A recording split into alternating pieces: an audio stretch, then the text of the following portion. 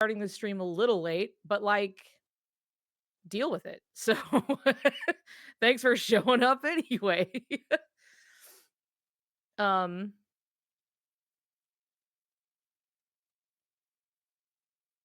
we can't hear you. No, we can.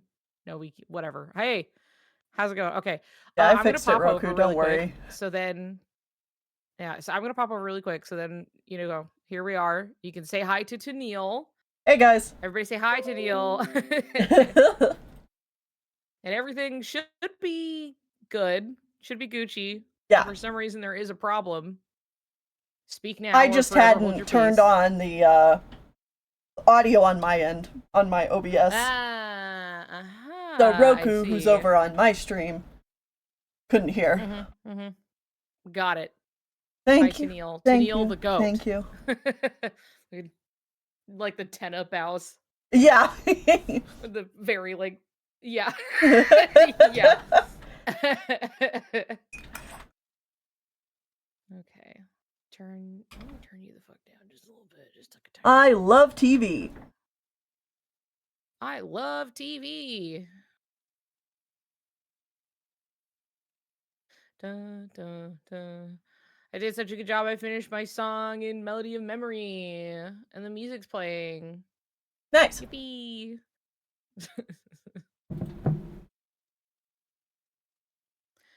Nico, I'm sorry. I didn't know you changed your pronouns to they them. I thought they were she. Well, they were in a sense that like I don't really care if somebody looks at me with like D cup tits and goes, "Oh, excuse me, ma'am," and I'm like, that's fine. It's one of those things where it's like I don't really care, but I don't feel connected to it at all. It's just kind of so I for there like I had it there for a while, not due to my own personal connection with like the pronoun itself, as much as I was like, people are probably going to guess one way, and I don't really mind too much. But if you know me, I much rather I'm just Niku. I'm just kind of it's whatever, you know what I mean?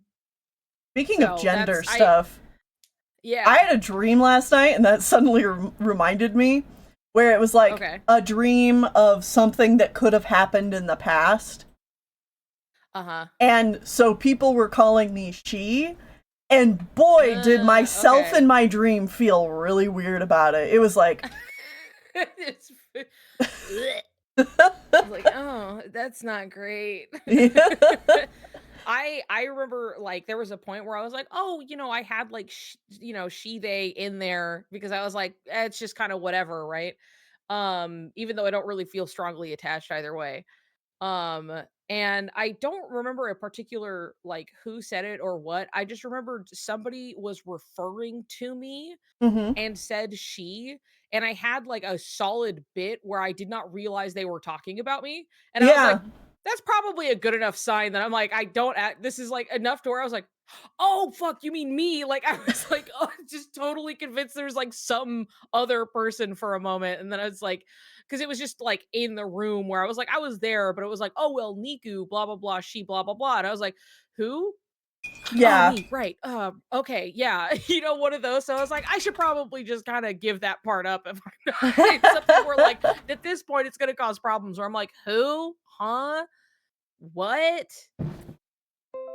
But it's not something that like if someone were insistent on it who maybe perhaps would know my pronouns otherwise, then I'd be like, okay, this is not great. But if somebody's just like, I'm just fucking talking to somebody and mm-hmm. they say she in passing, I'm like not upset. You know what I mean? I'm like, ah, it's okay. Yeah. Usually otherwise. So like a bit back, I went and like changed it around because I was like, most people refer to me as they anyway online, as a lot of people do, because people have gotten in the habit of doing that if they don't know your pronouns either way. So it's just Yeah. like a really generalized, like, oh, that person, them are referring to them by name. And so I was just like, yeah, I think this is just better. You know, Mm-hmm. we'll just quietly like get rid of the other part. So it's not like a big deal or anything. As someone who gets he'd a lot when I use both he and they, I Yeah. appreciate the assuming they, you know. Yeah. I know Yeah. not everybody does, but I do. I like the assuming they. Yeah. Dude, I get, like, me doing nothing, and I'm just out and around, and, like, I'll get himmed on the street, and I'm like, "Okay, sure." Uh-huh. That said, if you're ever just making a joke and you're, like, calling me girl, please just do that.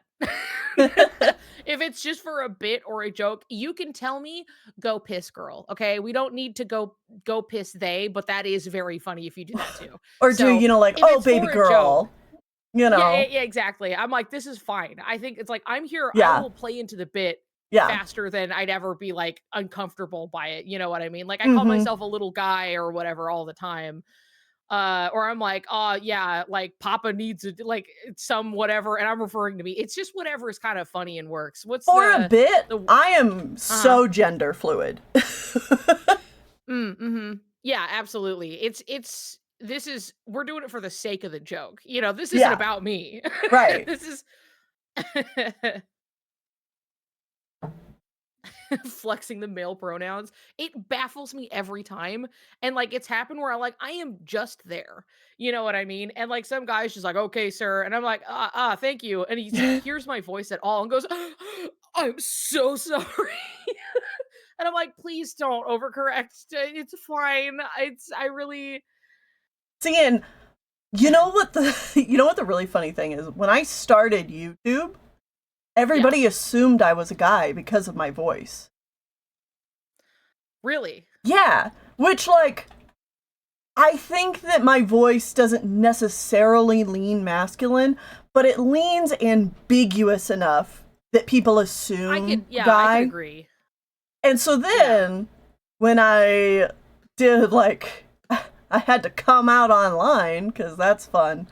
Then, the transphobic people are like, "Ah, but you sound like a girl." I was like, Right, that's not I what you know. Yeah, you're said like, "Oh, Christ, okay, 5 years sure, yeah." ago. Yeah. The other day when I went to go park the car for the Christmas event, the security guy was like, "My guy, you're all good," and I hadn't said a word, as they should. Oh, really, Hell yeah. Roku? That's funny. Also, MJ, it's Whitney now. And Whitney's doing Ba, well. ba, ba, ba, I ba, also did ba. see, yeah, Whitney's actually right here. I'm right here. Whitney's barely not poking into camera, but I could see Whitney in the Discord window, so I did transphobes are see so funny way because they try so hard earlier. to misgender people. And, like, I love when they fail. When they were like, what Yeah. was it, like, looking at, like, Philosophy Tube, Oh my and god. she's up there looking fucking fantastic, and it was some Uh-huh. guy being like, "You'll never be a man, honey," And it's like, Like, well, that's the yeah, thank you. point. Yeah, oh my god. It's like you don't Thanks for know fucking noticing. anything. I But, did see way earlier in chat, uh sorry if I say your username wrong. Nick Sellian said, Tennille, I hope you know I hyperfixated on your Riku is gay video. So hard I made my sister, who doesn't care about ships, watch it so that I could talk about it more. That's really sweet. Your sister's That's a real fun. one for doing that for you for a 6-hour video. So hats off to your sister. Yeah. Da, da, da, da, da, da, da, da, da, da, da. Ba, ba, ba, ba-da-dum, ba, ba, ba. Ba, ba-da-da. Dude, Dream Drop music plays and I go, I can play that. I I can can fucking play play that. that. And we gotta get back to it. We have to finish that fucking list. I Uh-huh. want to so bad. I need easy streams, especially for the like this month after Soriku week is over. I have something immediately on the Sunday because it's like a delayed birthday party thing from the month prior, and it just Ah. worked out that we had this is when we're doing it. Uh-huh. And then immediately after that, for the those next couple days, I have to work in the cookie fucking mines. All right, I have to Mm. go deep into the cookie mines and do that for a couple days before shipping stuff out. Yeah, I need to get Just to because that we have too. yeah, we always like look at the USPS will put out a like date where they're like, if you want something to arrive before Christmas, like aim for this day. And usually it's pretty safe and it really depends on like where you're shipping it to. So if somebody's closer by, you know, it's probably gonna take like a day and it's gonna get there anyway. But we were like, we need to get this out of the way because we have that, and then we have a Christmas party Yeah, like later, right? And we're just like, we need to get it out of the way and get all this stuff. And I, you know, immediately I'm gonna have some of this just stuff we're doing, but I don't want to just fall off cold turkey and like not stream again. So I'm like, wouldn't it yeah, just be nice to just like play Dream Drop Distance? Just like once or twice a week, maybe. Like that would be really fun. I that'd don't be pretty know. great. Just thinking about your cookie recipe, Niku. Have I talked about like a specific recipe or just like just cookies general? Because I've definitely dun, dun, dun, ba, ba, ba, ba, ba, ba. Need to make a potion to make me feel good about my body. Oh yeah, just like the gender fix potion of just it makes you just realize going, oh, there we go. Like it's not like it fixes you, but like you're like this will fix me. You know what I mean? This'll fix me. You're like this is what's gonna make it clear. Yeah, The gender clarity potion. How about that? that'd be I'm doing great. KH marathon, but I need to finish Trails of Cold Steel. Dude, go for it. Go for just forget it. Just do the KH marathon. I also want to keep up streaming because this has Sugar been cookie like crunch. this week has been really good at getting me back into things. It's helped my Yeah, I like think so too. headspace too. Mhm. Yeah. The ones you used for the Soriku cookies help. Yeah, those were gingerbread cookies when I made the Soriku cookies. Gingerbreads. Yep. I haven't decided what I'm gonna make yet. What if you sketched a stencil for gingerbread Soriku, but it was a whole Soriku cookie screenshot redraw? Okay, look, I did make a stencil for Soriku cookies because when I made them, I just basically cut out paper cutouts that I had like drawn. I'm gonna find them really quick. What was it you said to Neil just before I was like prattling off about Soriku cookies? I need to figure out what cookies I'm gonna make. I think Oh yeah, Teeth and yeah, Twig are gonna make some cake pops, and they've got a couple of other yeah. Ooh. ideas. My go-to cookies, and these aren't really like festive at all, but my go-to cookies as like a special treat are monster cookies. Which did I make those when you were here? No, Okay. I don't think we didn't have any cookies. But you did Yeah. make delicious waffles and fruit and shit. It was your Yeah. birthday. And I was like, why are you cooking on your birthday? You're like, I wanted to. Dun, dun, dun. That's right. Yeah, my typical ones are monster cookies, which are like oatmeal cookies, with peanut butter and chocolate chips and Okay. M&Ms. Oh, okay. Yeah, I can envision them all together. Yep. They're so cute. Yes. I My love Soriku them. cookies that I made, they were a lot of work. So like they were Yeah. fun when I was just like doing them for fun. Um and then when it was like, oh, I'm making more for like more pals cuz here I also made Gayblade cookies. Gayblade Haha, cookie. which were also a lot of work. And they also had a little Palpoo. This one was it's fine, don't worry about it.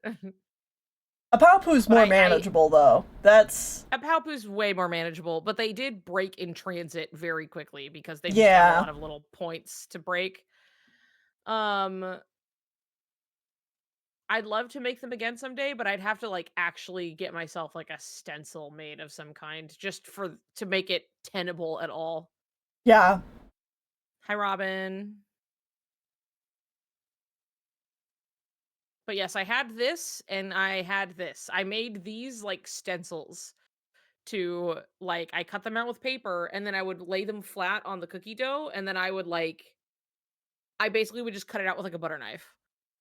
And then when I shipped them off, I put them in here and I got look at the ribbon. I learned how to make the Oh, ribbon and I had a Sora and a Riku ribbon. I would tape them underneath together and then I would fold them over and tie them together on top. So I so made a perfect cute. Soriku ribbon. So perfect. Thank you, thank you. Yay! Thank you, everyone. Since then, I have foregone sending tins because turns out when you put something breakable in something not very breakable, the not breakable thing breaks the breakable thing more often than not. So Yeah. it's something where like I basically started putting cookies in like bags and trying to surround it more with plastic bags or paper mache or something like, or not paper mache, but creepy paper. You know what I mean? I've been putting that in there. Creepy paper. It's crepe paper? Creepy paper. But, like, anything that braces it, basically, tends to treat it a lot better You over gotta treat time. it like.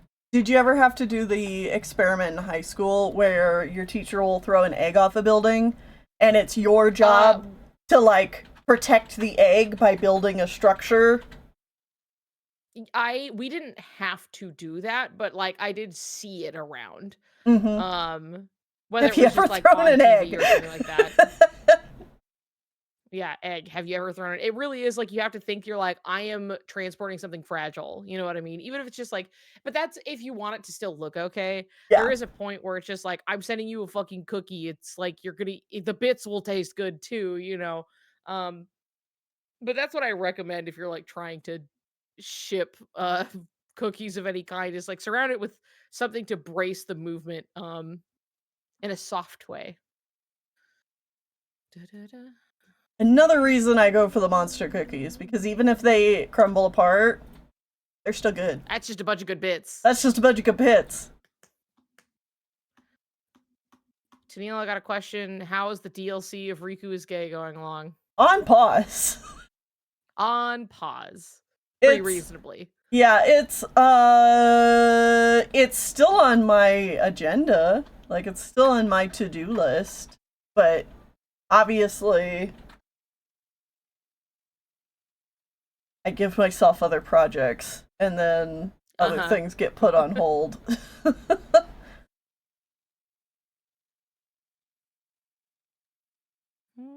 It was wax paper, Ziploc bags, the bubble wrap, or whatever other cushioning. Yeah, basically.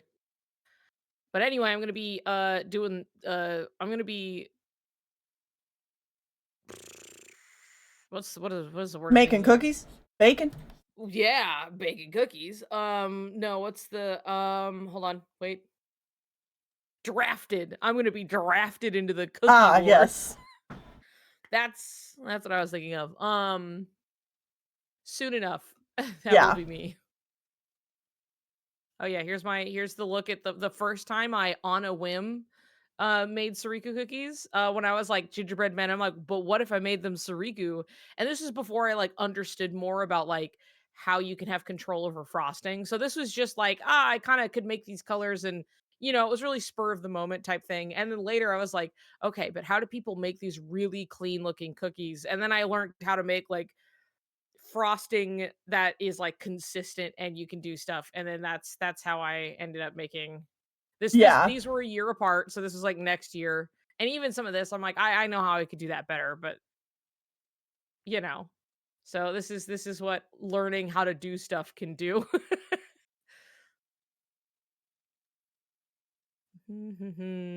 They tasted so good though. They did, yeah, because all of the icing has like a bit of like lemon in it. Mm. So it's gingerbread with like a citrus like icing on it.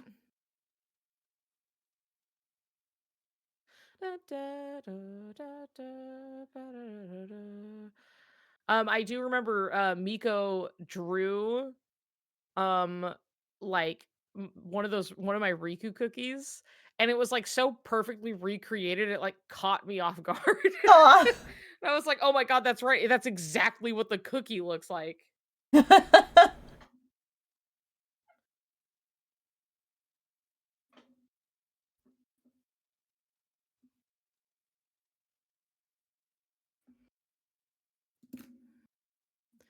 What did you had to self-censor because Automod?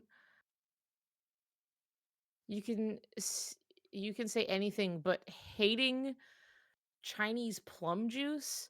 Oh, I see. Because the automod is just like you are, like, calling something Chinese, I guess, and so then it goes, "Whoa, Whoa, hang now, hold on. on, are you saying something bad?" And then it's just like, No, actually, no. No. You can love Chinese plum juice, but you can't hate it." So that's where that came from. And you can hate French plum juice, but you can't hate Chinese plum juice. Interesting. They let you hate the French, I guess. Yeah. Who doesn't? I mean, it's just. I mean, they're gonna be fine. They'll survive. Shannon and I were workshopping it. I was hearing about this. The most oppressed people of all, the French. Automod malding after the Game Awards. I mean, did you see them last night? Yeah. Yeah.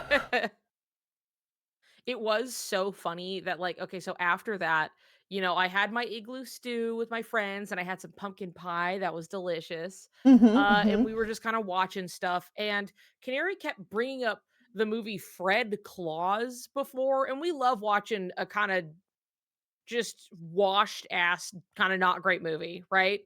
And Canary's like, yeah, Fred Claus. And we were like, sure, you know what? Let's watch a dumb Christmas movie. Uh-huh. And it has Paul Giamatti as Santa Claus and Vince Vaughn, who is just some guy who plays the same guy in every movie he's ever been in. And he's Fred Claus, Santa Claus's brother. Yeah. And we were just watching it. It was just an absurd movie where it would sometimes have some scenes where we were like, if this were in a good movie, this scene might have something going for it. Mm-hmm. um, Also Kevin Spacey was there, which was like, but Yeah, I remember trailers for anyway, this.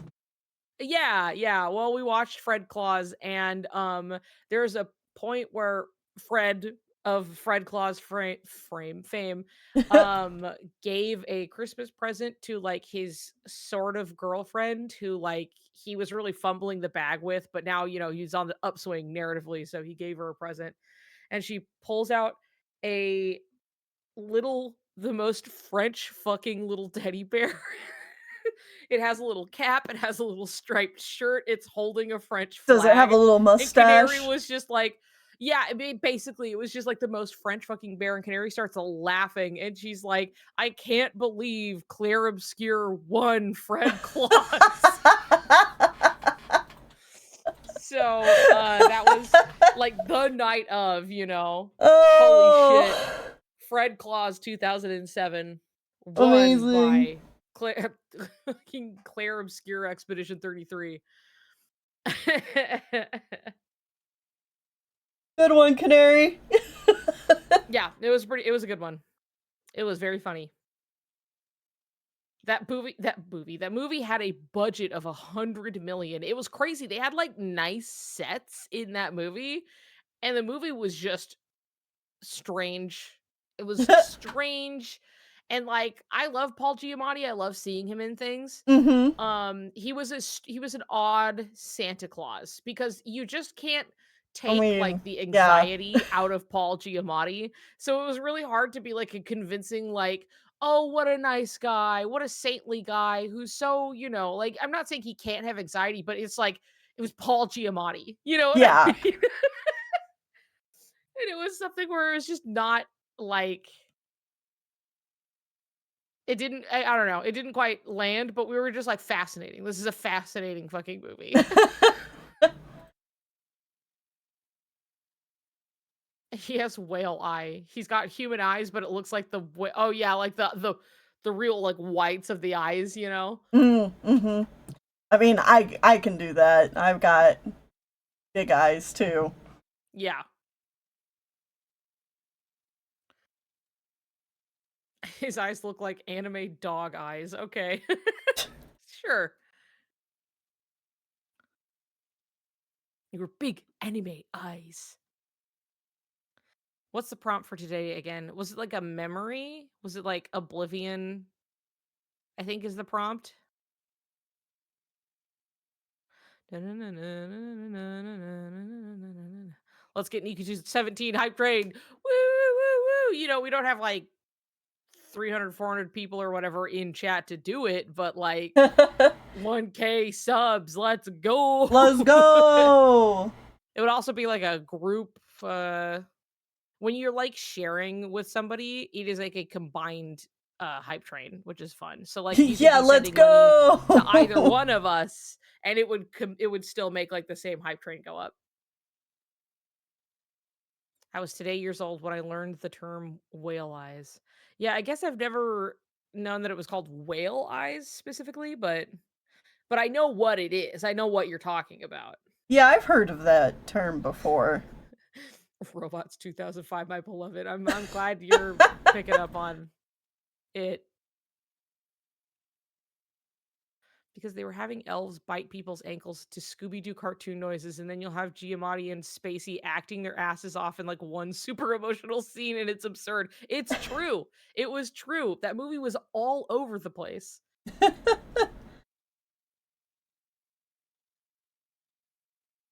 All those gifts, and I somehow didn't get a sub. I'm so sorry. Damn. You were the one person who didn't get it. Santa said no.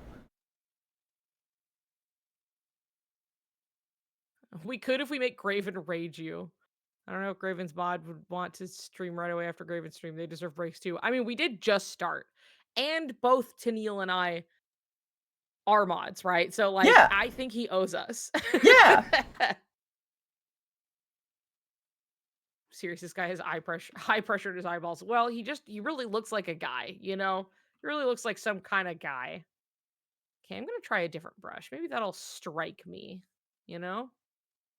Ooh, yeah. Oh my god, I wanna play Kingdom Hearts. Woo! Let's He see. has reached like a midway point of Destiny Islands on Yes. Reverse Rebirth, so Riku's side. Yep. He's getting close. Wouldn't be Yeah. surprised if Yeah, next he's week just shy he of the finishes it. very cinematic, dramatic fight that he will have the whole scene on Destiny Island. So kind of Yeah. didn't try. Yeah, I feel like he stopped at a good place for what it's worth. And as a reminder for everyone, because this did come up in my own Discord, is that he did say and has decided that when he starts KH2, it will be in January. Yeah. So that way, because it's like otherwise things are going to land awkwardly around the holidays. And, it's good to give people room to breathe for the holidays a little bit. You know what I mean? You're going to be seeing people, your people are going to be traveling. Like he has his own family, that he has to tend to and everything. So I Yeah. think, Hiniku's gonna play 358. Is he gonna play 358 before KH2? Hey, Graven, is I it want weird to kill you. hearing your is it weird hearing your own voice? Is it wait, there was another one that got asked that was like, I swear to God, it gets asked like every time. But that was one where it was like, is it weird to hear your voice out, in the game? Yeah. I had a good question today, and he ignored me. Well, what was it? I remember seeing you ask a good question, and then now I don't It was remember. after. It was right after somebody asked something about voice acting that they've asked like a million times. Uh-huh. And that got me thinking, and I was like, oh, if you could be in a recording booth with one of the other KH actors, like, is there somebody you would want to record with, or is there like a specific character you want to do, like with Riku, like this, Yeah. like Axel and Riku talking to each other or something like that? Right, right. Yeah, that would be fun. That'd be cool. I mean, when I put the little questionnaire up or whatever, I guess you can put it there so I can like Yeah. I mean, I could just add it in there and just be like, Tennille had this question, by the way, Why are Answer you me. bald? Can you bring Haley on the stream? Would you ever do an interview with HMK? Hey, Oh my god. hey.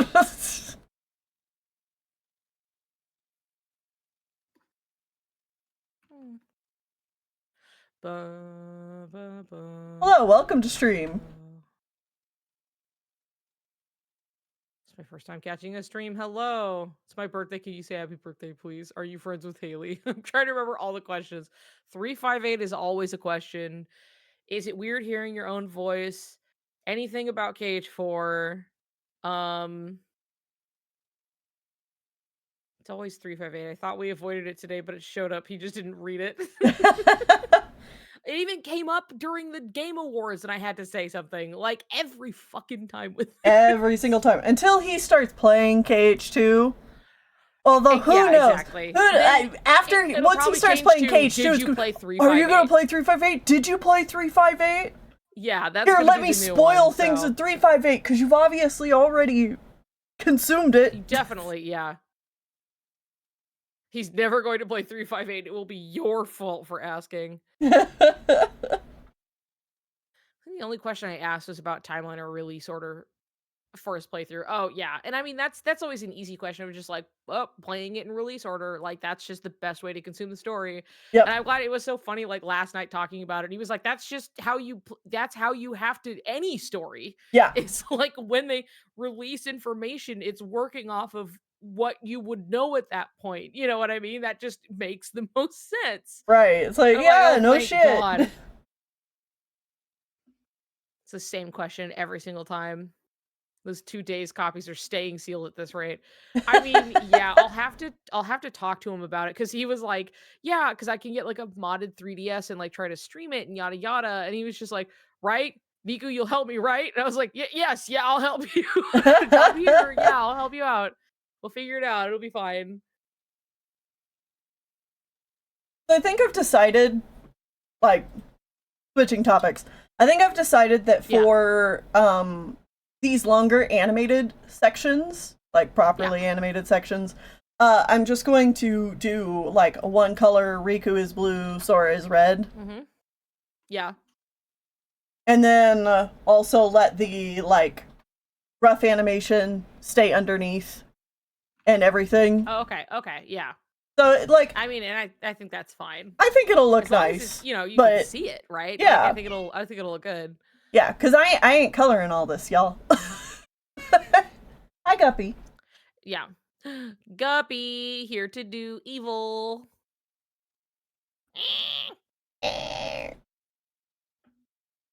My only question would be, would you consider doing more VA work for games? Because I would love to hear more Graven. He's actually spoken on this before where he was like, damn, I should have gotten in on doing more voiceover work because I really enjoy doing it.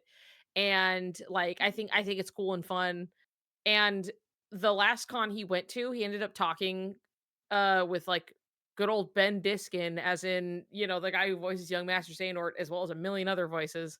And he was like, you want to do some anime? You want to do more dubbing and stuff?" And he was like, "Yeah." And he was like, Yeah. "I'll hit you up, don't worry. I'll Aw. I'll, and he was like, "Really?" Like, so I hope Oh. maybe something comes through for him on that end. Yeah, I hope so. But he was like, "Ben Diskin is the best. Love that guy." So so hopefully he gets something, but Yeah.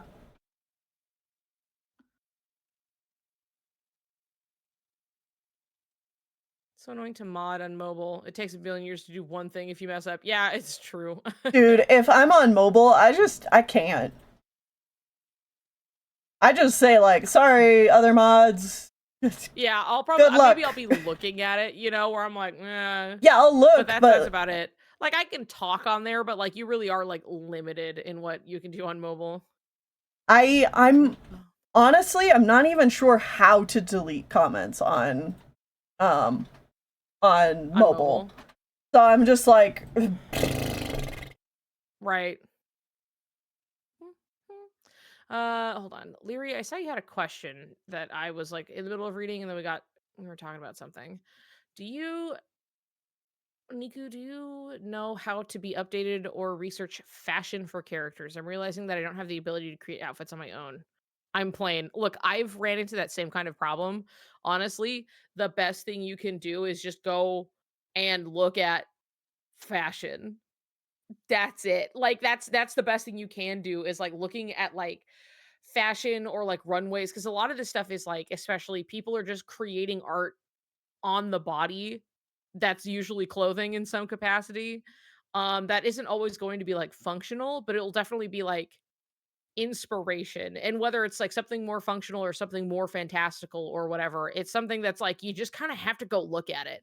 I was looking at a lot of outfit stuff that was, just like Tokyo Disney, like parade outfits that people wear. Those are so fucking cute. Great like design, great to look at. You just kind of have to go pick somewhere and just start looking at it. And you'll just start to like is the more you build your like mental library of like what clothes can and can't do or like some being inspired by something somebody made, like the more that builds up, the easier it will come to you. Mm-hmm. Also, what, Gabby? The blood vomit What's going shit on? trailer? What are your oh how all of let's see, was it just, specifically the, Oh, Divinity? Okay, Divinity. yeah. Okay. And it was the blood vomit shit trailer, It was. Look, okay. I feel like I see, I think that that Look, trailer is totally fine. It probably should have come with a, "Hey, this is for," like, heads up really quick, but then, like, then it's what it is, I guess. yeah. So, I love Baldur's Gate. Yes. And part of the charm of, and I'm talking about like the old Baldur's Gates, like part of the atmosphere is this like nasty gore, viscera, gothic, um, medieval-ish nastiness. It's just like part of the aesthetic, and it's a very like a late 90s thing too. Yeah. Games you can smell, yeah. Yeah. Literally in the original Baldur's Gate and Baldur's Gate 2, if you land a critical hit on an enemy that would kill them, they explode into meaty chunks. Like, And it is very that time. yeah. So when it got to the trailer, normally when I see kind of gross out stuff like that, I'm like, man, whatever. But I had a nostalgic feeling while watching it. I was like, this feels familiar. And so I was into it. I was like, oh, okay, yeah. I see. Yeah. It's going to be Larian. It's going to be Larian's next game. And then I was right. So,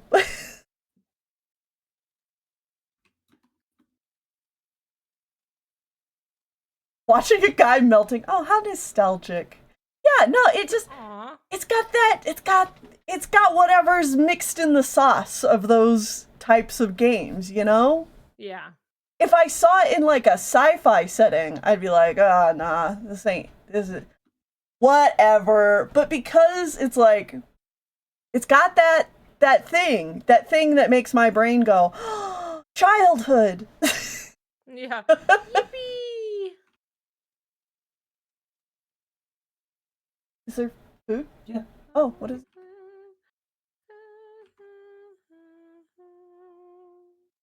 Nice. Thank you.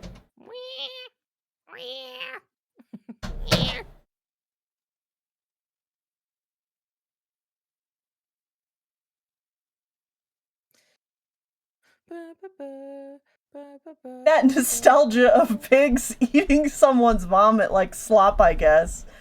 It's like almost a campiness to how Yeah, it's disgusting it so, can like, be. over the top, you know what I mean? Right. You know, like, In that way that, like, there's a certain tone to it, I guess, where, like, yeah, I do know what you mean. yeah. Like, you know, these aren't the same flavors, but similar.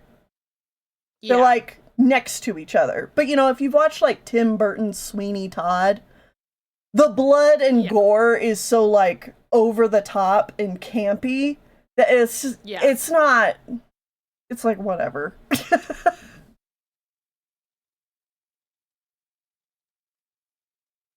Self-flagellating guys, and then the lizard orgy, you know. Well, see, and the self-flagellating guy is what really Yeah. tipped me off, because I'm like, oh, that happens in Baldur's Gate 3. Yes, that is a thing where it's like, that's their whole thing. Yeah. I just loved, like, and then there's like a pause and we see him again, and I'm like, keep going, boys, we're not done, Yeah. You got it. The show's not over. You have to keep going. Your shift is still on. Okay, thank you. Still. Yeah. A fish and some potatoes. Yummy. Dun, dun, dun, dun, dun. Yeah, self-flagellation. We've all seen it. We've been there. Been there, done that.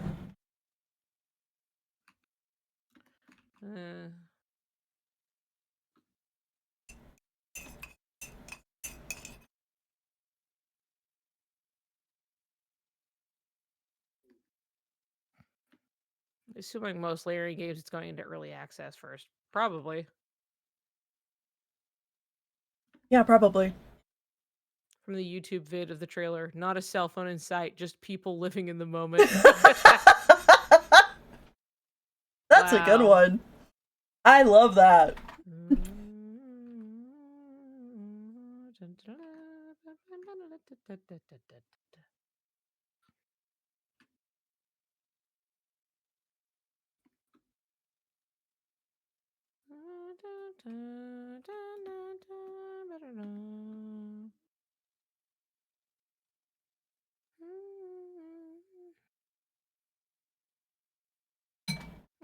It's why also when the Diablo trailer played, I got a very similar feeling. I was like, this is Diablo.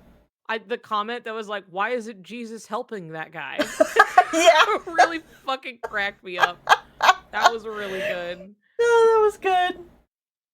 But yeah, Diablo gave me the exact same feeling where even though I didn't play Diablo, it was still very much of that time. And so like I recognized it immediately.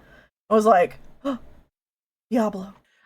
I do need to say, by the way, when we were seeing the Resident Evil trailer and the guy yelled Grace, Gabby, I did see your comment. That was like me when I sit down for my Christian meal, and I was like laughing, but like more stuff was happening and I couldn't get to it. It was like Grace, I knew you saw it because you laughed. I'm so glad. It really got me. Me when I sit down for my Christian meal.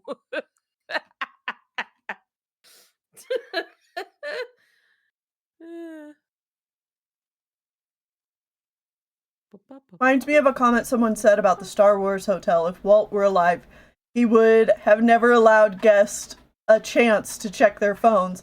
You know, it's hard to say what Walt would do, but I think that's probably would be a goal of his. It's like, I don't want people checking on their damn phones. Yeah. It'd probably translate into a like, well, if we can do it so they wouldn't even want to. Right.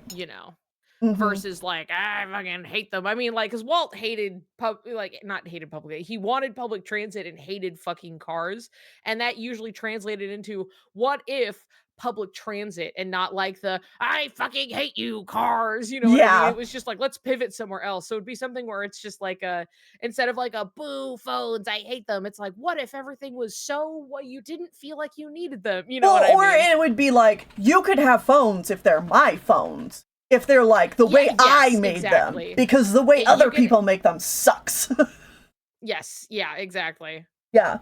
Rare-based Walt Disney moment. People are complex is the thing. And like, yeah, he fucking hated cars and he hated like traffic, like big time. Yeah. Which is why we had things like the people mover and other stuff like that, because it was just like, in his like God, I want society, the people mover. basically. Yeah. I know it's not good for, like, all disabilities. You would have to, like, we would need some Imagineers on it. Okay? Yes. I can admit that. But people movers around towns and cities? Fuck, dude, that'd be great. I know. Even just having, like basic, like, we have the Max here, which is, it's just like a public transit kind of like train, like a line you can ride easily.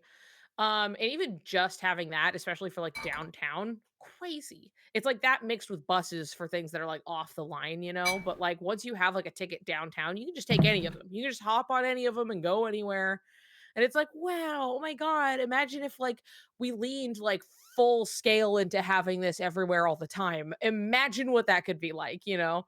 I want high speed. Imagine trams, accessible trams. I want high speed trains all across the country. I want trams. I want people movers. Yep. Yep. Yep.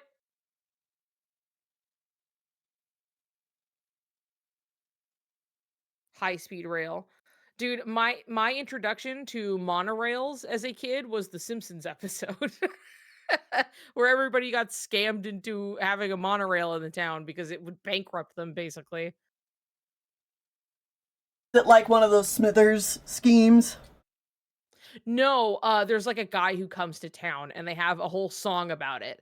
And it's basically like, wow, wouldn't this be so cool? And like, yeah, it would be so cool, but it's kind of just a guy like scamming at that point because Right. like it's something where it's like it's such an undertaking that there's like no finishing it basically like Yeah. financially and it like is like a town ruiner but like he can go around making sales and he sings his little song and he's got his little striped jacket and his little hat and everything and a It's all the cane and he flim flam. yeah monorail monorail monorail See, and I've heard that. I've heard like the yeah song. yep Simpsons was absolutely not allowed in my house growing up. I can completely I can understand and bet that that would be the case, which is funny because my dad just loved The Simpsons. Mm. Um, and it was something where it was just like, yep, well, now I'm just gonna teach my child and we're just gonna watch it together and whatever, and it's fine. Despite the fact that he's like, yeah, definitely so conservative, so very conservative. And I'm like, I don't think The Simpsons were that conservative, Dad. Well, it's kind of like my grandpa Yeah, watched King of the Hill for a little while. I wasn't allowed yeah. to watch it. My grandpa I, watched it. He thought it was funny until he suddenly stopped watching it. And I'm going to guess that he suddenly realized that the show was making fun of him. Uh-huh. Yeah. I think Yeah, that's how a lot of that fucking happened because it's something where it's like I'd say it's actually still very relatively like kind to the demographic it's poking fun at for because it's like sure. ultimately at the end of the day it's like these are the main characters that we're following and while they are very much many of them both eccentric but down to earth like real people as characters it does go out of its way to be like these are real people. You know what I mean? These are like real people with like feelings and how they got here and maybe they're going to learn something new and it always is like trying to put it's like, taking the step in the right direction ultimately, but it's just like, yeah, but like these characters are still likable. These like goofy kind of conservative characters. Like everybody loves Hank Hill. You know what I mean? He's Right. really a certain type of guy, but he's like a well-meaning guy. Yeah. And then eventually you learn that you're like, oops, wait, this wasn't here to validate my feelings. Actually, maybe this was about like just learning something new outside of your comfort zone and Uh becoming huh. a better person and you know.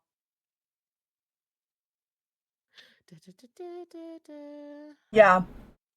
Can Yeah, I you never can you can watched you remind any me which like quote unquote uh adult cartoons. So no Simpsons, I no watch South them all Park, the fucking time. no I Family did not watch Guy. much South Park. That was one my dad did not really like, and I think that's fine.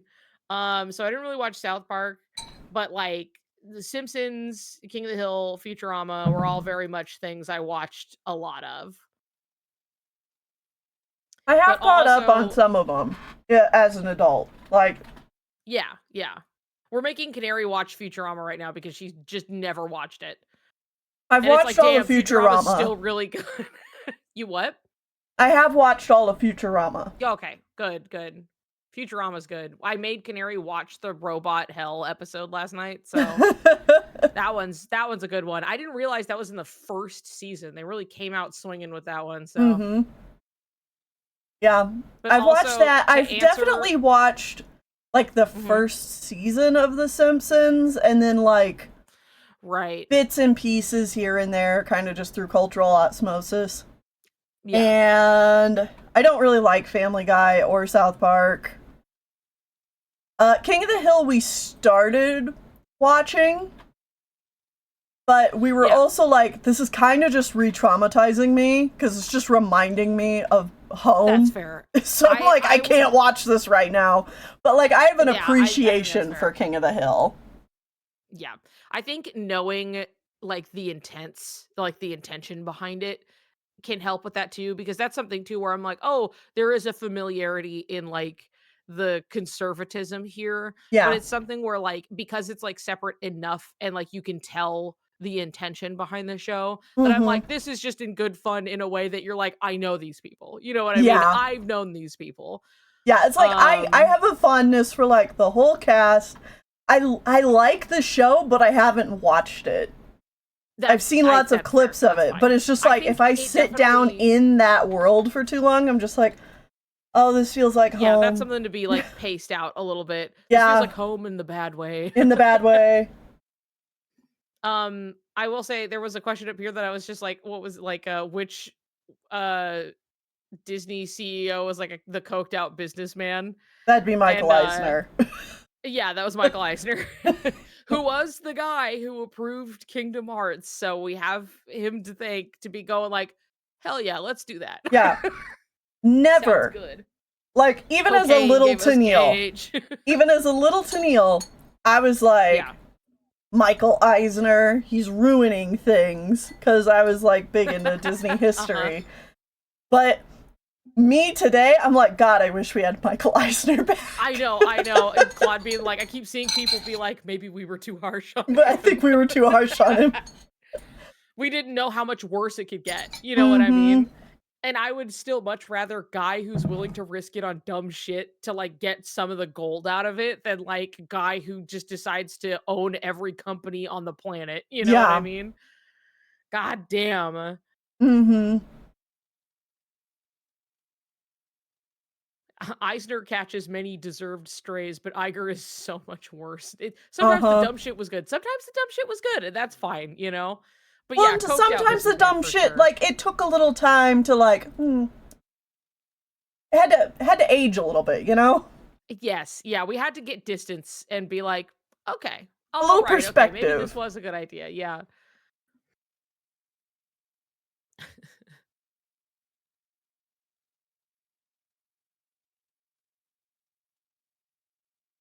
You go off topic to the conversation at hand, but I'm mad. What do you mean you don't need to draw a circle to make a proportional face? Here's the thing. I often draw a circle and then I completely disregard the circle. Like I'll go to draw a head and I'll be like, "All right, here's this." And then I just draw shit around it that means nothing. Like I'm just it's but also if you do it enough, it just gets easier. At some point it becomes something you don't have to think about so much. And it just is like learning to draw things like in perspective that just comes from practice. Eventually you just kind of know what it looks like Yep. without having to use rulers and stuff. I mean, not that that's like, wow, everybody should get to that point or something. It's just like it's a learnable skill. That's all. For different people, it just makes sense drawing different ways. Yep. What a long way to tell me skill different. You fucking skill issue, dude. Skill I mean, issue. I say it as a means to be encouraging and that it's something that it's like everybody starts somewhere and like it's just something where like you can just learn it. And that's cool. I don't know. It's something where you can just get there and be like, "Oh yeah, like I remember having to do this all the time." And eventually you just start to develop an eye for it without realizing. And then you can just shortcut it. I'm at that hump right now where I have to get over hating my art to do more art often and improve my art. It's so easy to hate your own art, but I Yeah. promise you the people looking at your stuff don't feel the same way that you do. And I think sometimes It's like the removing wow, yourself two from it. cakes. Yeah, exactly. It's something where when you can like remove yourself from it, like always remember that only you can prevent forest fires, Yeah, it that can only prevent forest you can fires. see what's in your head. Nobody else can see that. And there's going to be, I'm not saying you can't draw and look at your art and be unsatisfied. that you can't be like, this could be better. That's fine. There is like a healthy amount of like, like constructive criticism that you can have to be like, no, I could have done this better if I do it this way, blah, blah, blah.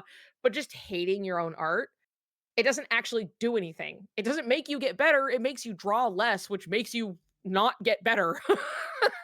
It doesn't always make you worse. It just makes you not better at all. You know what I mean? If hating your own stuff worked, then a lot of people would be a lot farther than they probably are. You know what I mean? But it's something where, like, when you just remember, like, I always think about it this way where, like, I remember seeing photos of myself I had to get used to because I'd be, like, uncomfortable with, like, seeing myself at a weird angle or something, and, like, I think everybody's experienced that to some extent because 'cause you're just not used to seeing this perhaps unflattering looking angle, like, that you think looks unflattering. But at the end of the day, like, I had to consider that, like, my friends are seeing this all the time, and they just think, "That's my friend. Yeah. That's my friend who I love, that's my friend who I like to see," and I had to just start being like, "I'm just gonna think what they're thinking. I'm just gonna start thinking that," you know what I mean? That it's like, I see somebody or I hear somebody and they go, "Ooh, I don't like how I look at that photo," or, "Ooh, I don't like the sound of my voice," and I'm like, "That's how you sound to me all the time, and that's just my friend." Mm-hmm. And Mm-hmm. I just like to hear and see you, and, like, I'm not thinking anything of it. So, like, I have to go at my own stuff with the same mentality of people are gonna look at this and they're gonna be like, "That's really cool." And it's like, sure, maybe it's not exactly what I'm seeing up here, and sure, maybe I can be like, "No, no, no, I can do this better." But it's really important to, like, consider that, like, your perspective is only yours. You're the only one who's looking at the thing and thinking, "Man, my shit sucks ass." You know what I mean? Because people It just really aren't. They don't it feel that strongly about it, I promise. it really does help to look at yourself, and when you have Mhm. those bad feelings, be like, if I was looking at my friend, would I be thinking this right now? Yeah. It's like, That's do always a good, I like, little yeah, check-in, little yeah, temp check. If you're like, "Would I ever say this to my friends?" right. And if you are making exceptions for yourself, start there. That's the problem. You cannot be okay with like, "Well, I would never say this to somebody, but I can say it to me." No, you can't. No. No, you can't. Bitch, you're not special. You're not special enough to be the world's most uniquely fucked up, miserable little man. I'm sorry. And also, if you look at yourself and you're Let's like, get I this think hype my friend train to would level say that, then 17. one, get new friends. But two, also, Yeah. also try and look at yourself in the mirror, and if you like, this is a little bit more of a like broader concept, but like, if you were the Mhm. perfect parent that you needed, what would that perfect parent say to you? Yeah. Like, what was something that, like, you could think of that you're like, "God, I wish they had said this to me instead of this whatever the fuck fucked me up." Yeah. Think of that and think how you deserve that, and you can say it to yourself. Also, we are in a hype train. Yippee yahoo! Yippee Woohoo! ki Pipe pipe. level 1, we're almost level 2. And now we need to get to level 17. Graven, come over here. Bring everybody. We need a hype train 40 minutes Come on, 2. Graven. I want to sing, but I don't know if I sound good. Who You don't know until cares? you try, right? Singing is also a very learned skill. It's something where it's like you have to it's one of those things you really have to enact and do to feel out and find the spots that sound good. You can't just be like, "Well, conceptually, I know what it is. I know what sounds good outside of me." Like, you have to do it. Cooking is the same way. Art is the same way. It's a physical activity, and you aren't going to start developing a muscle memory for it unless you start using your muscle for it. Gabby, he didn't even get like an hour and a half into Persona 3. So funny that he's still playing Silk Song when he went got to Hawaii, hated it, and then he left. It was an hour and 20 minutes. That's how long that was. I remember he came over here and I was like, "Wow, that was fucking short."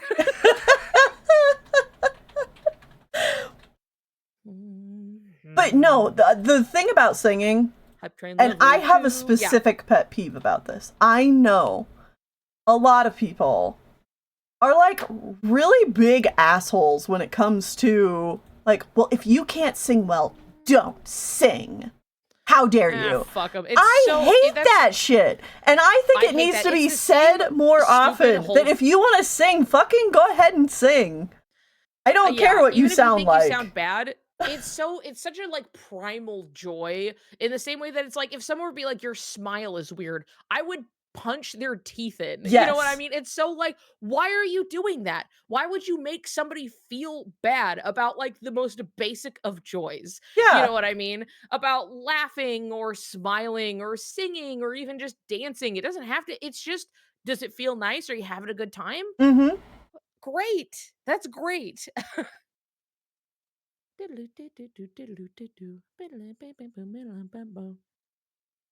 Anyway, we're at an exciting hype train level too. Wahoo! For a minute. For one whole minute. Yippee! Good job, Yahoo! guys. Hell yeah. I would be so sad. I take those sort of comments so hard. I mean, most people do because it's a really personal thing to say to somebody. You know what I Well, mean? and it feels like something that you can't really control. Like your smile, your laugh, Yeah, your singing yeah, voice. Like, cool. Thanks for being an asshole. yeah, exactly. Don't listen to those people and don't let those people exist in your head. Mm-hmm. Okay? Don't you gotta we can't be doing that. Being told you're annoying when you're having fun and not trying to be annoying, the worst. Yeah, it does feel really bad. Mm-hmm. I've definitely been there. I've definitely been in positions where like we were having fun and people told me I was loud and annoying and I was like, "Okay, sorry." Like the loud Cool. thing, yeah, that happens. I've always had to deal with like I project and then I won't realize I'm being really loud. Yeah, I do the But same there are thing. Or different I ways. did it a lot as like a Yeah. kid and teen. And my family would always be like, which I think that's okay. Just telling someone like Yeah. it Just like, helps. okay, because it's something too where it's like sometimes it truly is just like I'll get like a weird kind of tinnitusy like buzz in my ear if something's too loud. And so sometimes you're just like, hey, it's not a problem, but like I just need quiet for like a moment. I swear to God, it's okay. Yeah. Keep it just like a my mom would just be like indoor voices. And I'd be like, right, sorry. Yeah. You can ask someone to be quiet without being too mean. It's true. Da, da, da, ba, ba. Mhm. Someone who's autistic and struggles to regulate my own voice and tends to talk louder than needed. Getting told I'm too loud hurts because I don't even realize. Yeah, I think that's something too where it's like important to be like, hey, at what at what point is somebody just asking this on like a functional level of like, oh, this we just need to be quieter, versus like in a way that they're, like, upset or making you feel bad needlessly about it, you know what I Mm-hmm. mean? Like, at what there is a line at a certain point people will cross where they're just being, like, kinda just mean to you about it in a way that's just, like, as if they just wanna make you feel bad for having been loud and not realize it, Yeah. versus just being like, "Okay, a little it's just we're like, "Oh, let's bring it down just a little bit," and just being like, "Okay, cool, good." Like, you're not doing anything wrong, it's just sometimes it just gets away from me, you know what I mean? And you just go, "Oh, whoops, sorry about that." Yeah. I've been in that position many times, and there is a certain degree where you have to kinda separate yourself from that to be like, "Oops, it's just something I do sometimes," and yeah, it is really loud when I'm basically yelling and someone's sitting right in front of me. Um Yeah. but it is also important to recognize when it's just like, is somebody doing that or are they, being needless? Like, how are they treating me when they're asking me of this? Right. Like what? Do my friends hate me? Are they Oh, shitty? I don't know. another thing, I was gonna kind Hype of loop chest, the Yahoo. conversation back to where we Yes. started on all this with the drawing things. Um, Uh, but like, you know,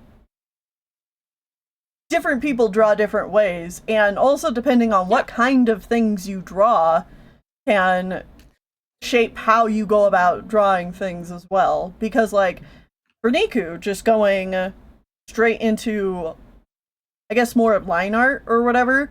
Like that's great if you're Yeah. doing illustration or caricature and stuff like that.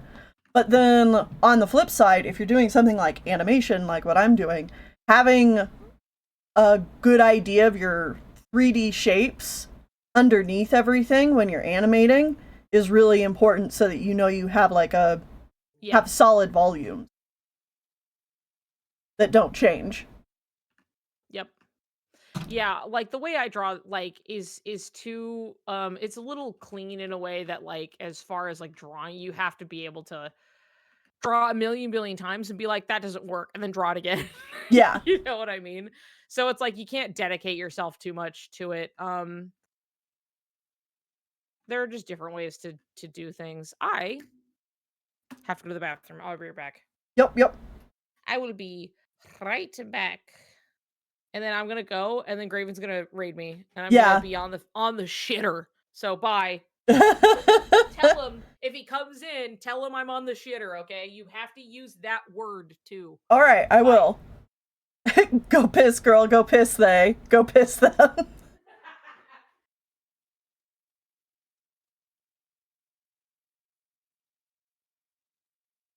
Okay, here we go.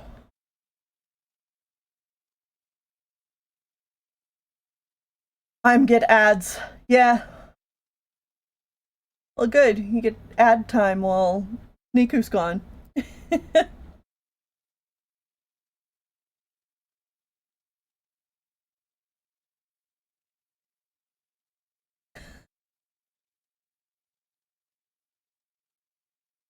Oh yeah, I didn't see what the hype train emote was.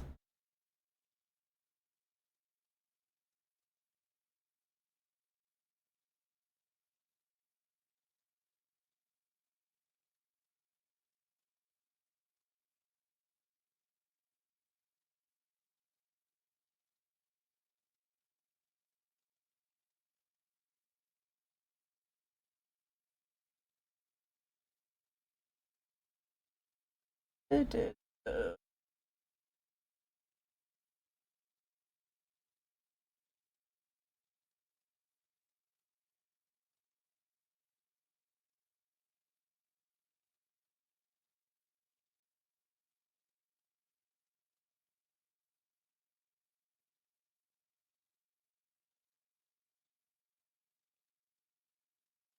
Yeah, the Mega Man reveal was pretty surprising. That was cool to see.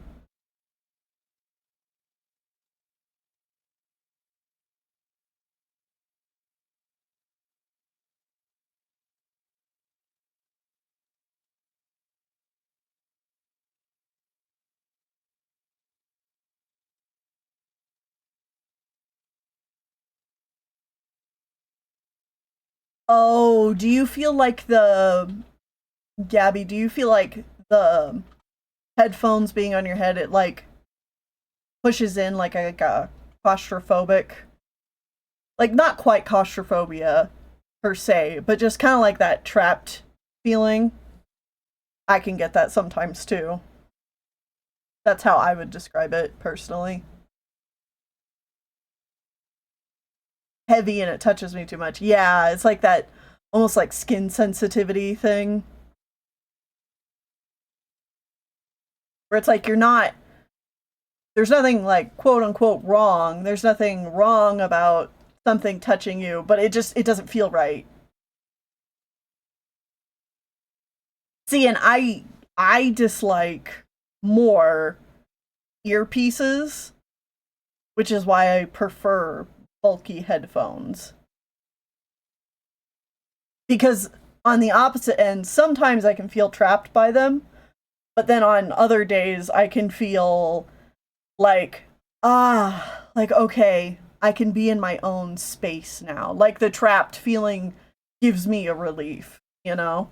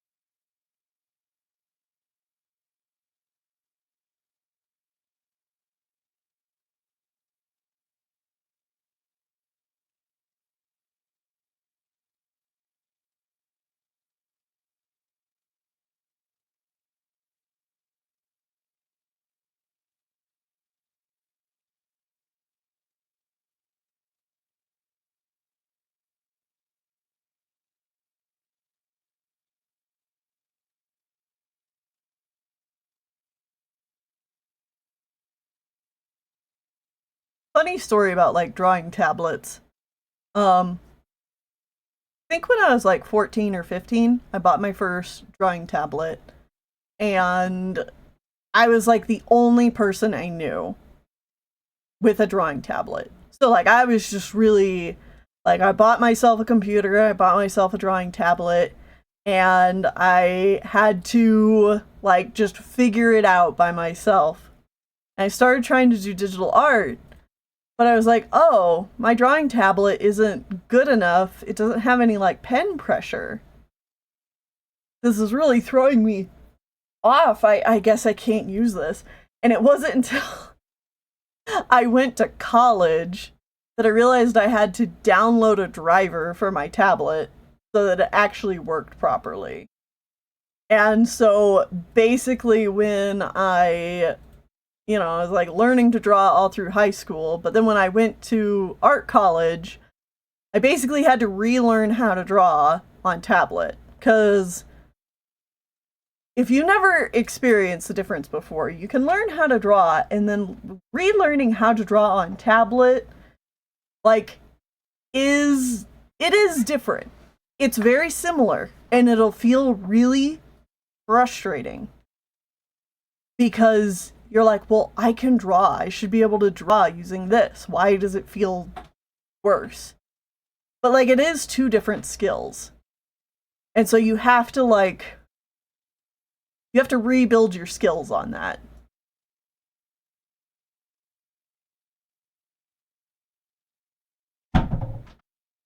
And so I would easily say it took me at least like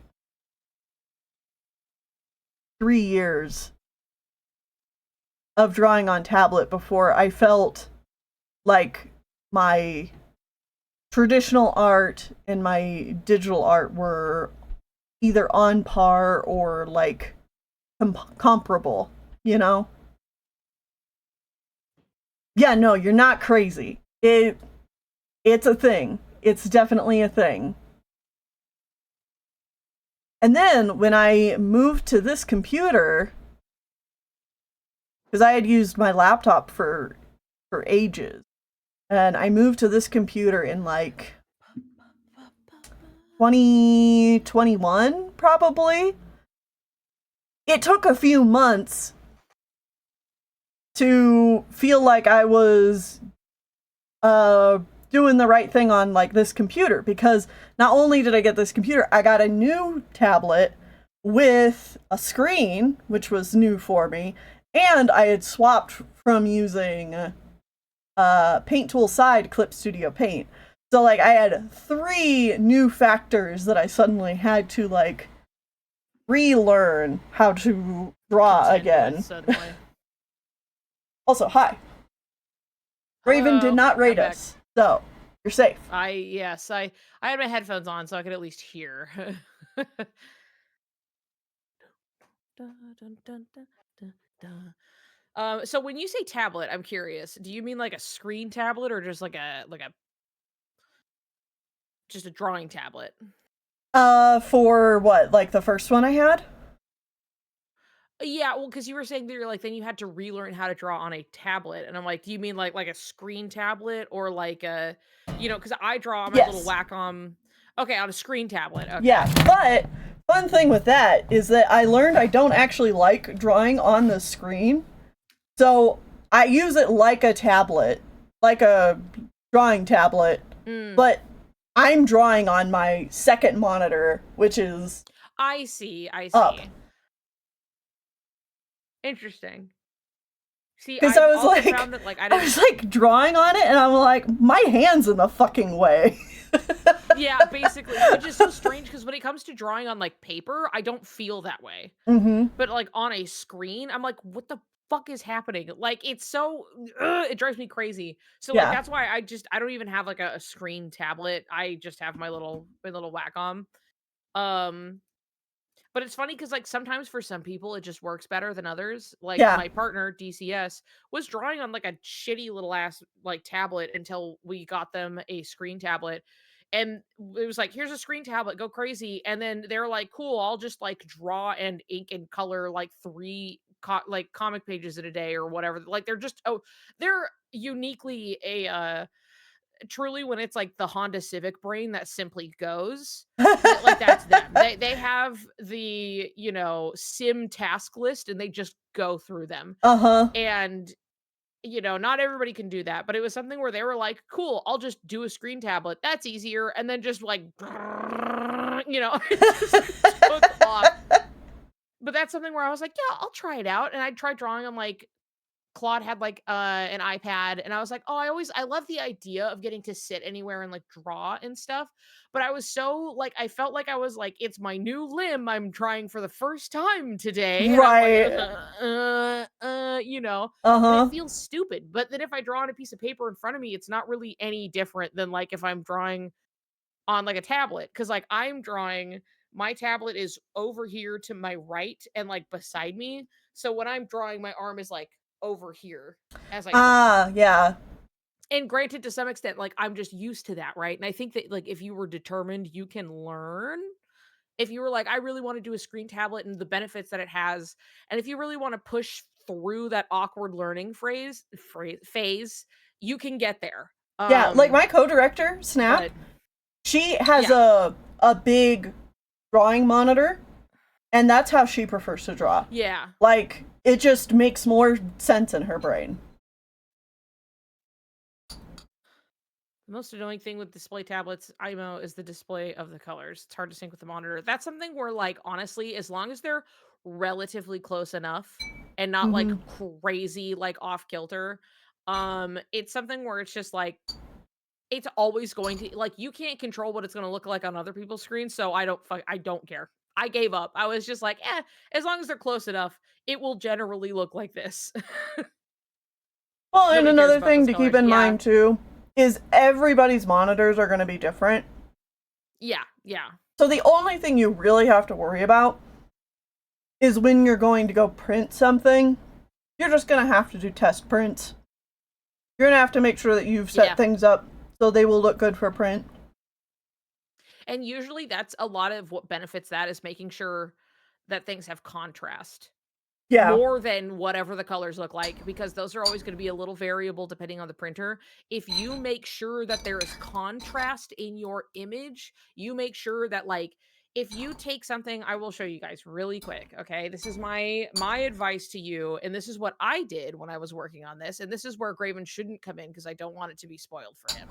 But my biggest example was when I was working on Tron Sora, right? When I was working on Tron Junior, I had it might even still be in the clip. There it is. Cool. Okay, never mind. I had a layer over here. I don't know if it's showing up. It is. You can see the black right here.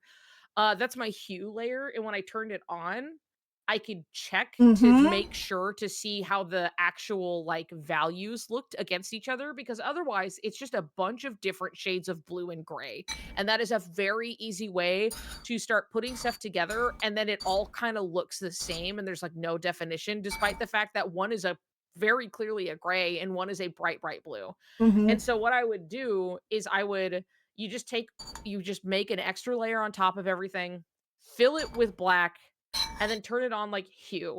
And that way it'll put it into grayscale. And this is how you can check the actual like the contrast of the colors and the hue and the values and everything. And so this is what I kept checking to make sure that at the end of the day, even if all of the bright colors are like, wow, it was something you could still visually parse. Yeah. You got to check your values. And that will help you in printing more than anything else. As long as your values are things that because I tried to think too, where I was like, if somebody is colorblind and they are looking at this, are they going to be able to kind of tell that these lines and shades apart? You know what I Yeah. mean? So if you're seeing this completely in black and white, can you still see it? Good. Good. We're in a good spot. So that's something where it's like if you're worried about like how colors look or you're trying to print or you're trying to make something, do this. Okay? Don't worry about the colors so much as what the actual values are against each other. That's also why, like, on a similar note, I almost always am Yeah. drawing on, like, a gray background. One, because it's just Oh, easier yeah. on your eyes. And two, Yeah. because it helps you realize like how much contrast, how much value is actually in the colors that you're using. Yep. It's easier to see things that are like really bright light and really dark darks, and then what kind of colors are kind of like sitting in that muddy gray zone. Yeah. Yeah. Let me see. It was a Niku art class.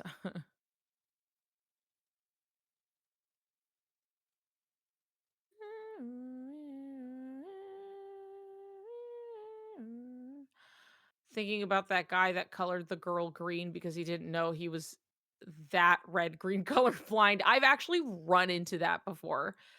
Where it was like a character I had who did have green skin, um, because he was like a zombie, and Mm-hmm. the person who like drew him was colorblind and was just like, "Oh yeah, like I just kind of figured and then like colored it." And I was like, "Oh, actually he's supposed to be this color." He was like, "Oh my god, I didn't." Uh, And it was just really funny, but Another reason why it's also, if you have commission sheets, it is so helpful if you have just little mhm. blotches of color for artists to color pick from. Yeah. Yeah. Like, just having, like, just little on your sheet, and you're like, "Here's my" well, it wouldn't look like that, but, it'd be like, "Oh, my big splotch of whatever color, this color," and then it's labeled like I. Yeah. And that way people can just straight color pick from it and just Mm-hmm. take some of the pain out of the process. I've got a.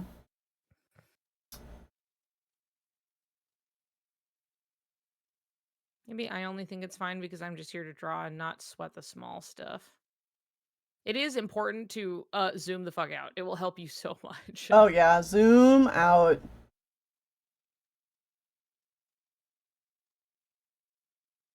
Quick, Graven is coming. Okay. Is he actually? I probably.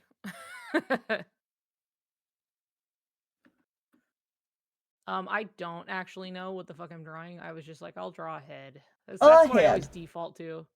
I'll just draw like a head, a face. Let's get Here's that my going. go-to. You know, think. Yeah, I did a whole drawing in blank on this, not with this character sheet, but with a different one with Pool. Um, but Hmm. just you don't have to go this in depth for like a reference sheet. Right, This is yeah. more so for animation, but Ah. I like doing a turnaround. I like Mm-hmm. having the palette all nice and easy for people to read.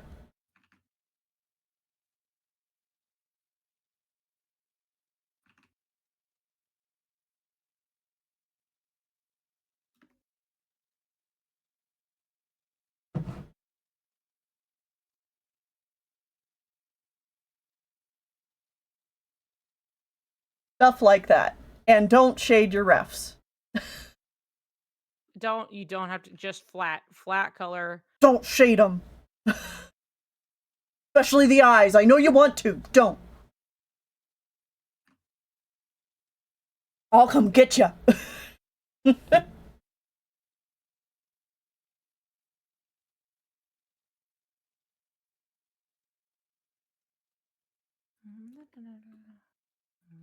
Because what would always kill me in my commissions is when people would do like everything else would be fine, and then like the eyes would just be like shaded, perfect orbs, and I'm like, guys, what color is this supposed to be?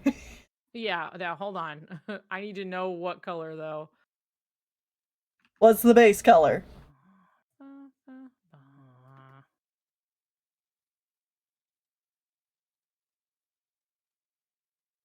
It's sparkle colored. Yeah. For yourself, draw rats for hours. That's good advice, Claude.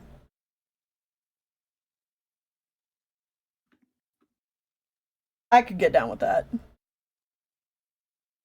Could you get down with that sickness? I could. I Ba, ba, Now I'm just talking ba, about previous things I've drawn. ba, ba. I've drawn rats. Uh-huh. Where are my rats? My rats, my rats.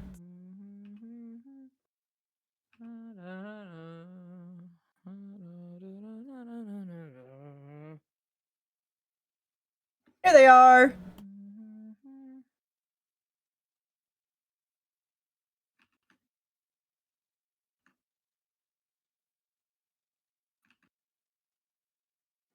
Cute. Rats.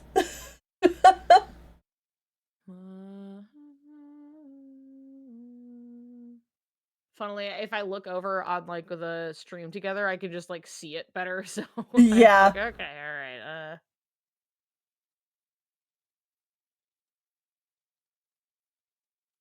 I don't know the Poppy series. I don't think I've ever heard of that.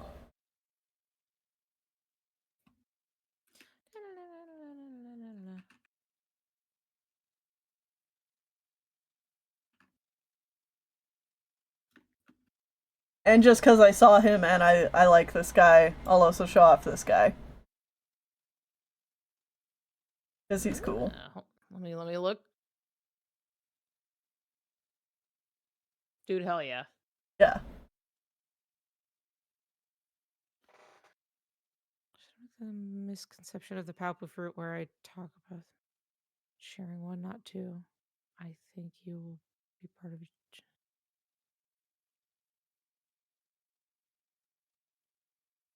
Working on Canary and I's newest comic.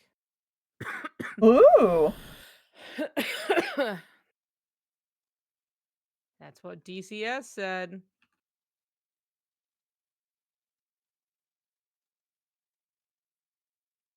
I was gonna say collab, collab, collab, but like you guys have been working together for a little while, so Yes, yeah, it's been a minute of doing those. For sure.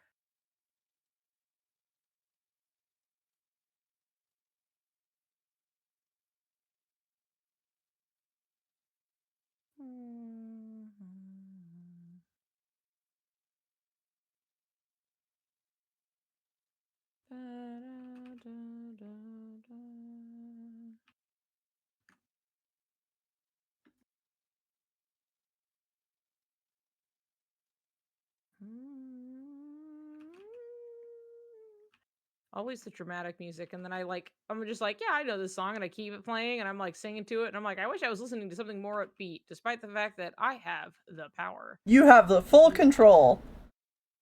Yep.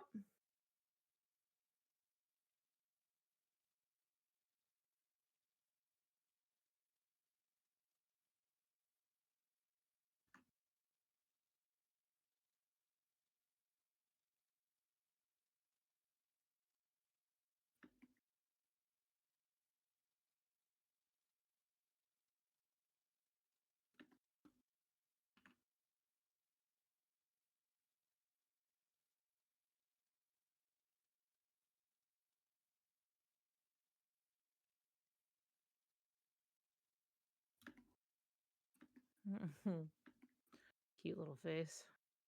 Dude, and I gotta say too, Yeah. this like just popped into my mind. In Toon Okay. Boom Harmony, this is something I miss. Yeah. I miss a few different features from Toon Boom Harmony. The main thing I give up by not using Toon Boom Harmony, which was the animation program I used before I swapped over to Clip Studio Paint. It has a lot of like animation specific friendly tools. Right. I mean, I would imagine because it's I mean, I've also used Toon Boom Harmony, so I do Yeah. know it's kind of what the whole program is for, right? So Yeah. But the convenience of, Clip Studio Paint, can't argue with that. I might yeah. try a little of both in the future, but I really wanted to push myself for a while with using Clip Studio. Is that Toon Boom Harmony has a like paint forward tool, so you can literally do like the paint bucket tool on frame 1. And then Oh, it'll yeah, paint yeah, yeah, yeah. that spot all the way through the rest of your Yes, I frames. had to use that a bit uh when I was using Toon Boom. I remember Mm-hmm. when I was working on the River City Girls intro a little bit. Oh yeah. Yeah, which is like what I had to learn like Toon Boom for. Uh-huh. Because of like at the time when it was just like, oh hey, we need help like cleaning and this like whole animated intro for the new like I think it was like a re-release of River City Girls, basically. And then they were like making like a more of a it was more like a remaster type re-release. And so I was like, yeah, we made a whole animated intro, and so we were like helping with that. That's fun. And I remember part of it too was just like, oh, sure, we can do this, but like we had to like learn how to do Toon Boom. So that was a whole like a gaggle of us helping clean up this intro and being like, okay, now we are learning how to do it. And one of those tools was the you paint bucket and it across like many frames, you know what I Uh-huh. mean? As so long as it was generally in the same. So especially if something wasn't moving that much, it was so much easier. Well, especially when I've done like run cycles and stuff. Oh, it's so useful. Or Yeah. walk cycles. I'm just like, bam. Okay, bam. So good.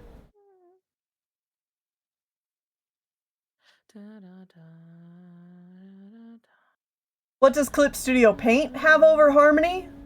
Not much, to be honest. Like, if I had to recommend specifically an animation program, I would recommend Toon Boom. However, what I like about Clip Studio Paint is that it's also just the program I draw in. So, like, all the brushes I normally use are all just like right here. It's Yep. why some people prefer to animate in Photoshop because like that's their drawing program. Yep. Though also now, if you do prefer to draw in Photoshop for any reason, because you're like, all of my brushes are here, it's really easy to import those brushes to Clip Studio at this point. Yeah. They made that real brain dead easy, so Yeah. which is nice for like the people who are like, I want to get away from Adobe so bad. Mhm.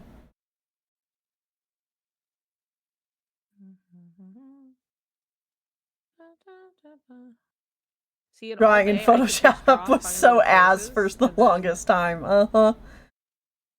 yep,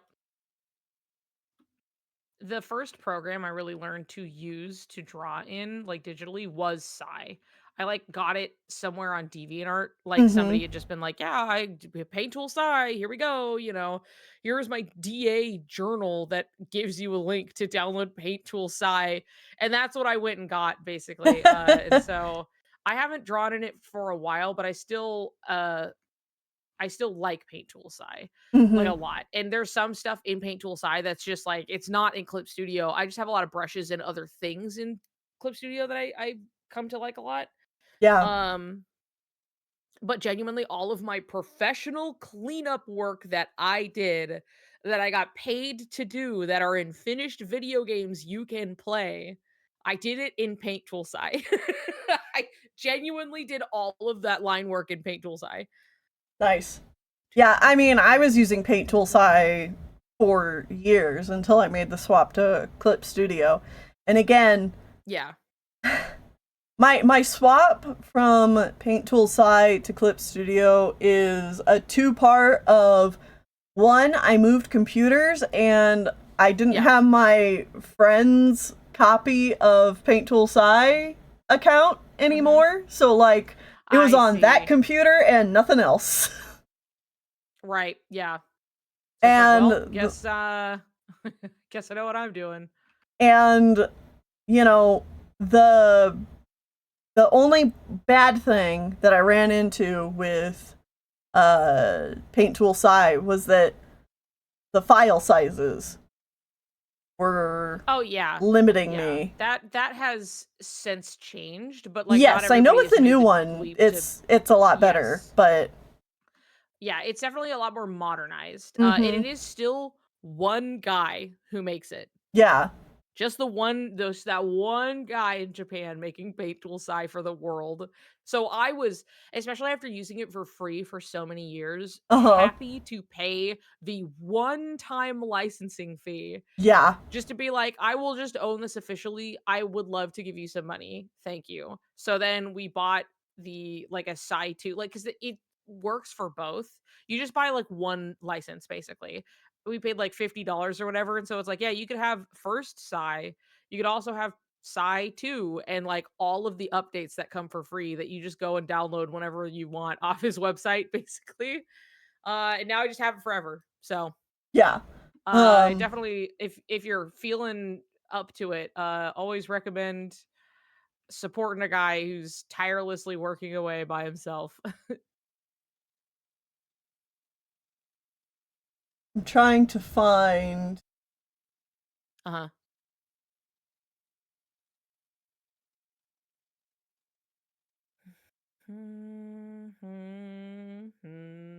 no, it's probably Okay, I'm going to, you know what? Maybe I'll keep the head shape. I'll keep the head shape, and I'll just work with this.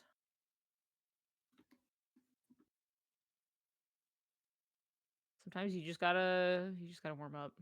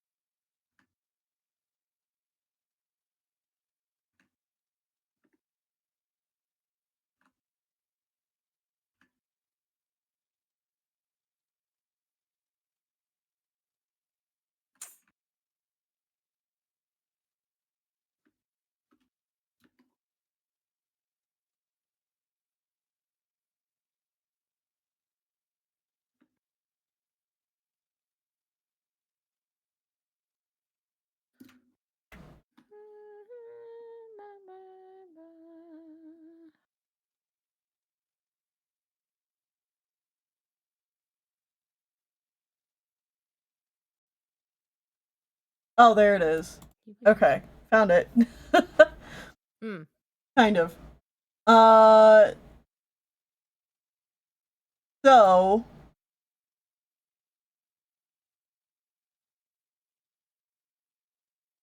so for example, the thing we were talking about with um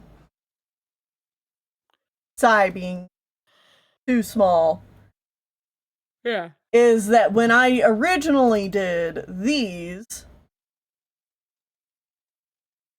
Mhm. it's a pretty Okay, big yeah. like Yeah, it's like long. it's a big Sizable image. image. And Psy could Yeah. not handle that. So I had to draw the characters all basically like separate and then put them together And then in put the a I see. Photoshop kind of thing. Yeah. So like that was an annoying part of using Psy. And then when I did the remake, the redraw of this, Uh-huh.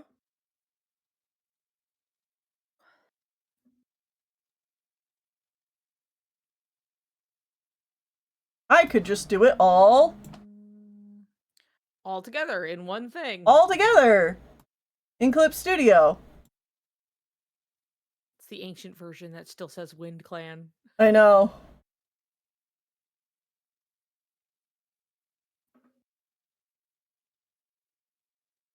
But yeah.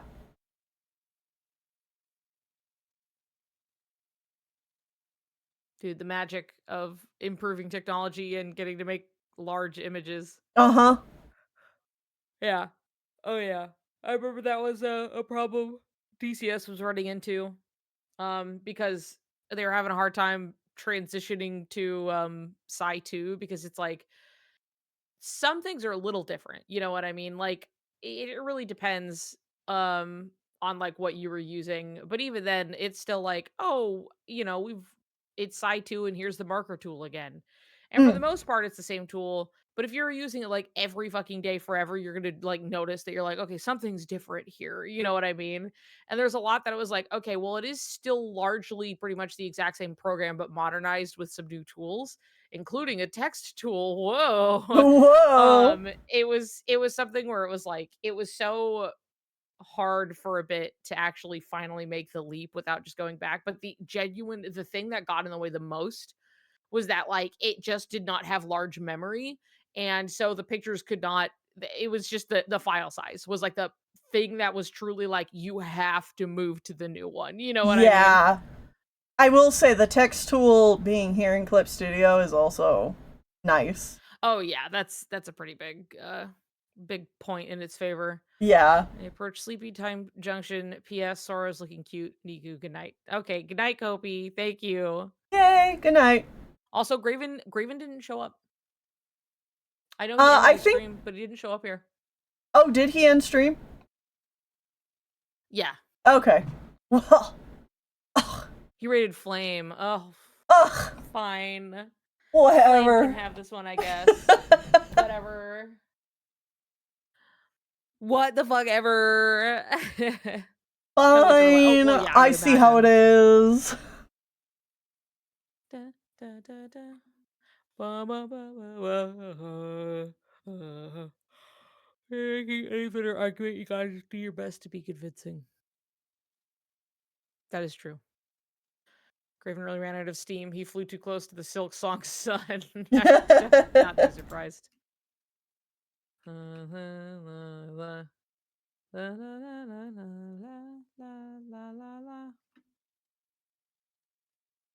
Getting dream eatered. Yep. La, la, la, la.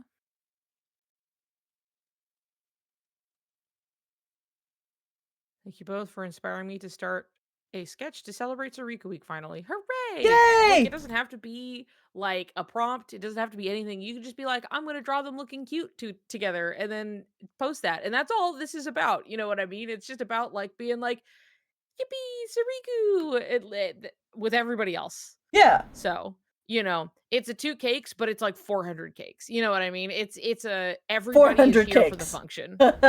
Yeah. Yeah. La la la la. Uh, uh, uh, Hee hee hoo hoo ha hoo.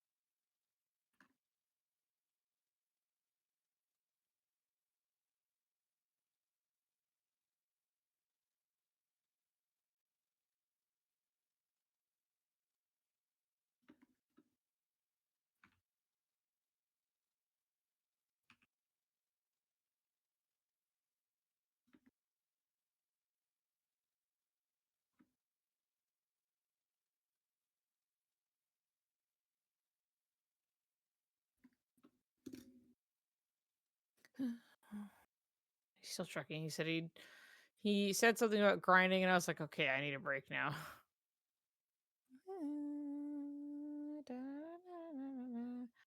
He's fighting the brood mother. I see. Currently trying to sketch out stickers because I want to make Sora and Riku's to have as handouts with cosplay. Thinking them doing their little Melmum jumps from the finisher notes. Yeah, they're little whee. Yeah, that Yeah. would be really cute.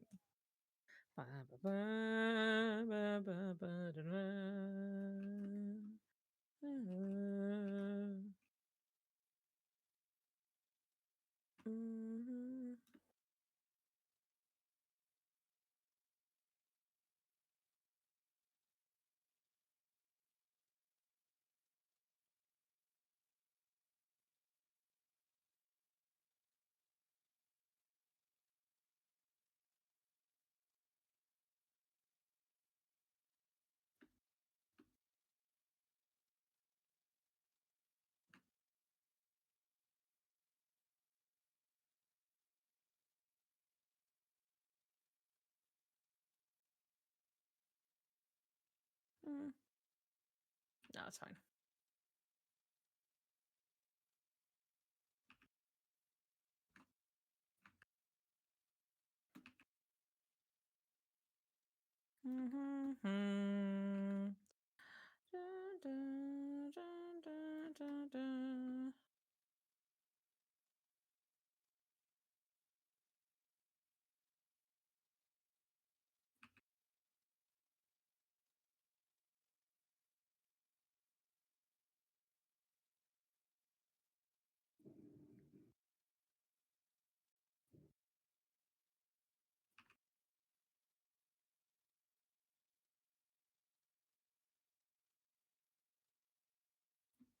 Yeah, I think that'll look cute. Just with like the colors. Yeah.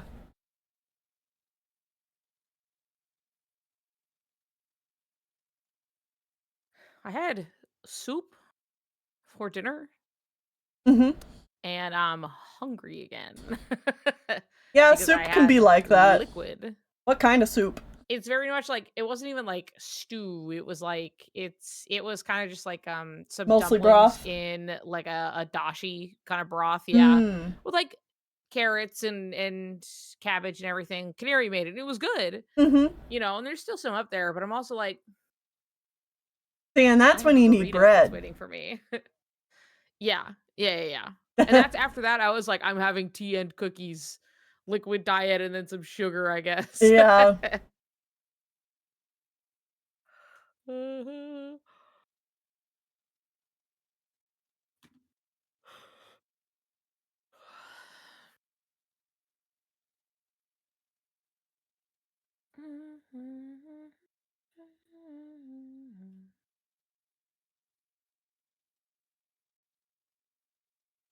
Very slowly chipping away at writing an AU that's been on my mind for a few weeks. Didn't get it done in time for Soriku week, but I'm having fun, so hell yeah. Hey, again, Nice. it doesn't really the timing doesn't matter that much. I'm trying to draw the aftermath of Sora tripping over and landing on top of Riku and spilling synthesis materials everywhere in the world that never was, because why not? Ah. You have one of those moments where like you trip and then it's just like hand boobs, and then like I always think of that video, or it was a GIF that went around or whatever, but it was like this happening in like women's volleyball, but just actual, where it was like this girl like kind of fell at the other girl and then they landed and she was just like hands right on her boobs. They just started laughing. And you're like, it's real. It can happen in real life. Wow. Hi, baby. Do you want to come say hi to everyone? Huh? Baby. Come here. Oh. Come here.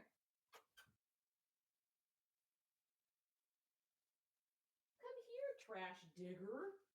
You digging in the trash? Come here. I can feel those purrs starting in you.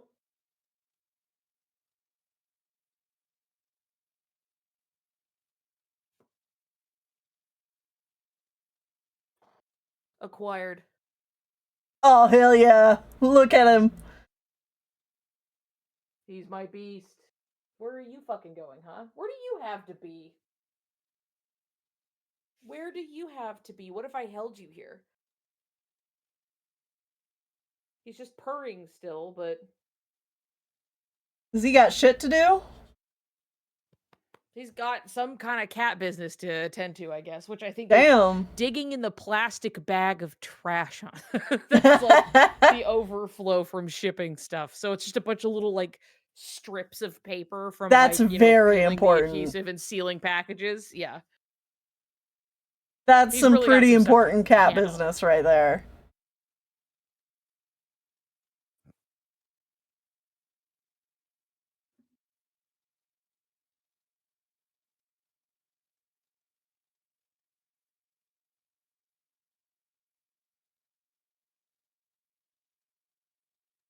Oh, the trope. It's called fun bag airbag. That makes sense. Hate that. I mean, it works.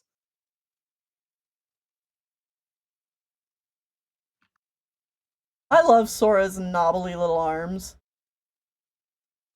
Yeah. They're so fun to draw, to finish that sentence. Yes, they are so fun to draw. Must be easy to draw.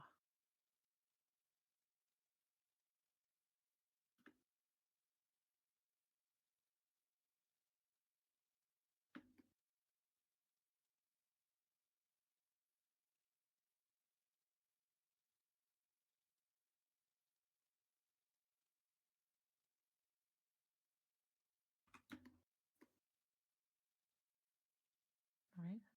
Da, da, da, da, da. Oh, Cooks. I miss you. Oh, Cucks. Da, We still talk about you. da. I know, we still talk about you.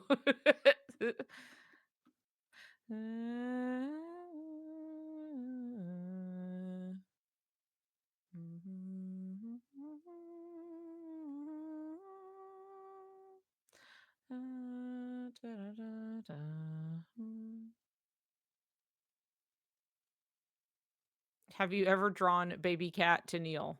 You have, I in fact, drawn have. baby cat. I don't think I have him You on. have.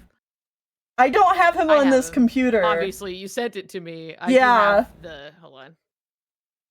I don't have him on this computer because I drew it in Procreate on the iPad, so. Boom. Oh, there he is! There he is. This is the baby cat that Tennille drew and sent to me as a little surprise. Uh So, of course, it is kept safe and I know exactly where it is on my computer. huh. I also have, so sweetly, for Christmas the year before? No, last year? It must have been. Yeah. Was it last year's Christmas that you sent me this beautiful, wonderful little felt baby cat? Yeah. I mean, it was Because a. I forget. Yeah. It feels like I'm like, well, we've been friends for so long, and I'm like, it has technically in real world time not been as long as it feels like. So Yeah. It was I'm trying either to think, 1 but I'm year like, or 2 years ago. It's one of yeah, those one two. of those. But yeah, we have a baby cat little felt ornament. I have a picture of baby cat sniffing and rubbing against it. So a treasure. It's wonderful. This was such a wonderful little surprise. I teared up when I opened my package and I pulled him out. I was like, He's "What?" baby So he sits right over here where I could see him. cat. And now he's face first in the heater, so I'm never gonna see him again. Oh. Oh, man. Peridot is also a heater goblin. Who wouldn't be, you know? If you have Yeah, a if I little was a heater little that's like cat, right. damn. Yeah. That would be the shit.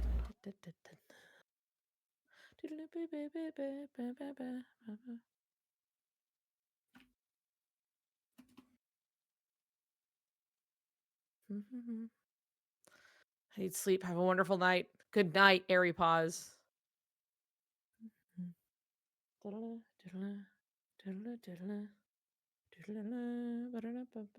want my burrito so bad. I'm gonna go Go get get it. that. Get a burrito. I have it. It's sitting there, and I'm gonna warm it up really quick. So I'll be right back. Entertain the people. Yep. I'll can look at this. I have this like series of pictures of like Sora and Riku giving something a questioning kind of stank I eye love look that. together. And I haven't drawn one in a while, so I'm like, you know what? It's time. They're It's time. judging a little. Yeah, they are. Look, when you're with your best friend, there's never not a time that will crop up, you know, where you're both kind of like, and you're like Yeah. giving, you know, you can communicate without words, With where the you're like, eyes. you know, Uh and I huh. just want that for them so bad. I know. I Something where want it's like an they don't even have to adventure. say words, but they're both like, you know, Yeah, I want an adventure. I want a uh-huh, game with them together for the majority of it so yeah. bad just for little moments like this. Yes. Just for little things like that. Yeah, with the both of them going, "You," when they like lean forward and it's really cute. I want more of that shit. I want more Uh-huh. of a this person you have known for your entire waking life. You know what I mean? Yeah. Every day in and day out with this motherfucker. You know what I mean? Me too, sickos in arms. Yes. Okay, I gotta go get my burrito. Yeah, I'll leave do you it. with this. I'll be back.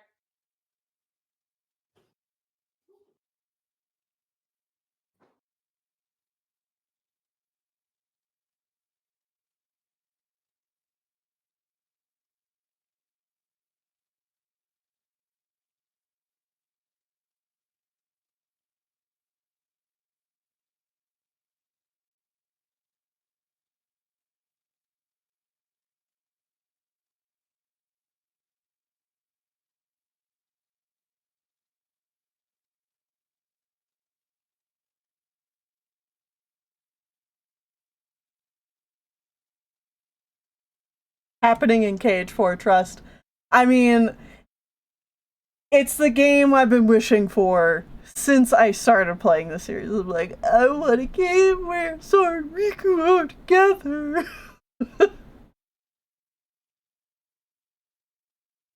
And like, I remember when promotional stuff for Dream Drop Distance was coming out, and I'm like, oh, is it finally happening? And then it was like yanked away from me, and I'm like, that's fine, that's okay. I'll be alright.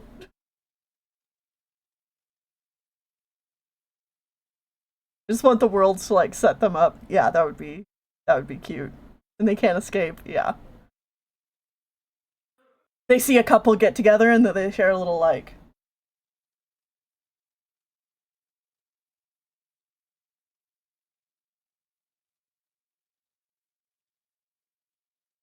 Lion King 2 Soriku, please. Uh-huh. And then I remember when Final Fantasy 15 came out and playing through that game and the way that like the boy band just like constantly talks together, my immediate thought was like, this would be so awesome if they did this with Sora and Riku. This is what I want with the boys.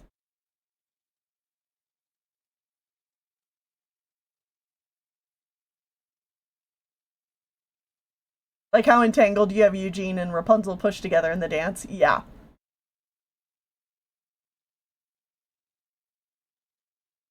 You got the wrong idea. Yeah.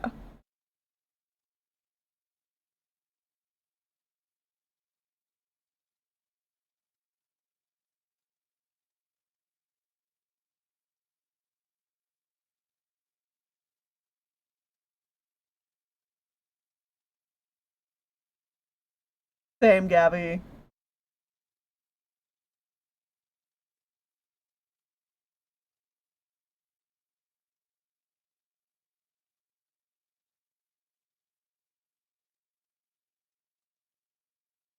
Dude, if Sora and Riku can give a, like, do just like, oh, like a big old, like, desperate hug, it'd be great. It'd be great. And Sora would look like this tiny little thing next to Riku. It would just be like this little Sora.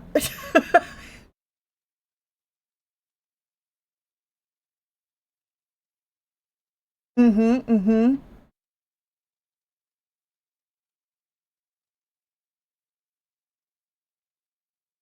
Guy talking to a girl once. I'm bad at this. Sorry. Yeah.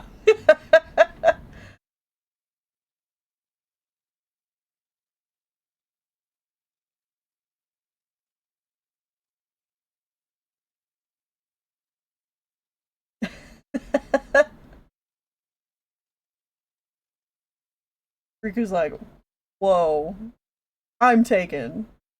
Excuse me.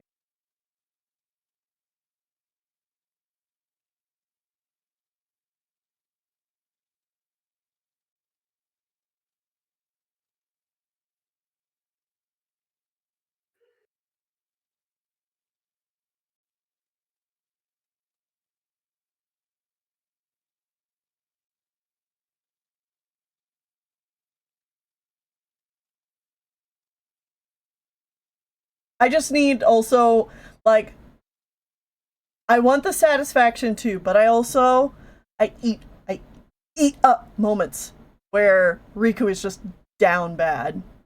Like, Oh, I want him to be tortured with it. Tortured. More. Torture him. More. It'll make the payoff so good. Baribo. Burrito. Mm-hmm.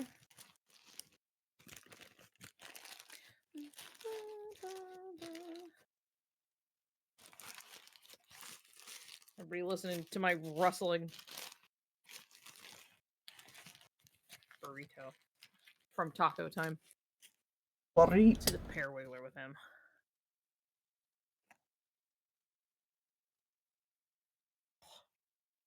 That was a bite of some hot sour cream.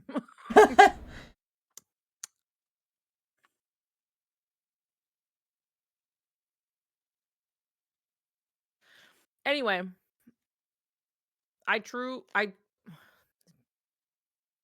DDD novel describing Riku taking an instinctive step back when Shiki flirted with him.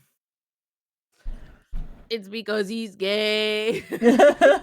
That's something where it's like it's gonna be so funny when Graven gets there. Uh-huh. Because it's a scene people have trouble fucking like explaining away. Yeah. Where it's just so like a cute girl is being nice to him and he like not even he can't even be like casually like normal. Like not even like, I'm And not he saying like is wow, like, like well, and and he's the thing not is flirting. too, He's like he's such a yeah. suave guy. Like 90% of the Otherwise, yeah. time. Yeah. Like if anything, he's the guy who knows how to use words. And he is just immediately like zero interest, like, okay, you're safe, got it, bye, and then Bye. she's like, excuse me, and he's just like, God. You've got the wrong idea. Yeah. And like Graven's gonna see this shit and he's gonna be like, oh my God. Oh Jesus Well, Christ. like that combined with the like that's gotta Esmeralda. be a moment where they're all in the booth, just like, is Yeah. this guy serious? Yeah. Like, Graven may not remember it, but, if I had to make an assumption. Yeah. If there was a moment to go like, Yeah. this is kind of gay, that one and, obviously the Esmeralda, like, really, like, unsubtle closet illusion scene. Oh, I love that. I love it so much. Like, it's just so funny. Like, oh, knight in shining armor, and him just, like, flat out being like, no. He's like, you have got the wrong fucking idea. Sorry, I'm bad at this. Yeah. I love in the novel too, where he's just like immediately like thrown off of like whatever rhythm he had, and he's just like, I can't deal with this. I don't want to deal with her.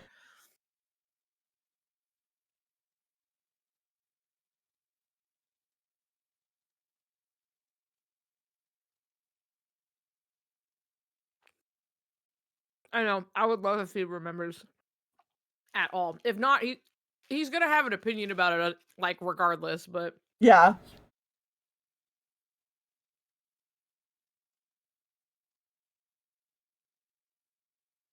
It was funny yesterday.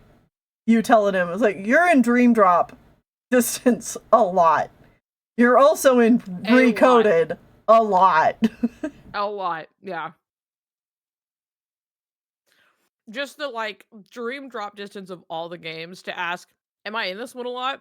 Yeah. You're the protagonist of that game, so yeah. Yeah. Yeah, buddy.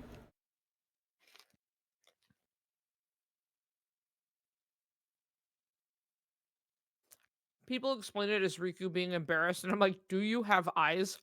Yeah. Well, have you seen Riku? Does Riku act embarrassed? Yeah. If anything, he's overwhelmed isn't the word, but like he's definitely like Shiki's really running circles around him, basically. And he's just like, stop, Yeah.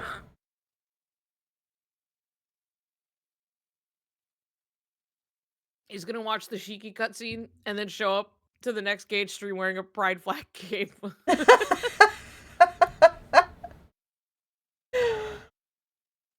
Same with the taking the fucking time to have Sora say, "I gotta tell Riku what a blast this place is." They didn't have to put that scene in. Like, it's not even like a throwaway comment. Like, he pulls out his phone and they have him fucking chicken pecking at the keys. And they're like, "Well, what are you doing now?" And he's like, "I have to tell Riku what a blast this place is." It's like, we just got here. It's that and like the other one where I'm like, it was the most like you went out of your way to put this in the scene to have us see Uh-huh. is when Aqua has been brought back and they have their group hug.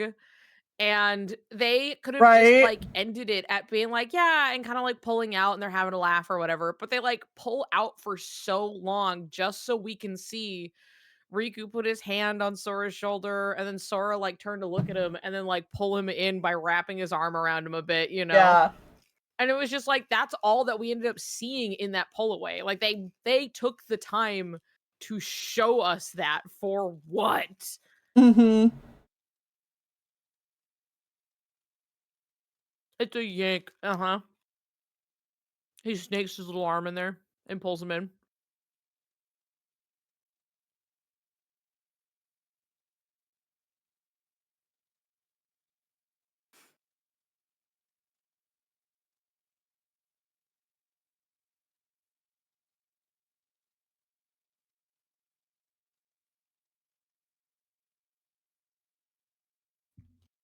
I'm not doing anything but eating my burrito right now. Hell yeah. Get that burrito. Mm-hmm.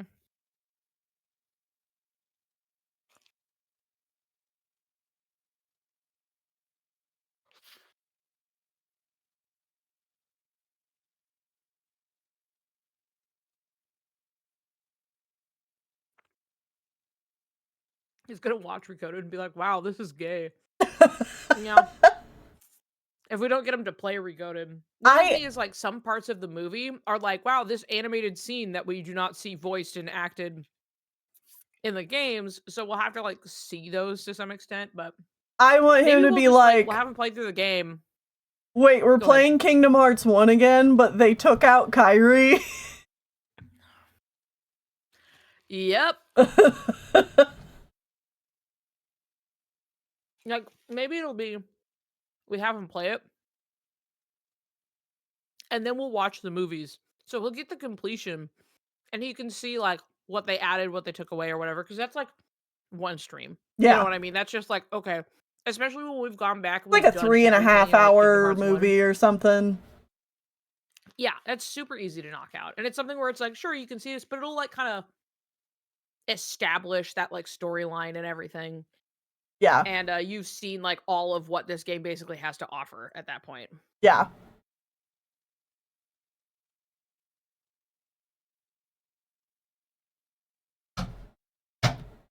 No, I think that would be good. And like honestly, I would like him to watch the 358 movie regardless of if he Mhm. gets to play the game or not. I mean, obviously if he can't play the I game, he's going to I watch the think yeah. movie. But like just cuz I think he's Well, going to we're appreciate Jesse McCartney's voice acting. uh-huh. Oh yeah, I wanted to see that stuff. Yeah. It's something where I'm like, if we can get to the game play part of that, which we have time to figure out. Because dude's got the money. He can get a 3DS modded and have and I'm he's got copies of the game. Yeah. It's also like 358 is just so much better as a game, but there are things where it's like it's true. Jesse McCartney's performance is fucking stellar. It's so good. It's So that's why I think it would be amazing. good to be like as a completionist thing, you can like play through the game, do all this stuff, and then we can watch the movies for like a comparison. And it'll also like kind of hammer in some of the plot points and everything. But as far as like 358 is concerned, seeing the actual game and the gameplay will endear you to the everything of it Mhm. much more Yeah. than just watching the movie. Yeah. Because if he's I'm starting to pick up on it, and there are a lot of things where I'm like, if I'm losing patience with this thing, I don't think he's going to be better off. He might be nicer about it, but like I think there are similar things I'm noticing where I'm like, I don't think he's gonna be crazy about this, and then he isn't. And I keep being right. So I have a feeling that if he just raw dogged into 358, there will be things he likes. And then it will get to a point where it's like, it's really dragging ass because there's not a whole lot of context. You're just reading some text and then some scenes are happening, you know? But Uh-huh. like, I think, having him actually play the game, if, we finagle it and get it going, will treat it a lot better. It'll like give the game and the story the time it needs to breathe. I think he absorbs it better if he's actually like doing it anyway, you Yeah. know? It's like, And then we for can me appreciate the cutscenes personally, afterwards. 358 is my Yeah. least favorite game to like go back to. Cause like there's Mm, a lot of things like initially I'll have fun. But it's just like once you get yeah, to like the middle where, like it's understandably a slog and it's kinda designed to be that way, that I'm just like, yeah, right. no. I'm It's tired, so funny because like, Grandpa. I I feel like I played the game at, like, the optimally, like, intended experience because, like, I was playing it and I would do, like, a day and night. I would go Mm-hmm. to bed, I would be lying in bed, I would play through an entire day's missions, maybe 2 if I was feeling crazy, and then I would be like, "Okay, done." And then I would, close my DS, go to sleep, and then the next day I would, like, clock in when I was going to bed or whatever, and I just played it really paced out in the way that, like, I honestly there was not a single time outside of, like, a mission I can well, maybe the 2, and it's because it's the stupid emerald bullshit ones where you have to, like they're going really fast all over the place, and you have to, like, get them as they, like I Mm, fucking hate those guys. Those are the only times where I was like, "This is bad, guys. This one is not good and not fun to play." Everything else, I was like, "I'm having a good time." I enjoyed the panels a lot. And it's another one of those things where I'm like, I totally understand why people don't like it in the same way I understand why people don't like dealing with the cards in Chain of Memories. But when you're kind of just meeting it where it's at and engaging with the mechanic, I had a great time just like, okay, and if I put this here and I put that there and like really optimizing it. mm-hmm. So I had a good time playing 358 in a way that, like, it really salvaged that fucking game for me, in a way that Uh-huh. I was so, like I watched the movie, and I actively really did not care for it. I didn't like some of the story decisions, I didn't like the whatever I didn't fully understand everything that was going on, just because it's a lot of, like, samey scenes, because it's so often like, "And they're at the tower, and they're at the tower again, and then they're at the tower again," because it's like there's supposed to be gameplay in between. Yeah. Um The and so tower is it's supposed truly to be like the reprieve. and yeah, and in the movies, it's the constant, and it sucks. Yeah. Leechgrave just kicked my ass as a kid. Yeah, that's fair. I don't remember if I said when I was playing through the game, my buddy Velo, who's the one I went through the series with, right, was talking about when he was like, "Oh, I remember when I was playing 358 and I got stuck and I didn't get to finish playing it myself." And I think I was fighting something. It was basically like a giant wall. It was like a really, really big thing that took up the whole screen, basically. And it was like a giant Uh-huh. wall. And I was like, huh, that's really specific. And I think I'm on that mission right now, actually. Like the description of like the mission and what he was saying. And I was like, I think Yeah. that's the one I'm on. And so I pulled it out and he just sat there and watched me and I was like, "Yeah, this is," and he's like, "That's the fucking guy." And then I beat him and then he was like he got like that little bit of closure of like, "And now he is dead," you know? But it just Nice. of all the missions and just happening to see my friend Velo, he was just over, and just being like, "No, wait, that is the mission I'm on." And Yeah. then I beat it. So, the mission where Roxas learns about love. And then you fucking unlock Riku in mission mode. Yeah, that boss took me a couple tries. I think I beat it in one try, but I don't remember having to retry too often. I did have to retry a couple times, like basically the final boss fight. Just from the different like phases. Where you have to fight all of the different like versions in like different areas, which was really cool. You don't really get to see in the movie. Mm-hmm. Also, I'll never forget when we were doing a cage quiz thing one time. And it was just like, who is the last person Roxas fights on the way out of the, out of the castle, basically. Um, and it is Syax, right? But like it's something where they don't show you that in the movie at all. And No. so I was sitting there being like, I don't fucking know. Like, cause I hadn't played it yet. And I was just like, he does when what? Huh? Yeah, it's like, oh, What do you pretty, mean? like, yes, it is like a B plot, but like the whole Yeah. situation with Syax is a pretty important part of that game, and yeah, the movie just doesn't hit on it at all. Mm-hmm. Mm-hmm.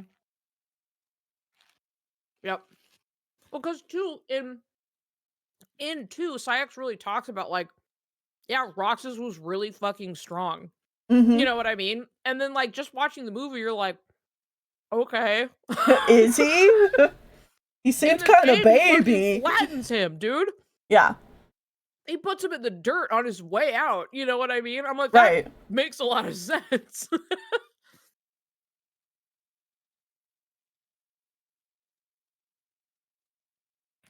The movie leaving out the conversation about love. Yeah. That's the thing is where I'm like, I know the better experience is to just go through the game.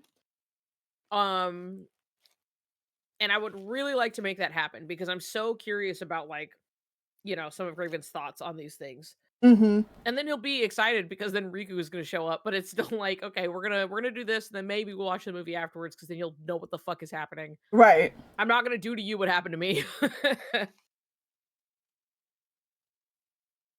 I am also excited in general just for Kingdom Hearts 2. And it's like, it's the game Yes, that's so hype, but he's gonna be like barely in it. I know. And that is going to be so funny. Mm-hmm. We all love Riku The way from they Kingdom spend Hearts Roxas and 2, but Shion he's fighting just like, because of the illusion. he's not Yeah. there till the very, very end.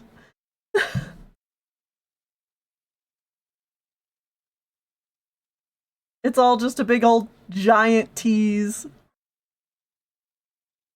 He picks up on the character theme so quickly. Yeah. Mm-hmm. Nico Deal, do you think that the North American Square Enix translation team, NASIT, I guess, and localization, will do the translation and localization right for KH4? I mean, I think what happened with 3 was, a real particular circumstance, Yeah.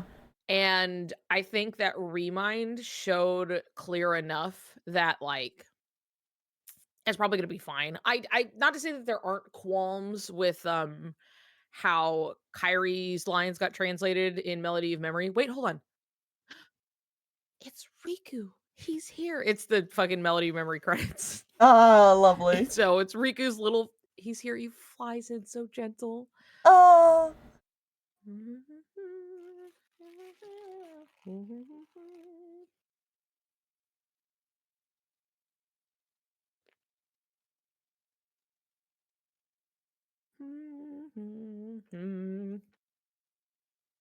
Beautiful. Wonderful.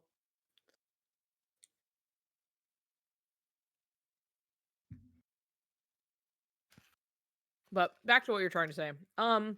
Yeah, it's something where like there are some things in like Melody of Memory I know people weren't happy about like Kyrie's lack of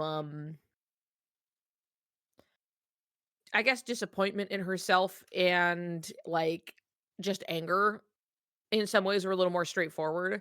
Like I think you can still gather these feelings, but it is nice to maybe have Kyrie express anything that gives her character in the way of being like, if I hadn't fucked up, Sora would still be here. You Mm-hmm. know what I mean?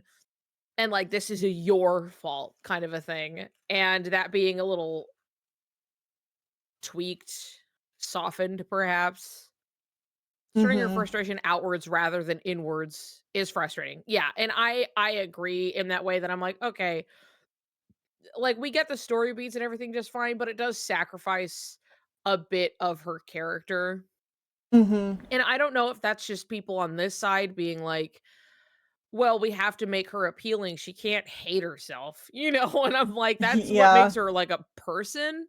And I would rather like that's something that's like making things worse unfortunately for her, but Mm-hmm. um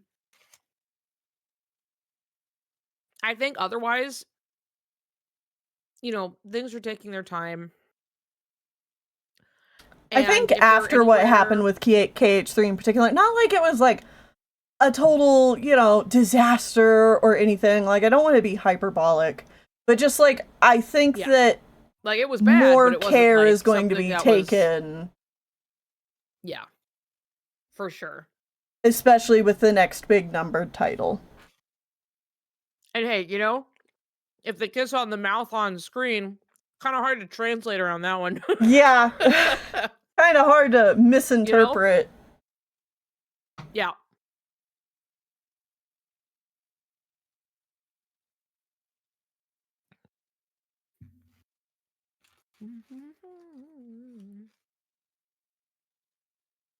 Comrade.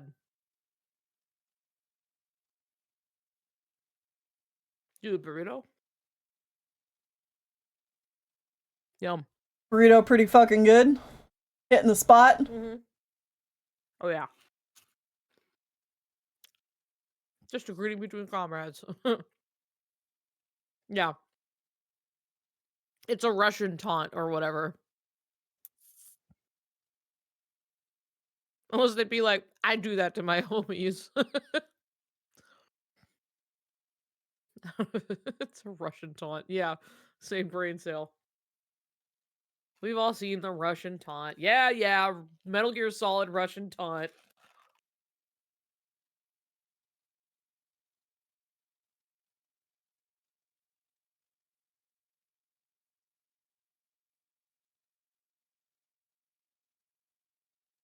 We've all seen the self-flagellation.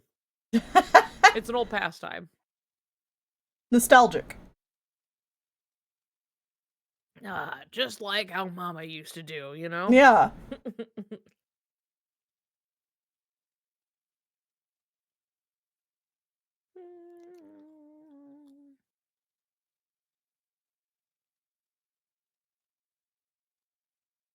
It's so funny finally getting context for that. People are crazy for not thinking that's gay as fuck. I know. People will do the amount of, gymnastics people will do. The flips, the backflips, the running jumps, they'll do fucking anything. They'll like twister their whole fucking body into a little pretzel just to pretend. They're so talented. I know, isn't that crazy? Gold medalists. Mhm.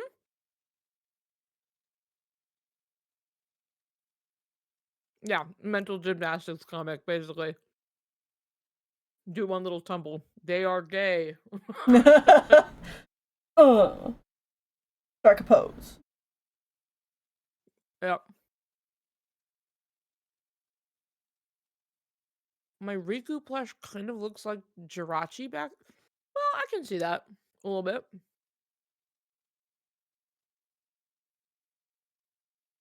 Cause it's the yellow and like the yellow.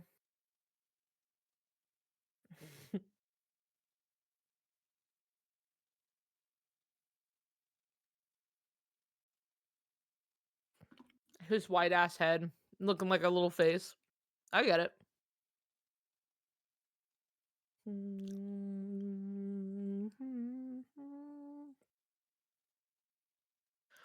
Majestic wings. Let's fucking go.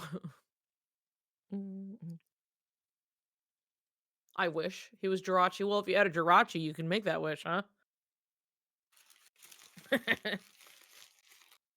By the way, Jirachi is a nominate Pokemon.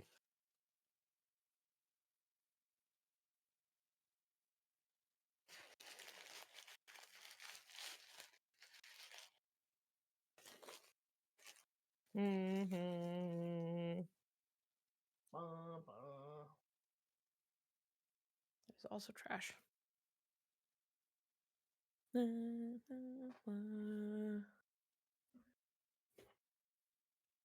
Okay. I see it, but elaborate? No. If you can see it, I've done my job. That's it. That's all I needed.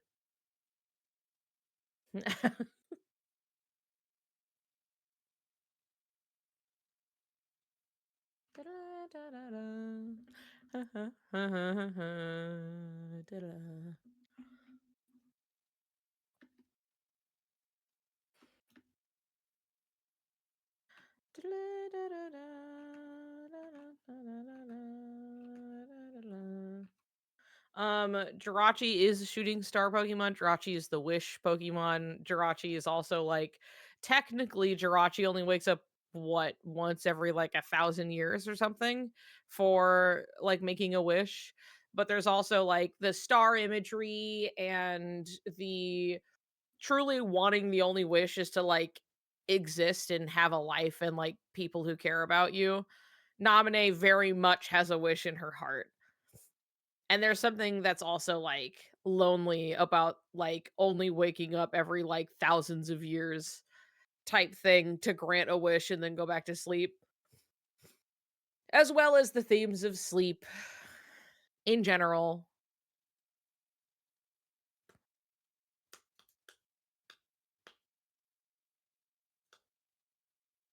The wishing girl, uh-huh.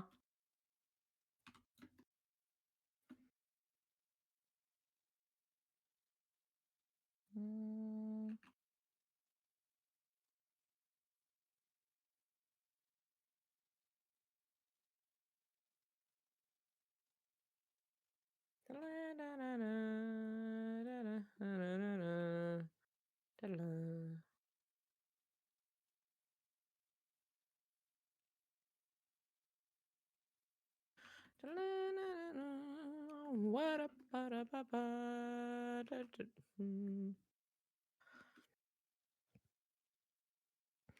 Wait, I just maybe made a connection between Nominee and wish fulfillment. You catching up? You got it? I mean, in a sense, like, she's doing her own wish fulfillment as much as she feels guilty about it. Like, it's all she really wants because she is lonely.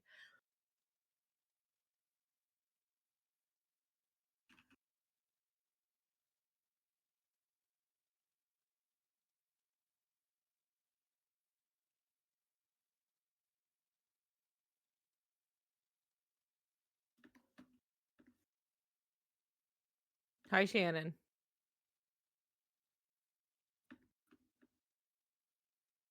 Mm, taking a break from karaoke. Okay. To say hi. Hi.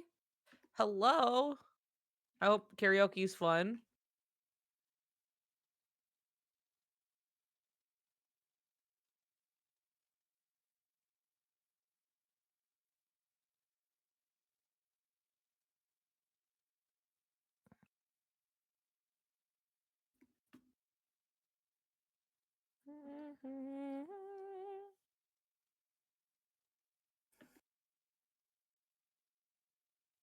Oh, what is your day looking like tomorrow, by the way?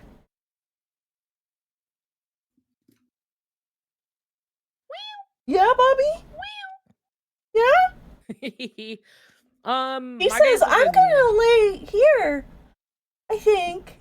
Oh, I think we're here.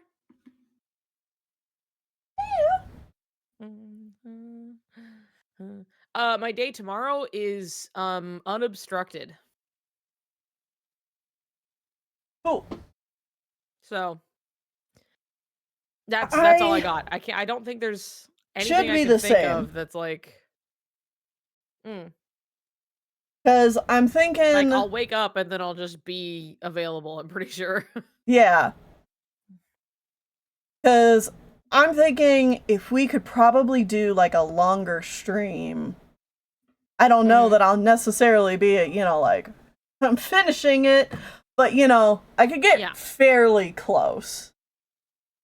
Yes. Well, tomorrow is like the last day of Soriku week. So we Yeah. could really just kind of, go out with a bang. Yeah. That sounds good to me. What are they reacting to? I don't know. They're just seeing some shit. The cats? No. The my turn. Oh. Yes, that makes more sense. I'm like, Yeah. what?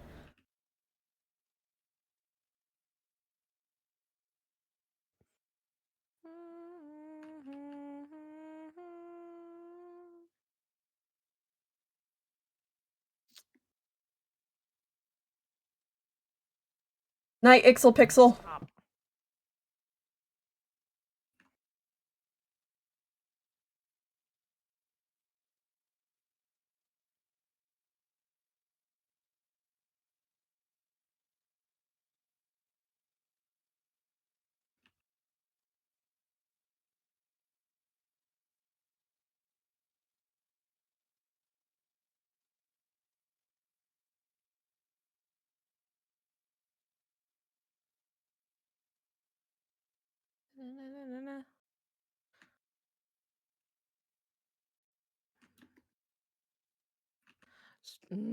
Keep hitting the wrong one.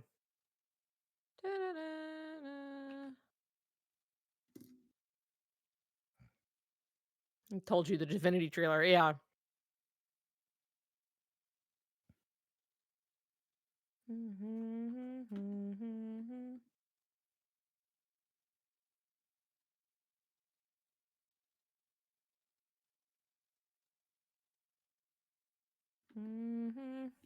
All right, let me hold on.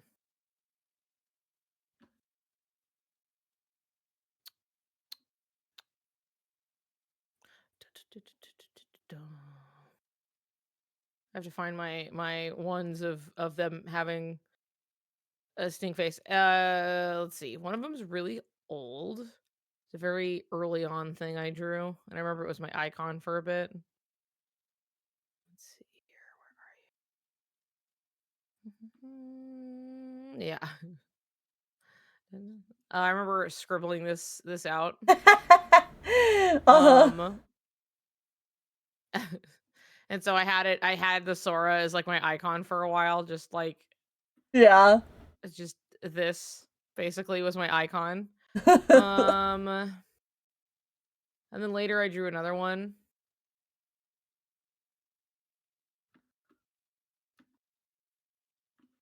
that I still think is really cute and fun.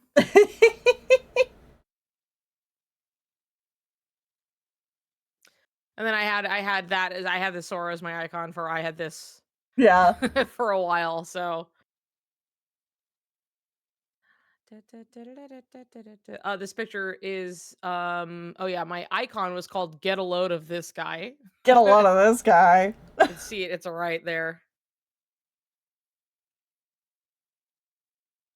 Randomly going back to the mental gymnastics thing, I have to say I saw someone say Aqua was Riku's special someone because he was in the realm of darkness looking for her when he was talking Oh. about it. I felt like I was lobotomized after seeing that.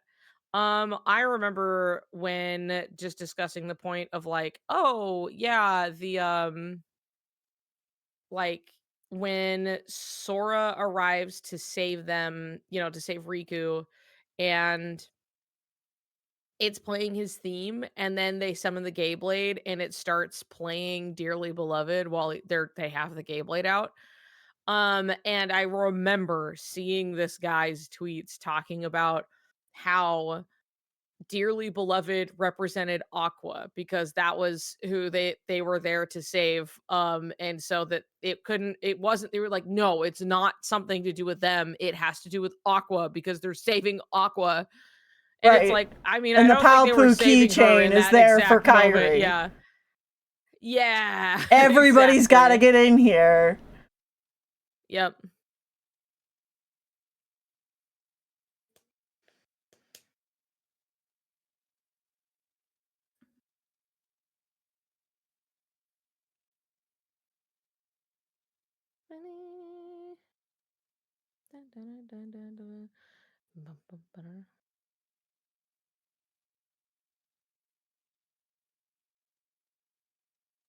Sometimes with shipping gay couples, it really can feel like the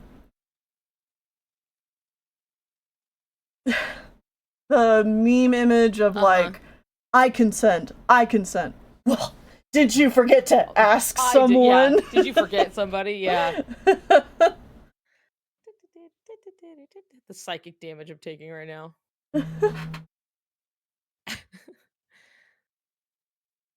Thanks for the good stream. Oh, okay. Good night, Undiscoveries. People used to be really vehement that Riku loved Kairi because he yells her name when he dies in KH2 or something. He does say that for one of his death lines. Like he does say Kairi's name, which I mean, because she's there. It's Right. one of the lines he says, I guess, where it's And like see, and I I don't don't remember because think I've ever heard it in all yeah, my I years have playing. heard it because like somebody brought it up, and it's like Uh also huh. really hard to get him to die. So it is.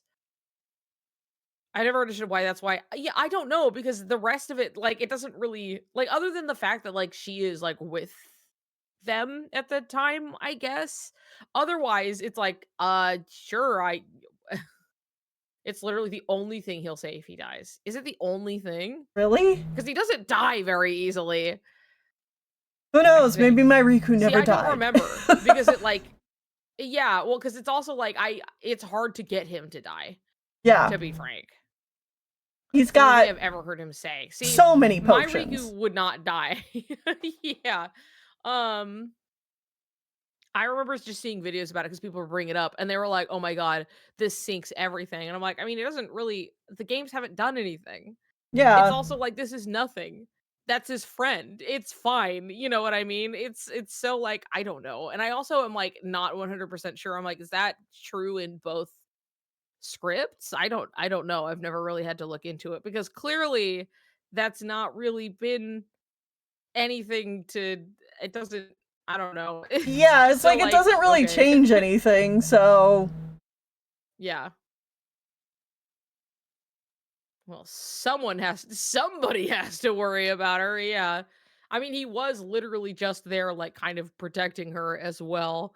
So I don't know. But it is funny. Yeah, men can't have female friends obviously. According to Persona, not allowed. Well, Um also, does Sora mhm. ever say, like, have a death crawl that's like, Kyrie, you know? I don't fucking think so at I've never heard. It's just one of those one things where it's just like weird and you're like, I Yeah. guess so. Yeah, Sora just but it's really something where it's like I mean it doesn't really it doesn't nothing comes of it. It's just something and it's like it is true. It could have just been one of the other writers and it was like sure whatever. Yeah. But Well, or it's it not could have even like just I been don't even another, feel like, like line they had laying around, and they're like, oh, we needed something for when Riku dies. Here. I mean, yeah, it could be a million things. And it's even if they were like, wow, like we really want him to care so much about Kyrie when he dies. And I'm like, okay, that's fine. Okay. that's that's it. Mm hmm.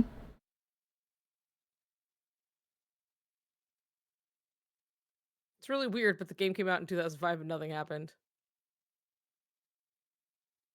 KH3 Riku moaning Sora's name twice, whatever the fuck he's doing. Riku said Kyrie when he dies, where's the clip? Uh out there somewhere. I don't know. I don't even want this to seem like as if I'm like, well, it doesn't actually matter, guys. It doesn't matter. It's something where it's just like, I mean, the game's it's all right here. It's kind of laid out for you. Like it's nothing has come of it and it's been almost 20 years. I don't think it's implying what one would think it is implying. You know what I mean? It's Yeah. something where it's like, I don't know, she is also there and he died and he dies, he comes right back, and it's fine before he Mm like hmm. passes out. But like it's clearly like I don't think you have to be worried about anything, you guys. Yeah. Because, hey, guess what? They've had like 20 years. They could have followed up on that. In any capacity, Mm hmm. obviously, and there's not anything. So I'm just like, I don't like I think people are just, they're just scared or some people are vindictive, so they really want this to like really mean something. And I'm like, Right. okay, well, when is it gonna kick in then? Right. How long do we have to wait for that to happen? Mm hmm. Where is it? It's nothing. So it's just like okay, he says Kyrie's name when he dies. I mean, he still No. cares a lot about her. That's not ever really not true. Even if like they're not maybe like so personally close, like they have been childhood friends for, their childhood.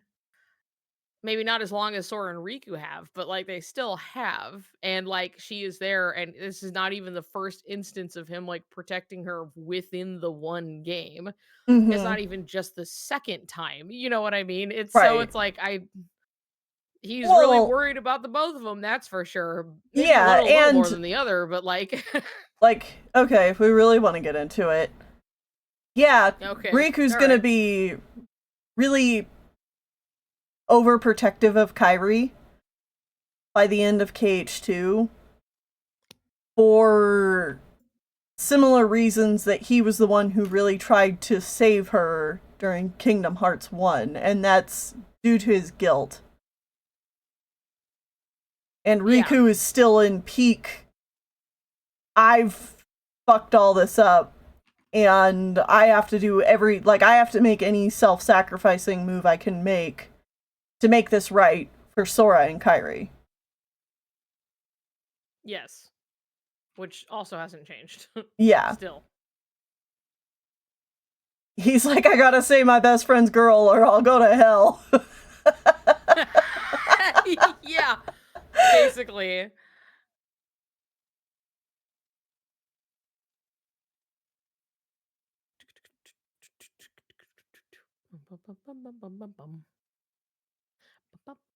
If I don't put my gay ass on the line for the straight couple, my ass Yeah. is grass. Yep. I love it too because it's like that is immediately followed by the entire beach scene. You know what I mean? It's Right. so like, guys, it's okay. It's fine. Yeah.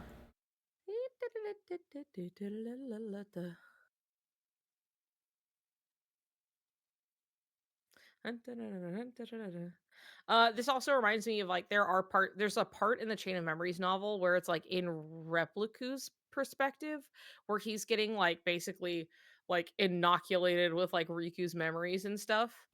Um, and he is like remembering, he's getting the memories inserted about like him and like Kyrie and like yes, Gabby. Why did you do a Dr. Evil face just now? What did I do? Well, what was it I did? I don't remember. Anyway, let me continue while you reply to that. But there is you had a finger on your lip like he would, like, Totally. you know. I Anyway, fucking like this specifically, evil Soriku thoughts. So anyway, there's a bit where like Repliku is getting Riku's memories and he is like remembering about like, oh, Kyrie, and like he was like, oh, that's right.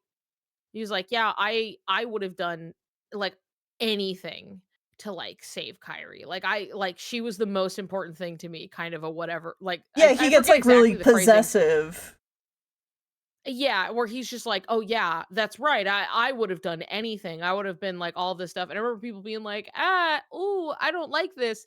And then like the thing is within the same book when Riku himself is like reflecting on the same memories, it's like he completely contradicts it like even in the book. And it's Uh-huh. really interesting, I guess, where it's something where it's just so uh, this is something where you're like, cool. If you're a true copy of me, you know I'm gay. Yeah, exactly. Yeah.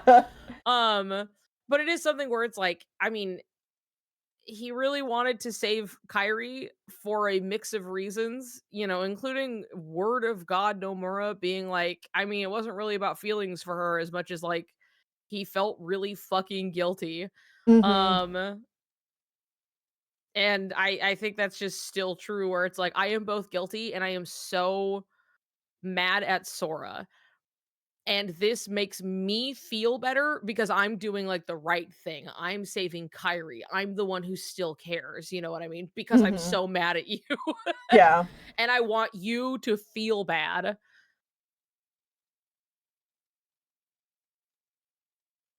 I'm going to be honest though, I love the early games to demonstrate how long this shit has been baked into the series, but I think the true pivot to Soriku happened after KH2.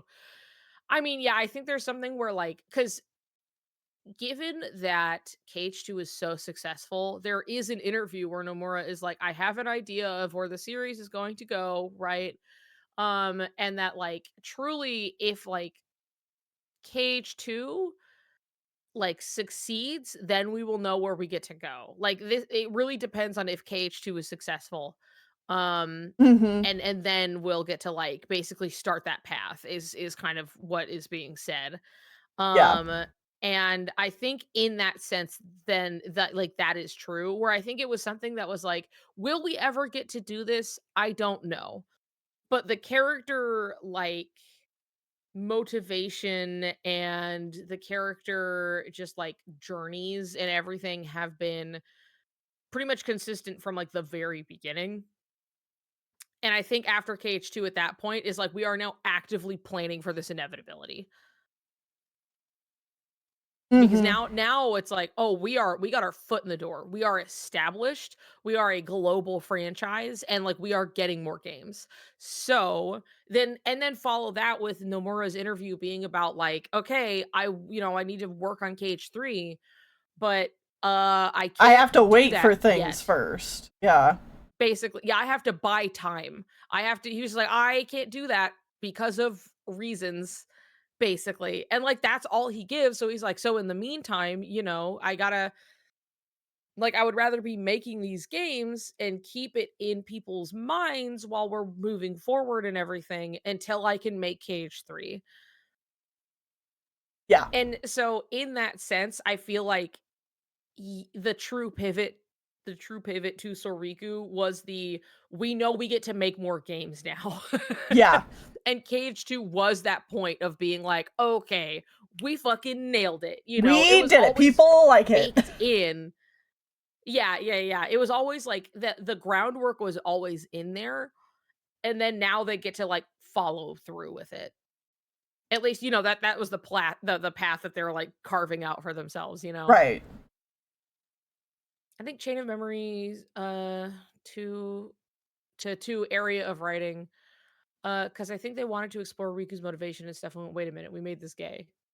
Goes into gay overdrive, but that's just what I think. I think it's as early as Kingdom Hearts 1. I mean, even the fact Mm-hmm. that, like, Graven is talking about, like, "I was recording the lines and went, 'Wow, this is really gay,'" is, like, indicative enough of, like, I think just like regardless of if you thought this was gonna go anywhere, and like having that in the back of your mind, like as a writer, being like, well, yeah, he's really hung up on his best friend over a bunch of this stuff because maybe he has feelings for him, but like we're not gonna make that necessarily textual, but like we're going to write him for like that is the truth to his character, Right. and like maybe we'll see if we get to follow this up someday, you know what I mean? But like that's still very much like people writing within limitations over Mm-hmm. queer characters, obviously.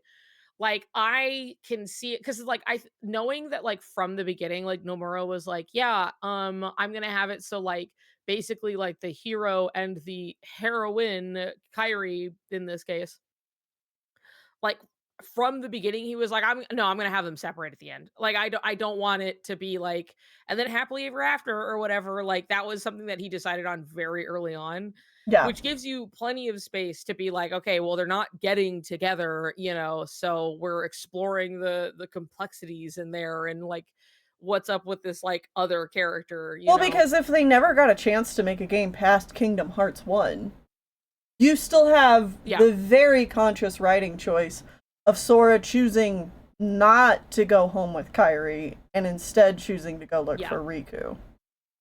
Which, like, yes, they got to make more games after that, but, like, had the series ended there, that's enough by itself to be like, okay, there's intentionality behind that. Yeah, yeah, you're still, like, true to whatever your intention was in, like, the characters, without being like, "Okay, and I guess we just have to wrap it up, and sure, maybe I thought Riku was gay, but then they're just gonna be the straight couple over here because who knows?" It's something where it's just like, you left the door open just fine, you stayed true to the characters you've established, and then Mm-hmm. you continued to do that, like, immediately afterwards. Um, Nomura somewhere down the line writing Riku's motivations, it clicked is more what I mean. I think it was when he was going into Chain of Memories writing, but I think it's believable to think he figured it out during KH1. I just don't think he sat down and went, okay, what if I made a gay dude in seemingly unrequited love?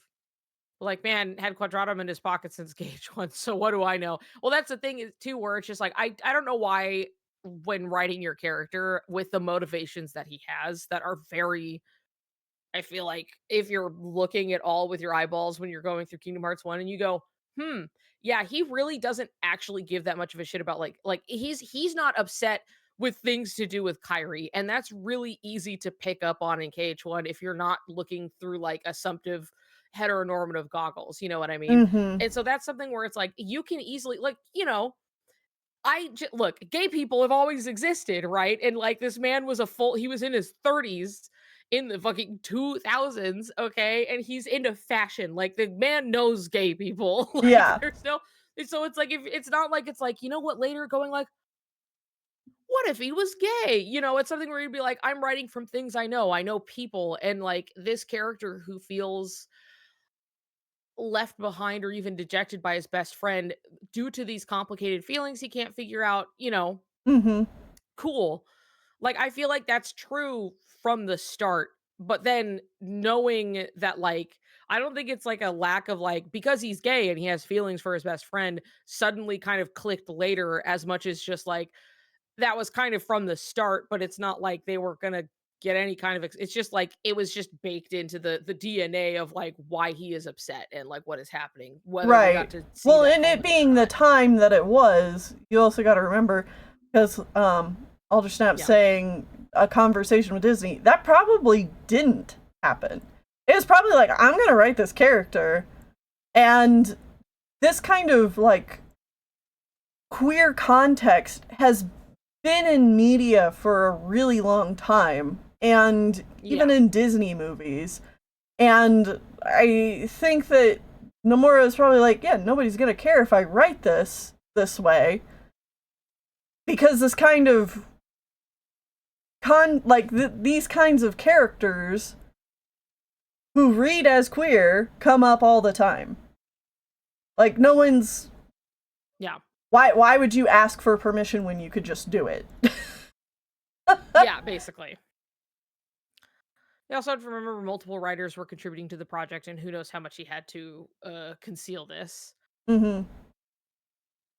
Yeah, it's something where like I feel like it was like I think that it is 100 like I'm not saying like I don't know him personally. Obviously, none of us do. And it's all of this where it's like I we can only kind of assume, but it's something where I'm like as a creative, sometimes these things fall into your lap and sometimes you just have been making a conscious decision since the start of the thing you were making. And Right. one of those being like I think this character has feelings for the main character regardless of if he's figured that out yet or not, Mhm. is true to his character motivations, and then now I get to make a series out of it. So I want to finally explore that now that we have the room to is completely 100% in the realm of possibility. You know what I mean? It's something where it's like I can see the consistency in a way and all of the messiness with it and not necessarily messiness as an explanation for say pivoting or changing your mind. I'm like, no, this all makes sense and it continues to make sense within the context of like I'm 15 years old and I have feelings for my friend, but I don't know what that means. I Yeah. don't know what that means. And Sora's just like, I guess I like my friend who like he does care about, and he's like, "Yeah, yeah, this is good. This is good." And he's like, "I don't know if this is good." Later as it goes on, And then that I kind of I just didn't also show want to hard bring gauge up too. too, like Yeah. characters can be, because we're talking about fictional characters. We're not talking about real people. We're talking about fictional characters. Characters Yeah. can be canonically straight and also queer. And when I say that, Yeah. I mean think of something like The Little Mermaid, where, you Yeah. know, you have Howard Ashman as the lyricist behind Yep. that, and he was a gay man. You're not going to go back and find any footage from Disney where Ashman is like, this is a queer story I'm telling for the queers because I am Yeah, that was gay. also written by a queer man in the first place. But you still feel the influence of just his own life experiences in his songwriting. And when you Yep. see behind the scenes footage of him talking to um, the singers and stuff about what kind of emotions he wants put into the movie, like, it's coming from a real place and it's coming from like his own experiences, and you can feel that in the movie. And so, like, Ariel herself can be queer, even though in the movie she is straight. Like, I hope that makes sense. It's like a queer Yeah. icon, you know? And same can be said for the way that Riku is written. Is that before they knew how far they were going to be able to go with things, they could write something that can pass as straight, but it can still come from a very Without queer committing to it. place. Yeah, Yeah. That's true. Where it can just be like, wow, well, I mean, that's queer coding for you, right? Where it's like right. intentionally like this is my queer experience put on this character in some way, shape, or form, even if it is just like a totally heteronormative magical mermaid girl Yeah, who's been transformed into a human. Super normal. right. And then you're like, oh yeah, this is straight, but it is queer, you know what I mean? But like there's Mm-hmm. also like a you can queer code this character in all of their experiences and actions and motivations without committing to it being straight, but in this way that it is still like passable. Right. It's really just like I'm just buying time. Like I do think about like Bridget in Guilty Gear Mm-hmm. and how like she also came out in like the early 2000s, and this is a character even trope that I would say wouldn't be so uncommon to run across, where it was like very much like femboy type where it's just like, "Oh, looks perfectly like a cute girl, actually is a boy." And that was like you would find that places, right? And it's like maybe it's not the most like I wouldn't quite strictly call it a clumsy example, but it was something where you're like, "Okay, yeah, you can find this, that's fine." But like having them talk about it where like the guy was like, "Yeah, like I um wanted to make a trans character, but like I that was not happening at the time and I didn't think anybody was like ready for it. So this is Yeah. just kind of how Bridget manifested."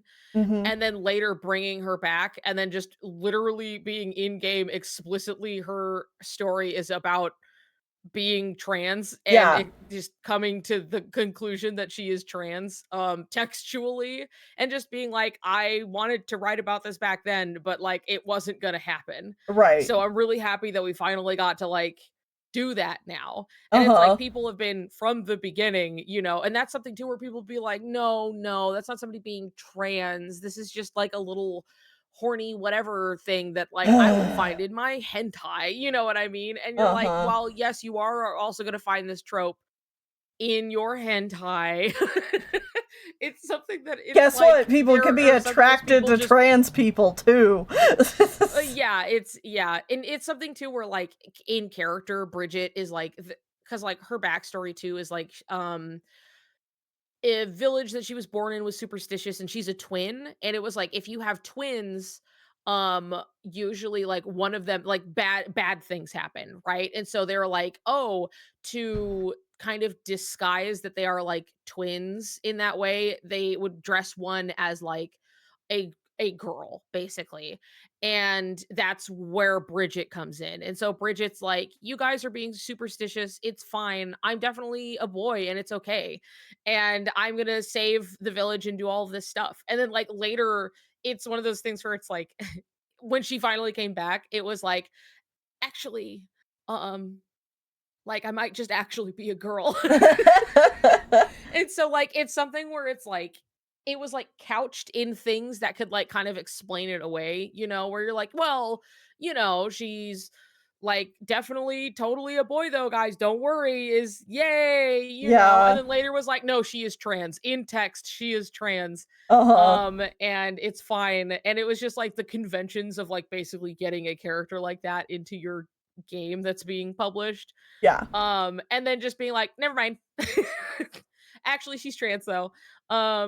And so it's something where it's just like these have existed the whole time. People have existed the whole time, and the adults who were making the things that we consumed as children were also adults being exposed to other adults who were also queer and just gay and trans and, in general. Yeah, and sometimes you Um, have to work within your limitations and you can't write with the full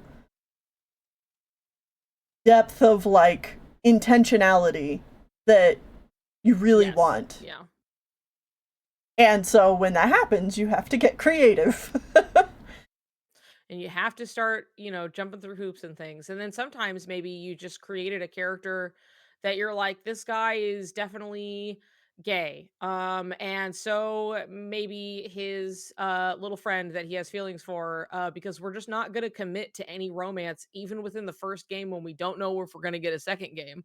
And then they Mhm. get a second game, and then they get a third game, which is the second game, and then they go, you know what? No romance still. Yeah. Could have committed at any time. Could have committed at the end of one and just been like, I made a character who was like definitely kind of like queer coded to some extent. Like you could definitely read it if you can read it all, and then just safely not commit by just making it be like, okay, and whatever, these two like each other or something. And they Mhm. didn't do it then. Like not committing to any of that kind of immediately tells me that they Have hopes okay, no and more gay dreams. from the start. Actually, it's clicking. It's something where that tells me more about the intentionality of being like, okay, like he's consistent from the start. They don't actually commit to anything. Um, and it's because of those building blocks that they set, it like continues to be like, yep, that's if you're paying attention and this is what we think it is, it continues to make sense over and over and over again. Mhm. It's better for a man and a woman to be apart. Obviously. The fucking Chainsaw Man tweet is so funny. The way it's been going, they've been implying some Palpu shit between Sora and Riku since the start. Intertwined Destinies, like, okay, like Sora and Riku. Hmm. Neil, I got a question. Do JP have a better understanding of Soriku than the English audience? Is this true according to the JP audience understanding of it? I mean, neither of us speak Japanese, right? So Yeah. that's something Like I that's can't like speak I can't. for Yeah, I I have see more heard Soriku than from Sentai from the multiple people who who have told me that they speak Japanese yeah. that they are sometimes surprised by the translations and they're like, "Oh, well this was a lot more about Sora and Riku or this wasn't so much about Yeah. Kairi." Like I've heard that and I've heard it multiple times. Enough that I'm like, I think there's some credence to it. Yeah. I have funnily I saw somebody who I was somebody who I was following and they were in like Taiwan, and so they were playing both in Japanese and then in English and just kind of translating through it. And I Mhm. don't remember which line it was, but they were like, why is Japanese so ambiguous so often? Because they're like, in English, this one line, they were like, it's just straightforward and it makes more sense. Which was like really funny to see someone who's like my first language is neither of these languages, but like I had spoken to them more than once, it's something where it's like, okay, we can like conversate a little bit, having like aid to some extent, right? And being like, yeah, I going through the Japanese version and then going through the English version. And just this one, it just cracked me up where it was just like, why all the time Japanese just has to be so ambiguous for no reason. And then the English is just like, it is this. So, like, I'm not saying that it's like, wow, and that means it's going to be perfectly even and mixed across the board as far as understanding is. And that's just Yeah. how translation goes. Somebody has to make a decision to be like, I'm pretty sure this is saying this. And English doesn't operate the same way that like Japanese does, in that like you can say something and it imply the whole sentence in like two words. It's just kind of different, but Mhm. I mean, I'm sure there's some level of like whatever, like we have things in the script that aren't as we have things in the script that we know are not terribly accurate and do paint a different picture than the original script does, right? So like to some extent, yeah, we're going to have people on this side understanding less than if they read and spoke Japanese as their native language and played the original script. But Mhm. I don't think it's necessarily as bad as one might, because like we're in the throes, we're in the thick of it. You know what I mean? We're Yeah. seeing every person with a dumb bad opinion spouted out into the, and that's not accounting for everybody who plays the games and what they think. Um so there's probably a kind of a mix, I guess, but like I've seen like, JP artists who draw mostly Sokai. Mhm. I've seen mixes of these things, so it's I don't know. But like And I would imagine like to some you're extent still going to inherently they're have going to have a more clear. you're still going to have the exact same issue of people's biases making them blind to things. Like some like some people are like, "Oh, well Japan's like super homophobic," but like it's America's super homophobic. Yeah, Like it's true. it's going to depend person to person how much they're going to pick up on these things. Yep.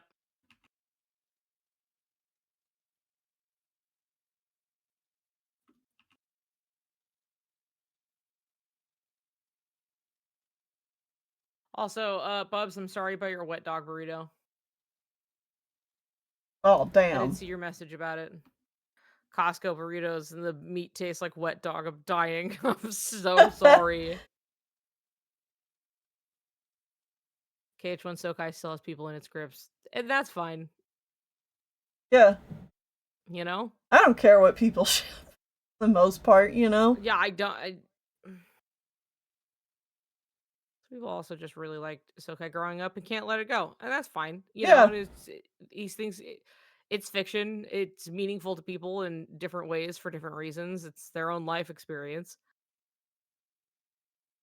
I Maybe just me too. want Like, there to be a distinction between talking about, like, oh yay, this is a thing I ship, and hey, I'm talking yeah, and about like, romance tropes and media and like I'm talking about analysis. like yeah, exactly. Like that's the thing where I think people really get like they start throwing tomatoes at each other over this like kind of a misunderstanding. Mm-hmm. Where you're like, I would really like to discuss the game and its text and what that text is implying, like the narrative it's trying to tell in an earnest way. And it's like, yes, I go through it and I go, damn, this sure has the room and the capacity and the setup to just genuinely just be gay.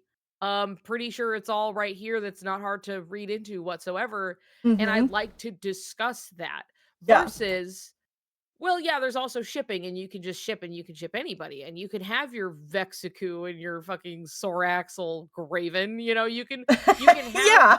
fun and play with dolls, and neither of these necessarily need to discredit the other. And so Mm-hmm. when people go like, "Why are you so serious about playing with dolls?" essentially, and you're like, "But I'm not."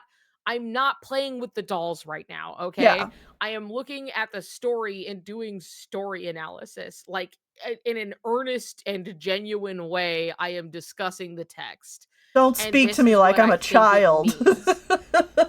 Yeah, but, like, the thing is you'll see people who are like, "I am gay," and I think people who are, like, thinking that this is real for real and they're taking it so seriously are dumb and, like, doing this, like, they're so, looking in the wrong place, and then we get the sentiment too of, like, you don't want your ships to be canonized because it's never gonna be as good as in your head, and I'm like, "No, I would like to see gay people on screen. Yeah. Sorry." Also, here's the thing, and I fucking hate this argument, okay? I think you could tell the octave my voice went up immediately.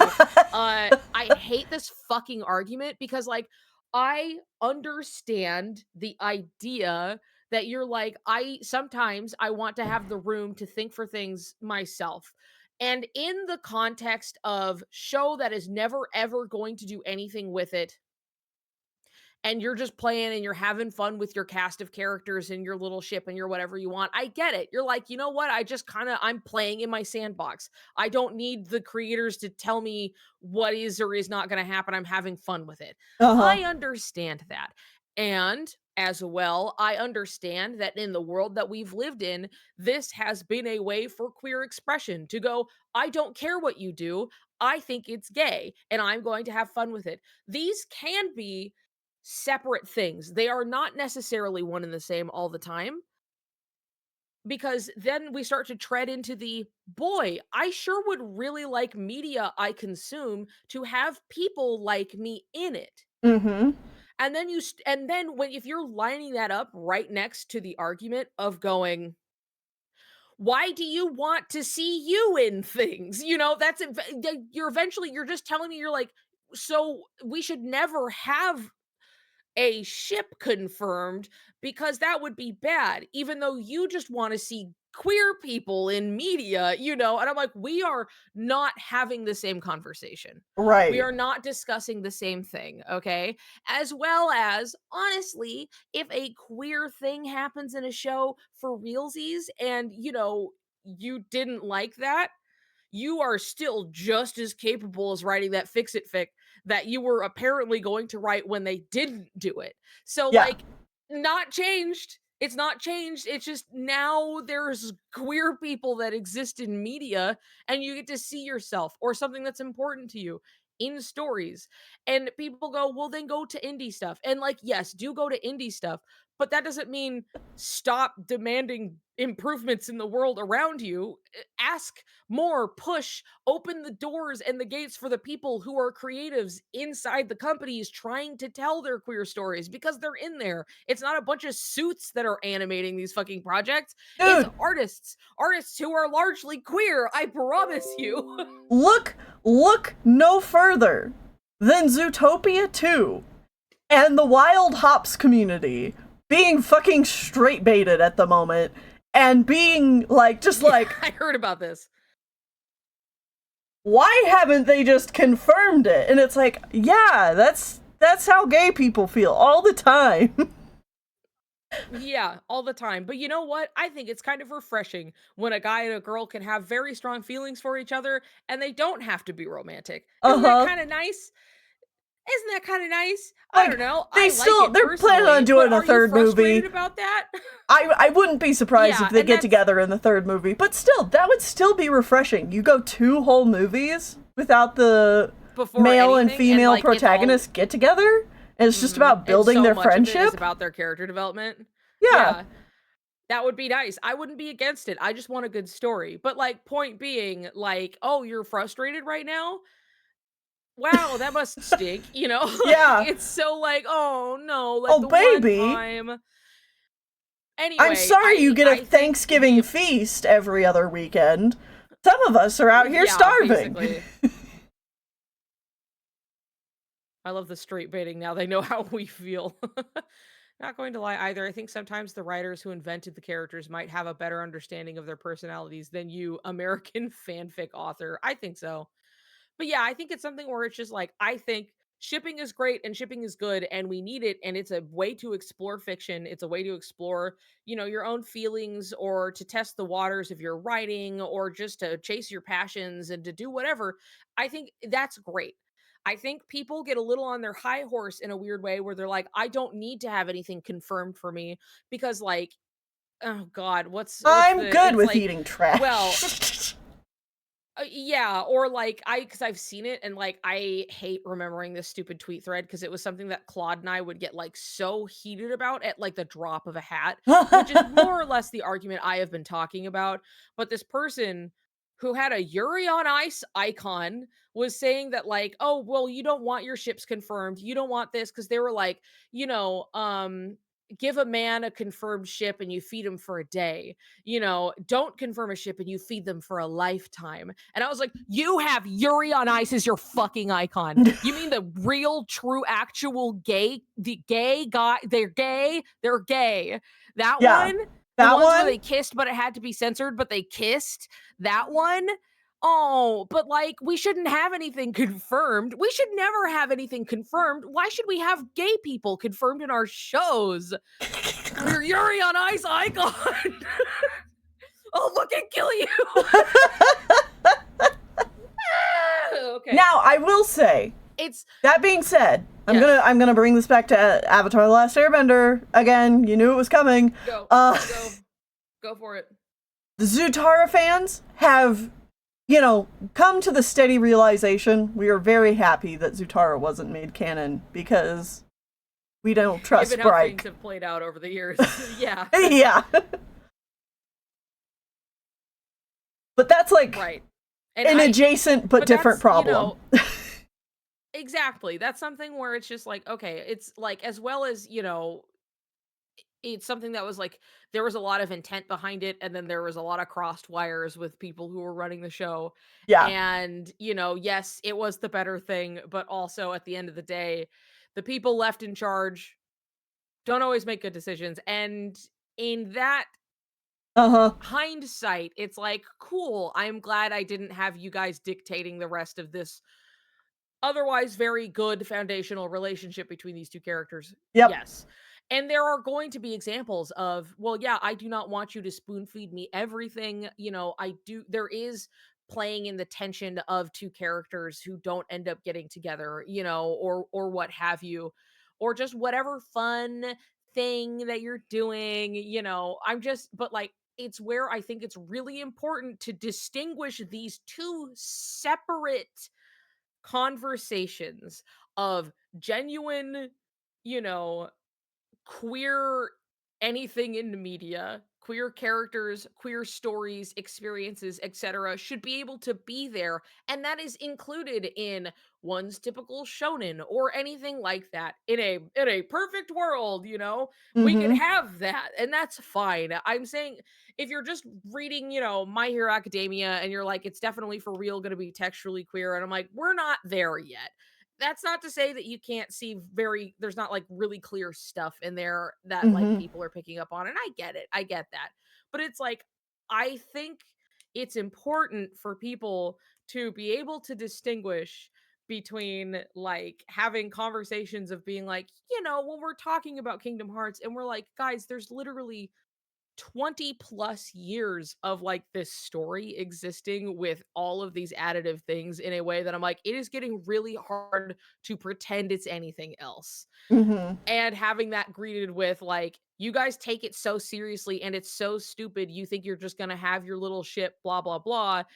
um why would you even want it to be confirmed, etc., etc.? And I'm just like, you are living in a different world than me. I'm I'll having tell grown-up you talks right now. I'll Okay. tell you exactly why I I'm want having a Soriku to be confirmed. And it's because I want Nomura to be able to tell the story that he set out to write.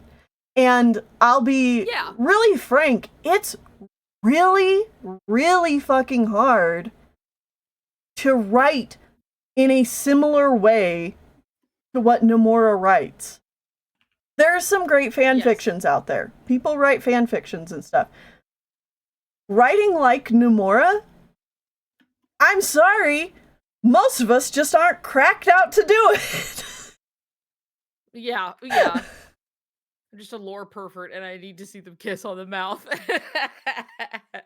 But like The one thing if this was Kingdom Hearts one is just such game like a Persona 5. special story. It's so unique, Yeah. and the way it is told is so unique. And I want to see Nomura get it to where he wants it to be, and where we think it's going.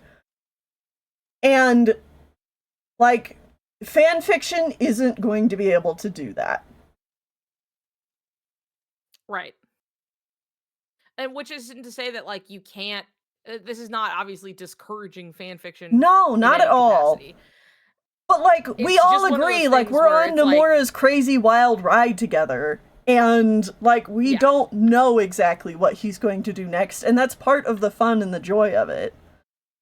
I want what that guy is cooking. I Yeah, I want want what that. that chef is cooking up. Yeah. I want what that guy's having. Please, God. I really want the story Nomura is telling, and I want to see more of it. And I want to see him just go wild and crazy and stupid. And I want to talk about his story he's writing. And then I go, this sure seems genuinely textually gay, Mm-hmm. in a way that most people who just play the series for the first time the whole way through go, yeah, no shit, it's super gay. Like, it's one of those things that It's it's like the called gay Kingdom blade is going to be Hearts. it's yeah, it's something where it's like the gay blade itself existing as it does is so wild. And it's one of those things that you're gonna look back on once it's like, oh, and then they kiss on the mouth, and people are gonna be like, they fucking thought that this, what did you think this meant? You know what I mean? It's just stupid shit like that, where it's like, can we just fucking talk about it, please? Like, I'm Uh-huh. not here to just be like, haha, we shipping, which is like not, again, a bad thing. I'm just like, I am here talking. I want to talk about the elephant in the room. Can we just fucking talk about it and not like brush it off as just like you are taking shipping too seriously when I'm like, I just want to talk about the text. I Yeah. just want to talk about the text. And I don't need you fuckers who are, we're all on the same fucking side telling me that like we're taking it too fucking seriously and that it's stupid and that like as if this is a comfort. Well, you don't want them doing it anyway. And I'm like, I want them doing I it want even if them it's doing not it. great because I want the queer people in the thing, Yeah. okay? We can't expect all of it to be perfect. We just need more. We need more out there. And yes, we need to ask of it and expect it in bigger things. We need to support the indie creators. We need to support our people with us and around us right now, as well as Mm-hmm. hopefully help along the change that needs to be seen in large projects all at once, all of it at Especially once. nowadays. Especially Yes, so nowadays. bad.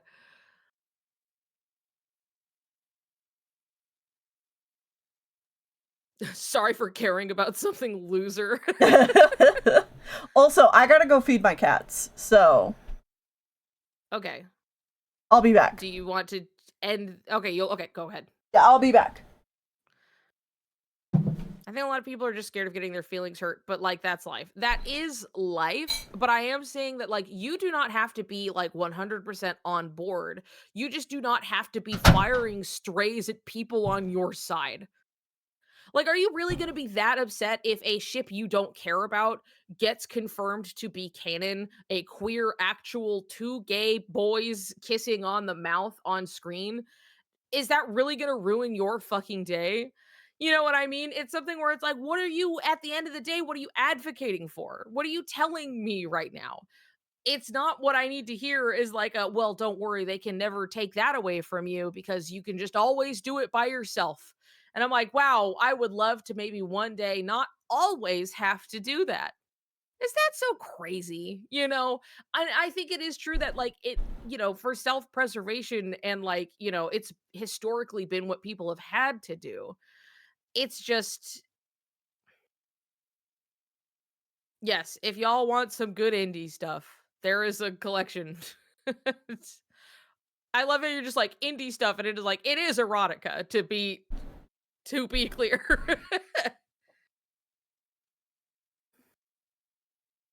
Have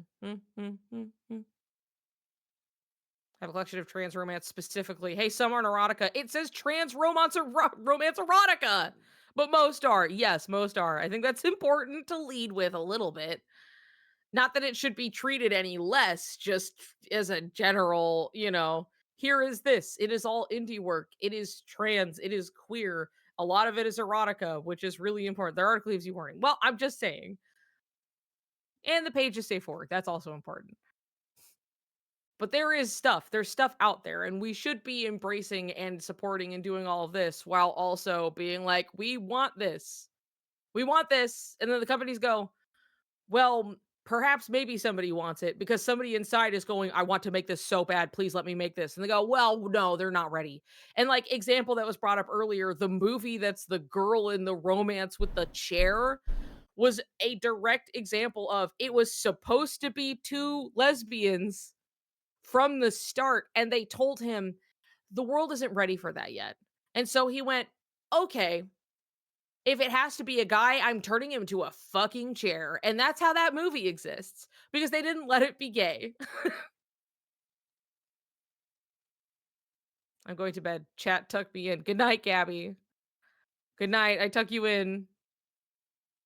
And by tuck you in, I leave your feet out and like a fan on and like but it's like over your face at least. So it's kind of, my feet. It's for cooling off.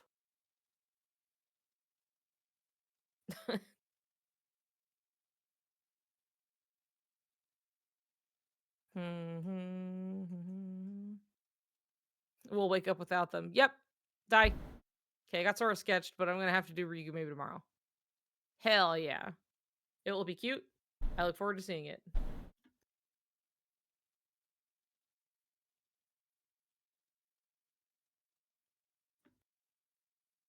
But anyway.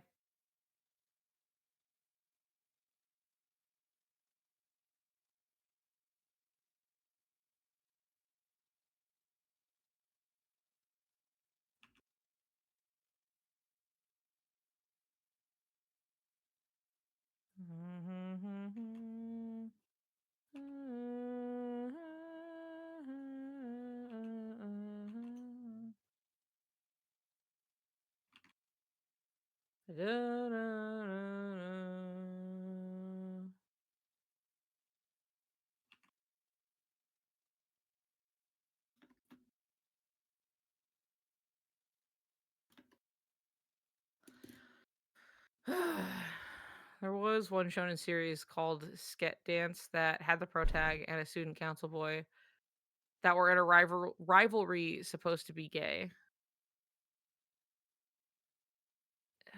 It was supposed to be, and then they didn't get to. People need to learn to just chill and focus on what makes them happy instead of trying to please others too much. Yeah, I think so. I mean, I also think that like, I think that's the most general way to put it where it's like, "Oh, then they made them brothers." Wait, I think I heard about this. I heard somebody talking about this. I watched a vid on that. I see. That is so unfortunate. What was it also? There was oh god. Detective Conan, and then in one of the movies or something, they were like, actually, and after like literally like 30 fucking years of this, and they're like, they're cousins, and everyone just went, no, they're not. And just fucking moved on with their life. It was like literally like the biggest ship of like the series, like the flagship fucking ship that series has. And they were like, oh, it's yeah, they're related. And then everyone was like, nope. And then just unbothered, left that forever. What are we It was talking like in a about? movie too. It was like somebody brought up how in a shonen series there was a protag and a student council rival and they were supposed to be gay, and then later they just made them brothers.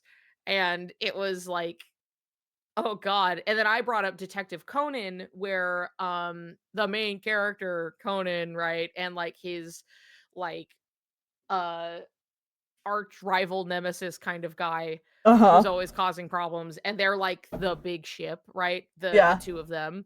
And it's literally been like 30 years of this fucking series, and a movie came out like a year ago or something, and the movie was just like, "Yep, they're cousins." And then everyone went, "No, they're not." And have moved on. It was the most like, why would you ever decide to do that to Really literally like fucking the funny. biggest, You like think the you can money just making come in part of your here?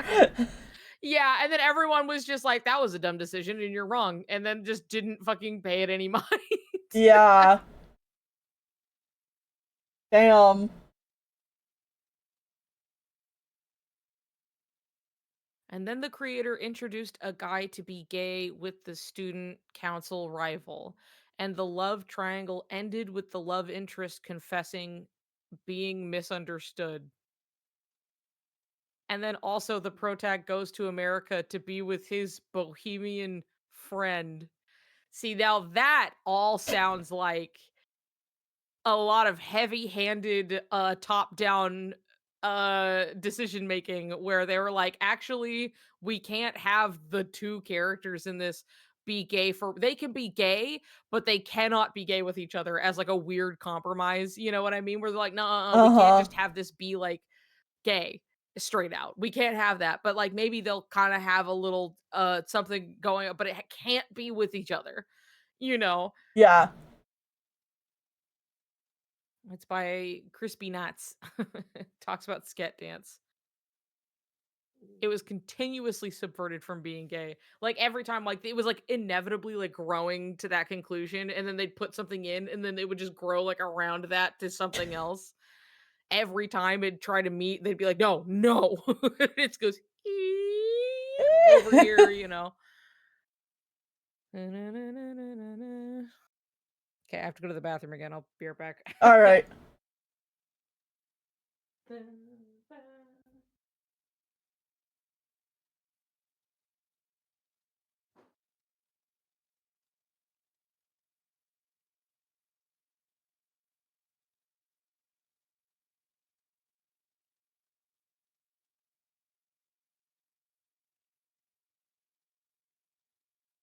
Really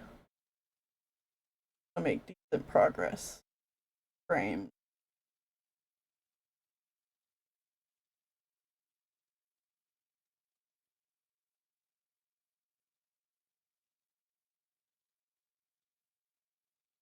Got focus.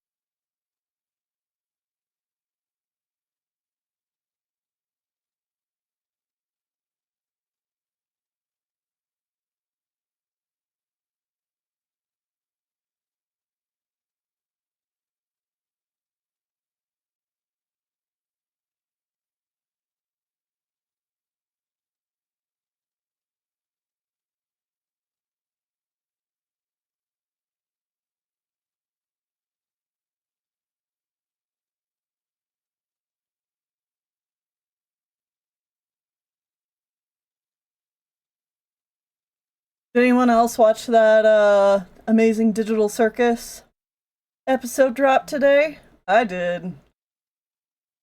Had me going the whole time.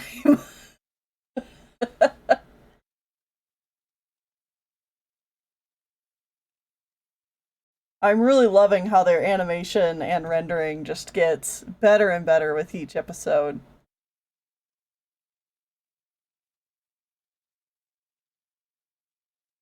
Not that the animation isn't good from the beginning, but it's just very creative. I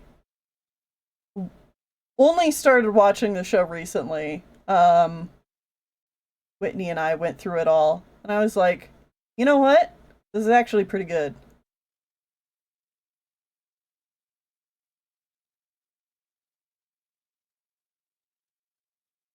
Yeah, I won't say anything about the episode since it is brand new, so I don't want to spoil anything.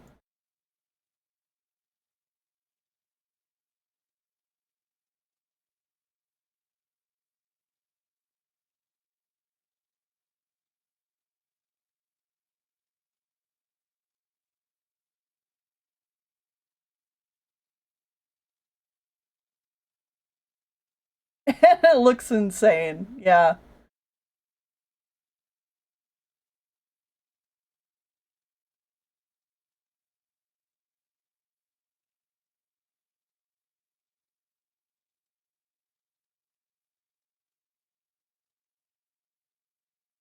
Yeah, well, I mean, like, I'll admit, I was originally turned off from the series just because it's called Circus, and I despise circus/circus themes. And so I was like, no. And I see the character designs. The character designs are great, but they're like very zany, you know? And which, once you get into the show, you realize is kind of part of the point. But like,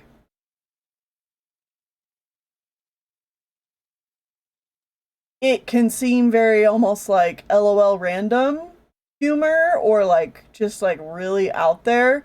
But then you don't realize until you watch the show how grounded the storytelling really is, which is nice. I watched the pilot and Jax pissed me off so much. But I do want to watch the rest eventually. That's that's fair. I mean, he's hopefully supposed to come off as charming to the audience, even if he's making everybody else around him miserable. Yeah, I really love the characters.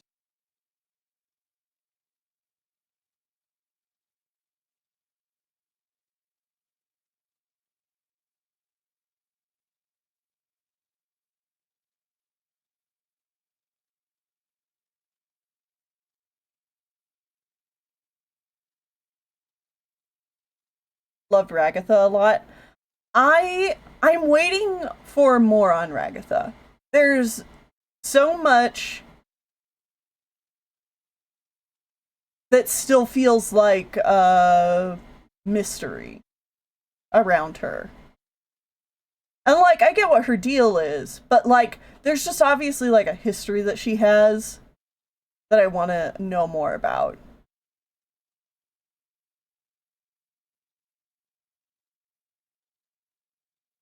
And I do really love Zubul. Zubul, Kinger, and Jax are probably my favorites. I'll be real.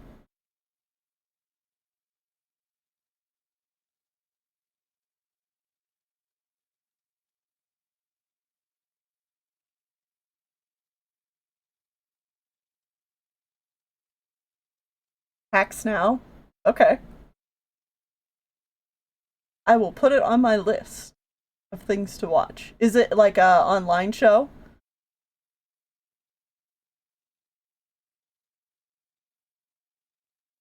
Where can I find it?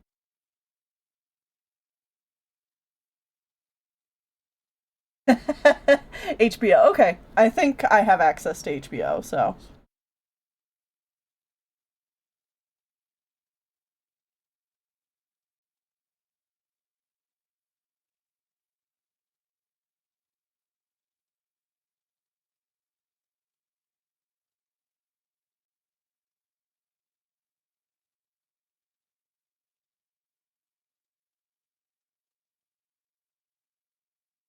I do get the appeal of Jax. He just struck a personal chord. That's fair. uh, one is older, one is younger, and they butt heads a lot. Hell yeah. I like conflict in my narratives.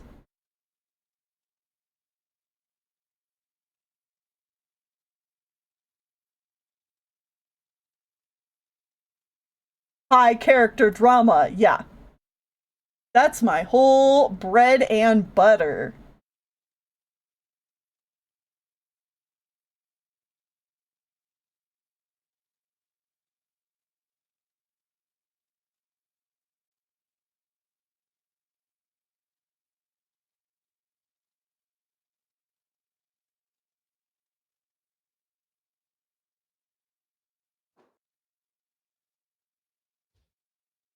I watch a lot of show where people care about each other and are fucked up so they hurt each other. Uh That's what this is all about.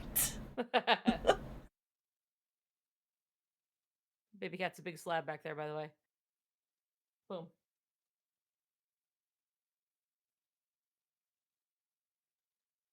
Also, Hacks is really good, by the way. I Hell really yeah. liked it, so. And also, I watched the first 2 episodes of Amazing Digital Circus, and while I think, like, I think it's neat, the visual stuff it's doing, Mm-hmm. I wasn't, like, immediately hooked by it, and, like, the second episode, I was like, "Oh, I like this kinda Gummy Gator guy, and I like this kind of, like, exploration of like, hey, you are like a program, but then like coming to learn that you're a program and yada yada. And then while I understand it's part of just like the show and how it is, and it Mm-hmm. was like, oh, and then whatever, he just gets reset, done, dead, basically in like an instant with like no time to sit with it. And I was like, okay, well, never mind. I'm good. Like, not even like, "I'm so sad." I was just like, "This is not what I want out of this." So I'm okay. Uh-huh. I will say But I otherwise, I like to see wasn't, it succeed. like I was probably feeling similar to you for the first 2 episodes. I think it was episodes Uh-huh. 3 and 4 that I'm like, okay, oh, I'm really getting Mhm. into this now. So, for what it's worth. Fair enough. Well, it takes no time to watch, like, because 'cause they're, like, not that long, you know what I No, mean? they're usually between 20 and 30 minutes. And they just released episode 7. Mhm. Hell yeah. Like I said, I like to see them succeed because 'cause I'm just like, "Yahoo! Independent animation, like, Yeah. doing your own thing," and, like, very much succeeding while they're doing it, so Mhm. that's always really cool. Yeah, I know that Glitch mostly funds everything they do by like selling merch and ad revenue. I don't think they have like a Patreon or anything, which is crazy. Yeah.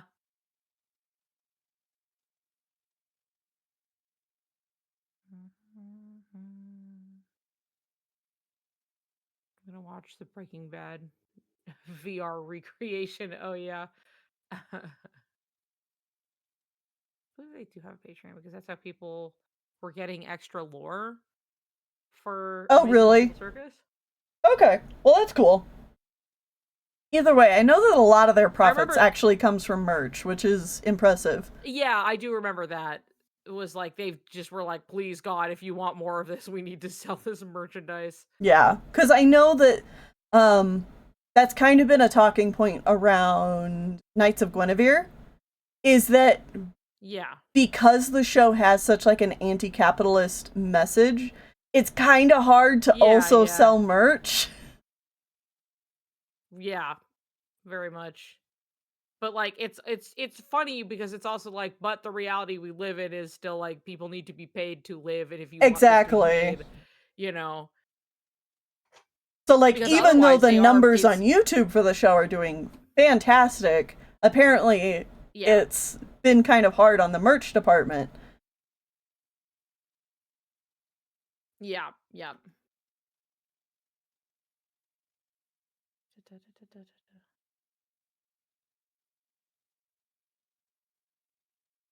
As a guy who has to sell merch, it's very true. Mhm.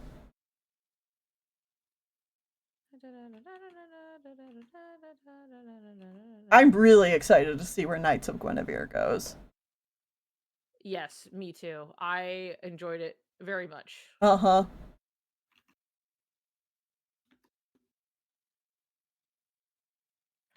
Ba, ba, ba.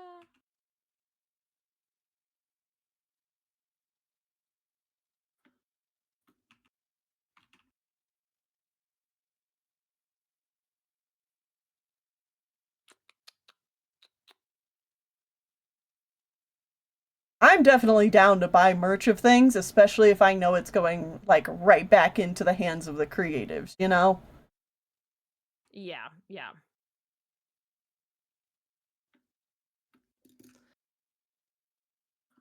I'd rather just give the money at this point. Yeah, that's also fair. Where sometimes it's just like I do not want stuff. But I will give you money. You Yeah. know, it's nice to have an alternative where you can just give the fucking money, Mm-hmm. And I'm which I could just also buy happy that DVDs. Glitch picked up Lackadaisy. Because Lackadaisy Oh has yeah, been a yeah, yeah, yeah. huge inspiration for me, like, since it, like, the Mhm, very mhm. first page came out on DeviantArt. Oh, lackadaisy. I've been there since day one, baby.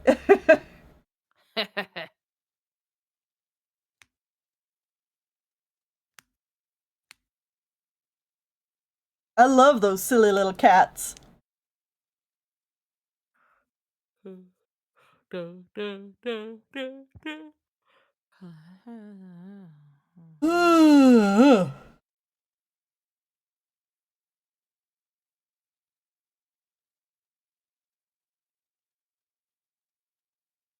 Also, they dropped the Pretty Pretty Please I Don't Want to Be a Magical Girl, right. Yes. The Kiana Mai one. I did watch Oh, the good. I haven't watched that one yet, but it looked super interesting. And, like, I saw everybody Yeah, it was saying fun. positive things about it, so. Yeah, because like, the first one is very much more like, a very nice animatic with, like, a few animated parts in between. Mm-hmm. Um, so I and it's obviously, people have really enjoyed it, so and I enjoyed it, so I hope it succeeds and continues. Yeah.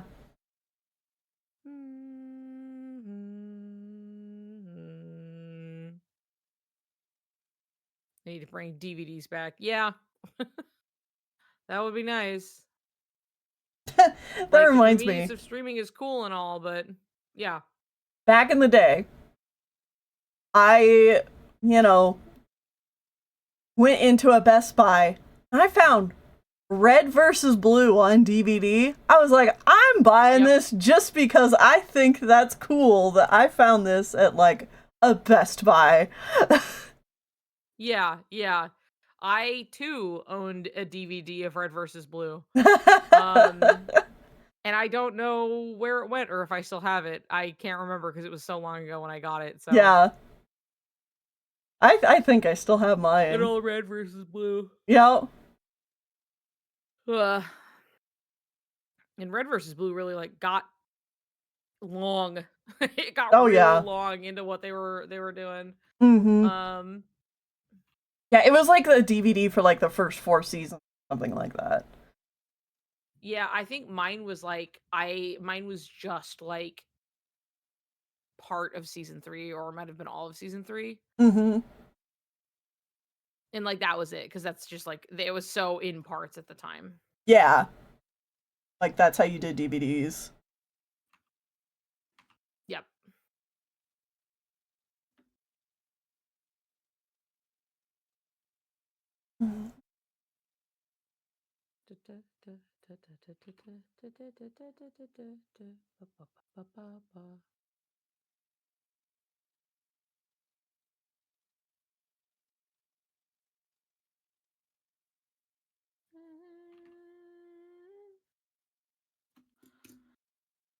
Tennille, did you I've see Mickey 17? not, but I've heard such Oh good my things god, about you should it. watch it. I know. I need to watch it with friends upstairs. They'll because Yes. they're they've been wanting to see it too. So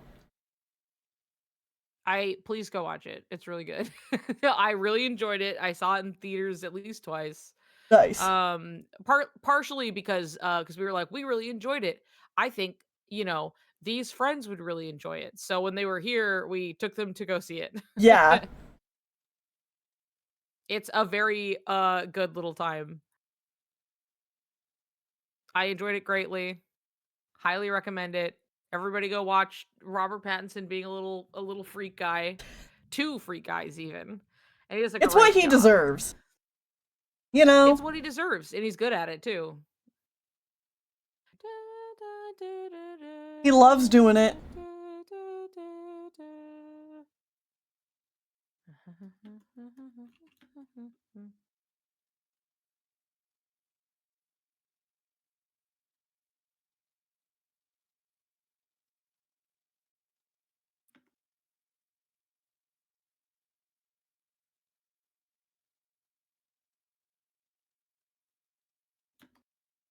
Yeah,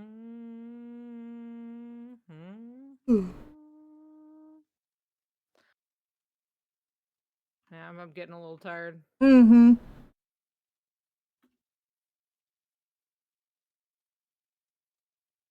I got just this last frame of Sora I want to do before we call it Okay. quits. That and color. Right.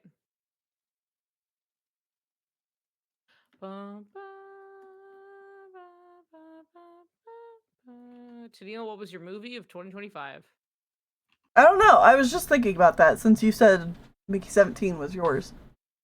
Um,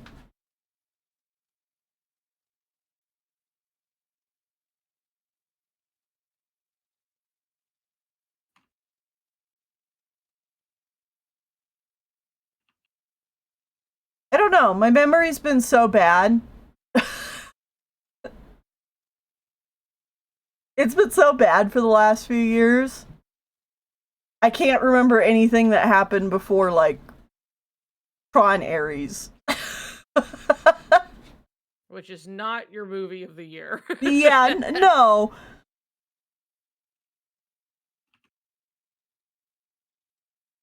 I do like Kiki's Delivery Service. That's a good one.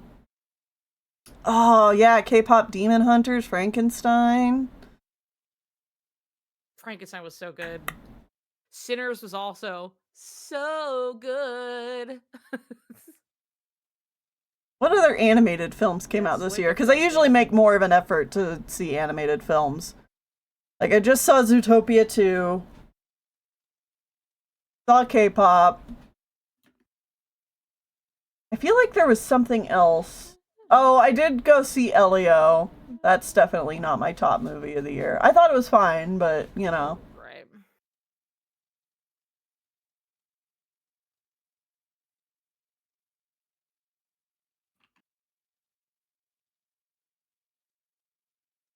Die, Disney. That's fair.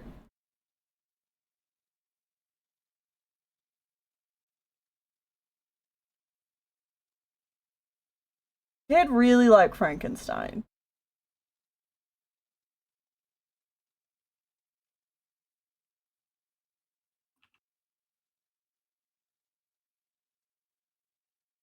I think I would probably have to go with either K-pop Demon Hunters or Frankenstein. And probably Frankenstein. Mm-hmm. Dude, eye protein.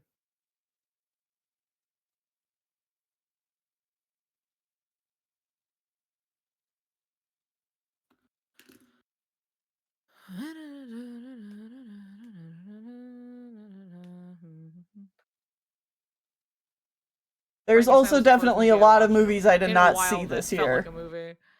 Sorry, what? Mm. Oh no, just the comment of Frankenstein was the first movie in a while that I watched that felt like a movie. And I'm like, Mm. I know what you mean. Though there are a lot of other movies that came out that like you should really watch Sinners. That's a fucking movie. Mickey 17 is a great fucking movie that I greatly enjoyed. Need to watch Guillermo del Toro stuff. I keep hearing about them and it sounds right up my alley. Yeah, you should definitely Mm-hmm, mm-hmm. watch any of his stuff. Yeah, Sinners is very good. Mickey 17 is also very good. Um, gee, what else came out this year? I'm trying to think of stuff we watched that was like new that this year, kind of a thing. Right. Challengers came out. Oh yeah, Dracula. Um, which we haven't watched. Anything with sympathetic monster scratches my brain. Well, that's most of what he does, so you're Yeah. set. Oh yeah, Neja 2 came out. I still haven't watched it or the first one. The house one with the 4C. Oh yeah. I think Steve Carell is spelled with an A. Carell, I think. Feels correct. But I can, yeah. think. I might be wrong. Don't take my word for it. But it did have Steve Carell in it, and he was good. Oh yeah. I just remembered Whitney and I had a Oh, conversation last night in which we were like, uh, you know, we ought to watch the new Chuck E. Cheese holiday special that came out. there's a Chuck E. Cheese holiday special. Yeah. There But was. You said a new one. yeah, there's a Are new there one. others? I don't know, but it's new cuz like it came out at Thanksgiving. It's But new. we got to watch it. Oh, And then I joked with Whitney. I'm like, "Yeah, we got to watch it before we go to your work potluck and then we can be in the know. Like we'll be talking all yeah. the what everybody will be talking about, is this potluck at Chuck E. Cheese." The Chuck E. Cheese potluck. Yeah. Who is that movie for? Kids who like Chuck E. Cheese. Oh no, the Oh, Fred Fred Claus. Claus. When I was Okay. talking about Fred Claus earlier, and like Uh we kept huh. watching it, being like, okay, the amount of here's an extended sequence of like literally like Scooby Doo cartoon noises while they're having some goofy fucking fight, and then it's just like the now we're having a serious adult time with like adult feelings suddenly, and it was just like every time this shit kept happening, like it was just who is this movie for? Who is Who this were they for? marketing this movie to? I don't understand, Uh huh. but you don't know this insane movie to Neil. Tennille was saying that he remembers the trailers for it, right? Right. Yeah, I remember the trailers and, probably That's like being having the frightened. vague, like, another fuck ass weird Christmas Uh, movie. yep. I've seen this a million times.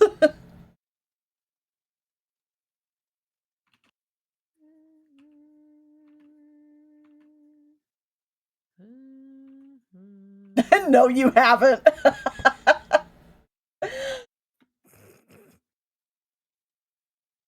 There's nothing like Fred Claus. Why is it like that?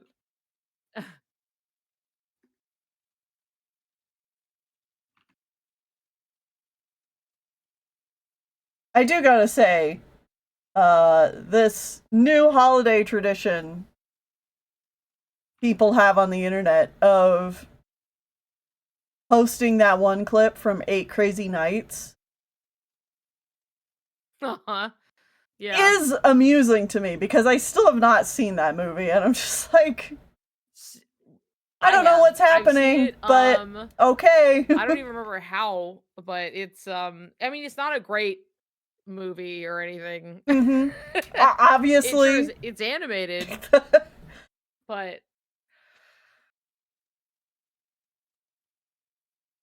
I do love when just one part of a movie becomes like mhm. a touchstone, you know? Yeah. Yeah, yeah, Like, yeah. everybody, please look at this. No context.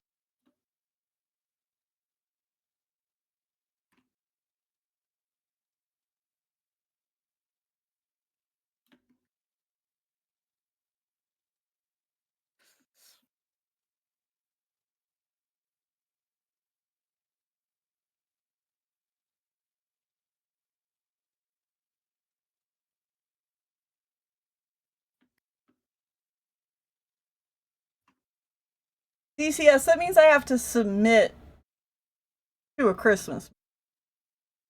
And I only do that on special occasions.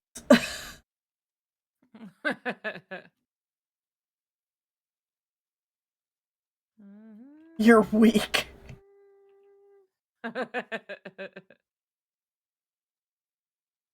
How many do you watch each December? A Are lot. you ABC Without me, Family's I'm not even a part 25 of it. Days of Christmas? You have to understand they while they're working, right? They're just sitting there drawing their like 3 to 5 comic pages and 20 commissions in a day. like just some horse shit is up on their screen, and it'll just be anything. I have Mean Girls paused right now in another tab. Like, I'll walk in and I'm like, "Are you watching Bad Santa? Is that White Chicks you're watching?" Like, it's all just anything. It's just whatever is up there, like, they will just put it on and, like, Uh-huh. it's partially, like, you don't have to fully pay attention to it was Bad Santa 2, sorry, it was Bad Santa 2, everybody, and it was awful, and it was a bad movie, and, they watched the whole fucking thing while working, so it's like a half watch, but, like, it's something where it's like, "'Tis the season, time for the Christmas movies," and we'll just put like, it doesn't have to be one you know. Uh-huh. It is just that is extremely ADHD, not at all. They are the least ADHD having person I can think of. It is so I described them earlier as like Sims task robot who will simply just go and go. And it's not like jumping around or anything. They're just like, I am working. Here is something on the screen, and just work through and do all like, I'm not sure how ADHD it is of them to, and I'm barely exaggerating when I say they are like drawing, inking, and coloring and finishing 5 full comic pages in a day. It's not an exaggeration. And so, it's something where it's just Hyperfocus is a like, part of ADHD too, though. it is, but I can promise you this is so not like anxiety is definitely present. The Uh-huh. rest that's about it's not even hyper focusing. They're just really good at doing tasks. It does All not right. have to be drawing. It does not have to be this. It's just like I am a Sims task little list and Uh-huh. will just execute on them all day, and it's just like, all right, here's your little task robot. And they're just like, okay, All right. Here and I just get go. it done, no problem. Yeah. Also has been tested, that's true. But, yeah, it's definitely different. We have, like, equal and opposite problems.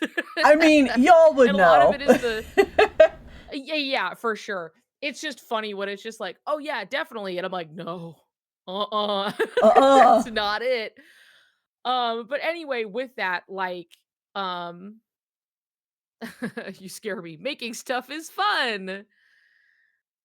But anyway, yeah, it really is just like well, I'm just working, so here comes a video, and it's like I'll consume trash, garbage while I'm working, and so it's like it's December. Put on some unknown and strange movie nobody has ever watched. That's for the holidays. Uh-huh. And it's almost for the sport of it at a certain point. It's just like, all right, what can we find? What strange, freako little movie nobody cares about?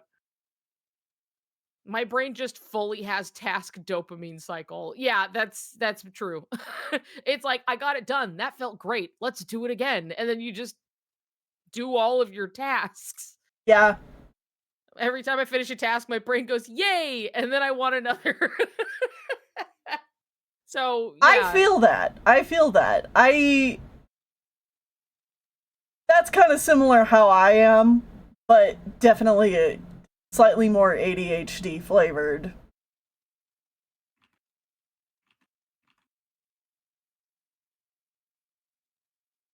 Um Everybody's got their version of ADHD. yeah.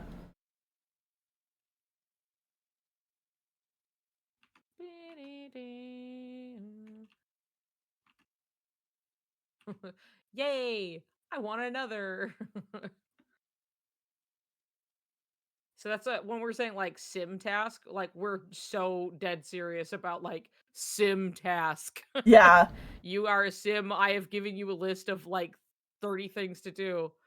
And by God, they're getting done. Don't get Uh-huh. dopamine from finishing tasks. I barely get that from the chest found jingle. I mean, not all of us. You're talking largely to probably a room of people with ADHD. My partner is not one of them, is the point. Mhm. Into my planner. Yeah. ADHD. Yep. I like having a task list. I'm not much of a daily planner kind of person. I write things down just so I can keep track. A lot of it's like just keeping track of the fucking days for me. Yeah. So I don't just have like the time blindness of being like, okay, and then on this day I did this, and then on that day I'm gonna do that, Mhm. hopefully, but like filling out the days makes it so, like, I can look back at my calendar and be like, "Yes, okay," and then I did that day, and then I that month I was on that trip, and then, stuff like that, where otherwise I won't fucking remember. So I have Yeah. to keep track of it in some way. Planner is your friend. He keeps your tasks for you, so you don't remember, so you don't have to remember, yeah. I mean, that's writing in my, like, Google Calendar, like, helps, but, like, I would fall off of, like, writing in a physical thing, like, really hard. Mm-hmm.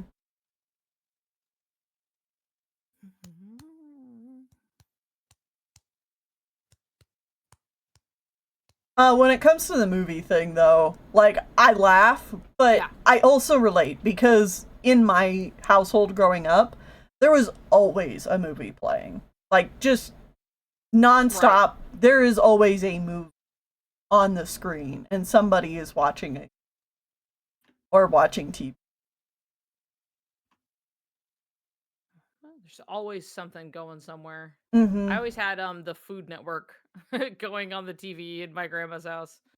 Well, it's It part of the wasn't my reason choice, I'm my grandma just always had the Food Network up, but yeah, it's part of the reason I'm so well versed in Disney movies because, like, I've seen, most of the Disney movies, at least from my childhood, so many times that it's just like second nature.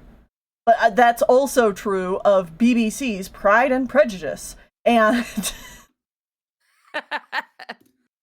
and that's because or the director's cut of The Lord of the Rings because that's what Ah, my family had up all the time. and I've still never watched Lord of the Rings.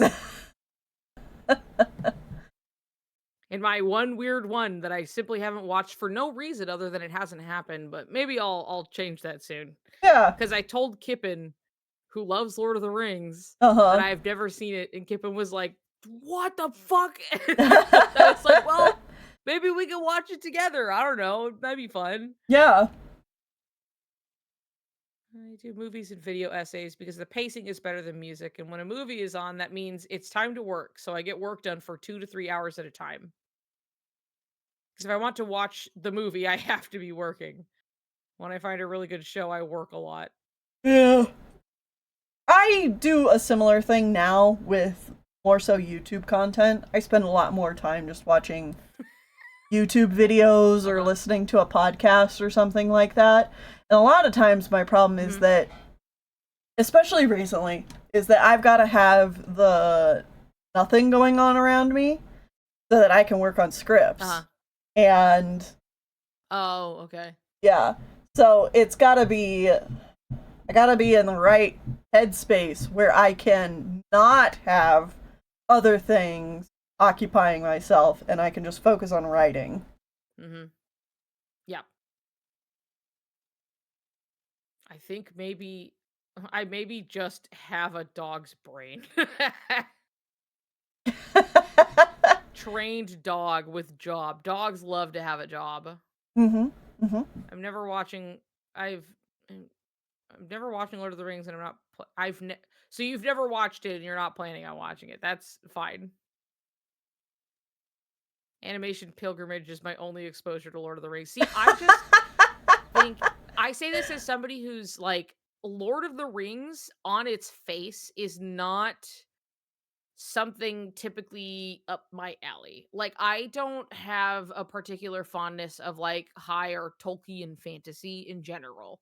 I don't I don't dislike it. I just you have to make it has to be something interesting for me to actively care about it. Like I might be a little more like lenient towards like sci-fi stuff, but even then, it has to be interesting for me to give a shit about it. It can't just be like, but it's in space, and I'd be like, wow, what's it about? I Right. guess like it still has to be like convincing of a good story, but like as it is, I'm like that it's not automatically something I'm interested in, but I'm like it's something that it's more like I care about seeing things for myself Mhm. and exposing myself to things even if I don't think it's going to be my favorite thing in the world.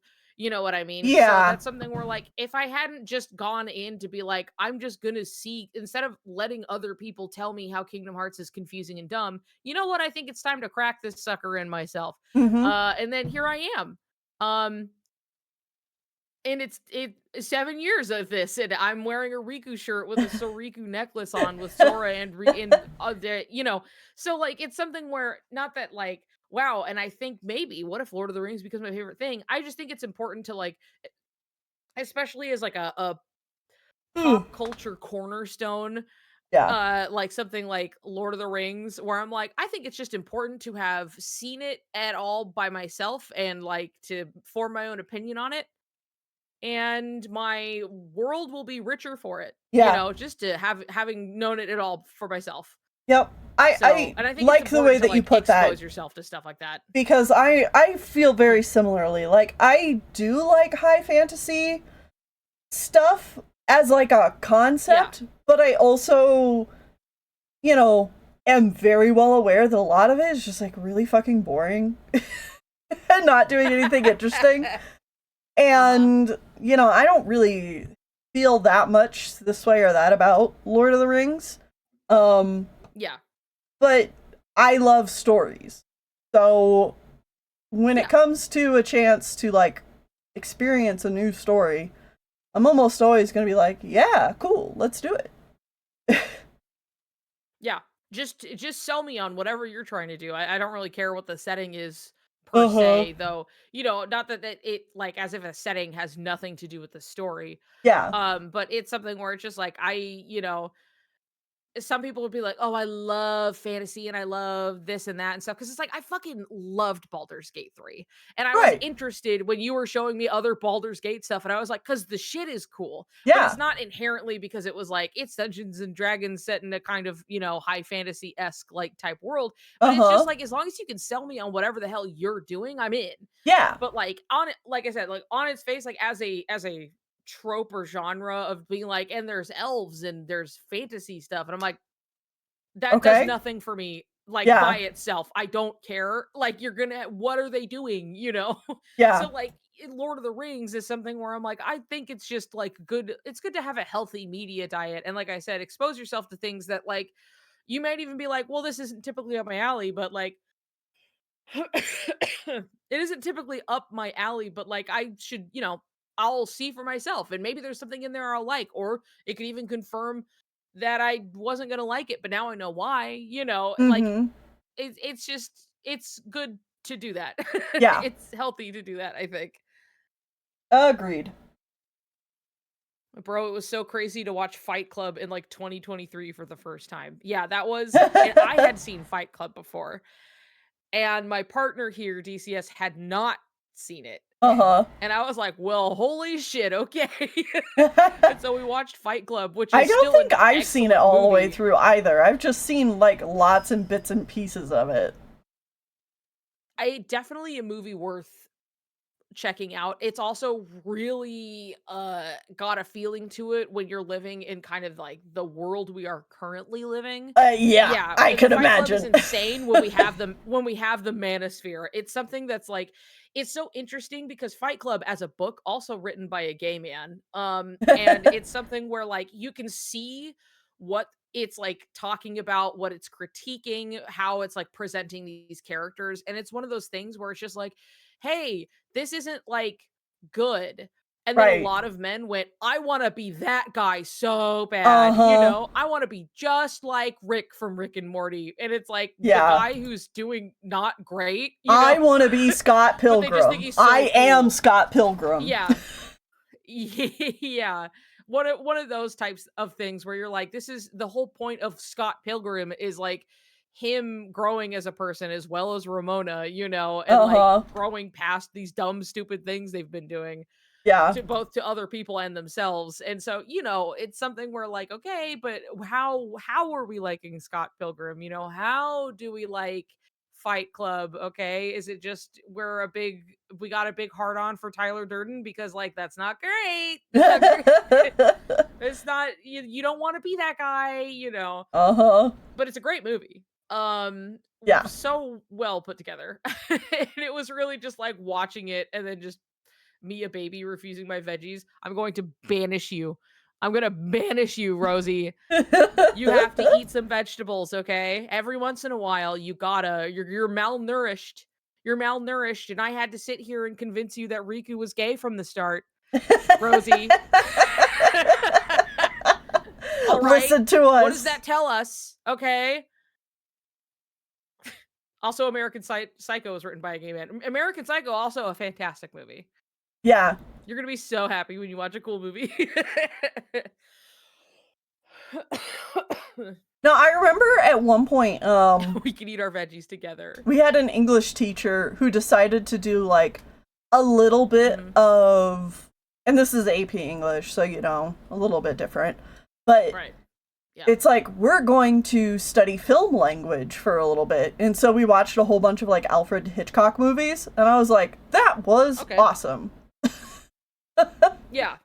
Cool. That was really neat. Yeah. I'm learning things.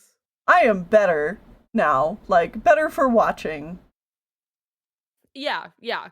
There's just a lot of stuff like that out there where it's just like your world will be richer for it, you know? It doesn't Yeah. have to be like it doesn't always have to be like your new favorite thing. It's just something that you're like, I'm going to think about this. Mhm. It's going to give me a new perspective on the world, you know?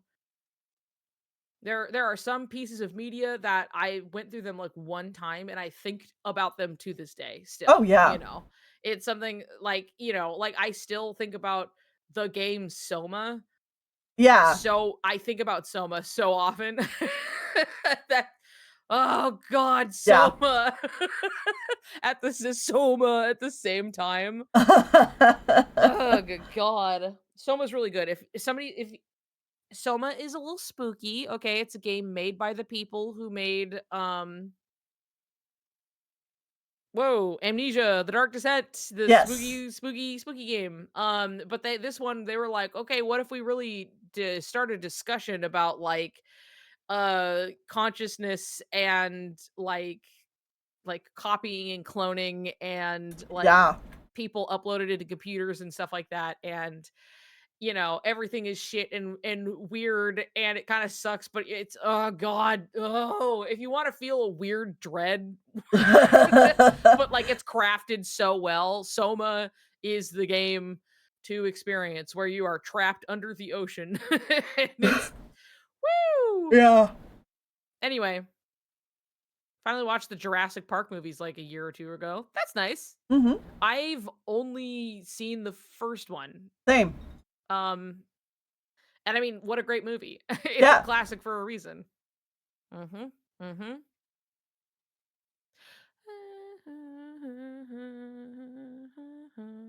I think only seeing the first one is fine. Now horror, you can get me interested in those easy.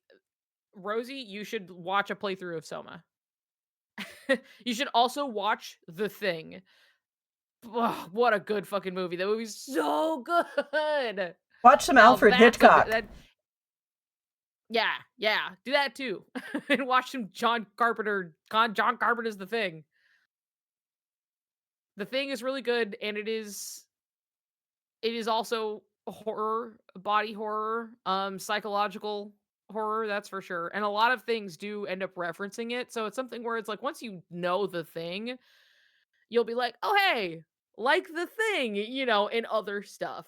Like I always remember when I was actively playing Overwatch and they were like, "Oh, here is like the Antarctic like stage and stuff." And they had like, "Oh, the like chess program that they're playing in the thing is like on a screen in like the lab in one of the spawns or whatever." And I was like, "Hey," because we're already in like a science like place in like the Arctic basically, which is like the setting of the thing. So Uh-huh. I thought that was really fun. But the thing is really, really good. Very good. I highly recommend it.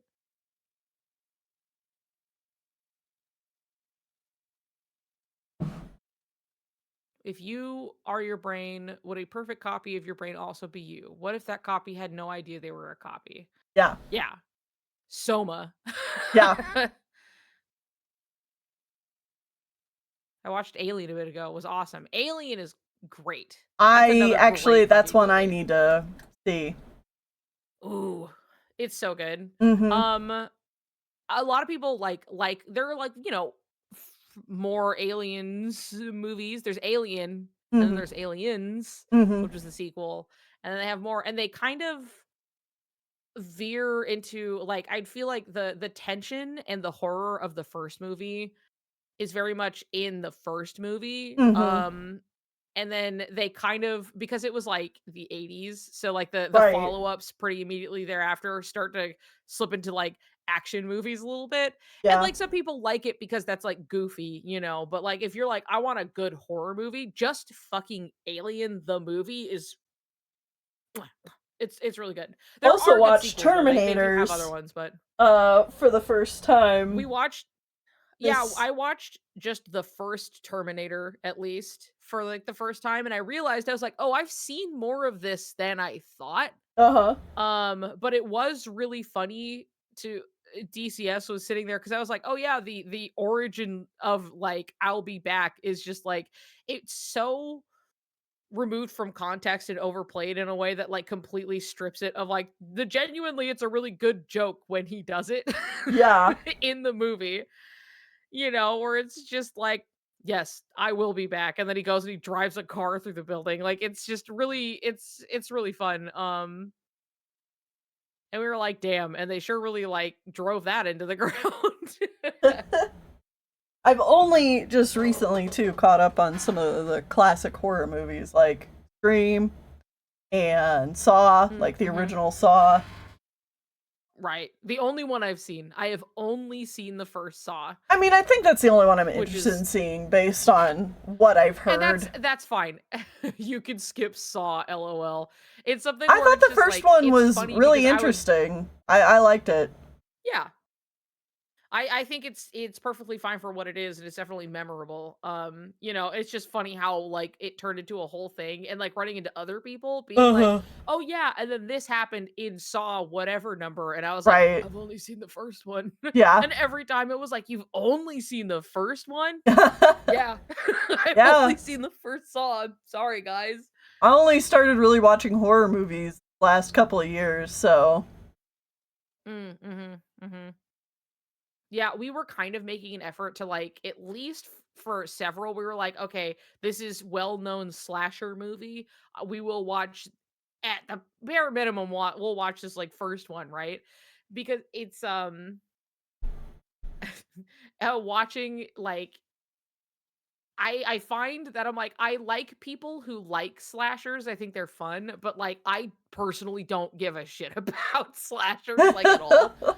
Um Like, I get why people go like, "This is my pretty little girly pop," and, like, it's like, Freddy Krueger with, like, sparkles in their little card and stuff and their little idol card, and I'm like, "I think that's so funny, I love that." But I don't personally care about them that much, but it's uh-huh. fun to, like, know stuff. Well, I mean, again, it just kind of comes down to I like a good story. I like having Yeah. my horizons widened. Uh Mhm. Yeah. I like seeing what the culture was into. I like Yeah. It's all informative. it's Also, it's not bringing necessarily up about the slashers becoming my blorbos. yeah, yeah, yeah. But Yeah, more that's power why to we're like we you. are watching it. Yeah, we're like we're getting educated. We're watching Nightmare on Elm Street. We did watch Freddy versus Jason, which was hilariously awful. It was really funny. It Mhm. was a good time and how stupid it was, and we ended up just like joking about it and then watching the whole thing. And we were just like, "Holy shit, this movie's Mhm. bad."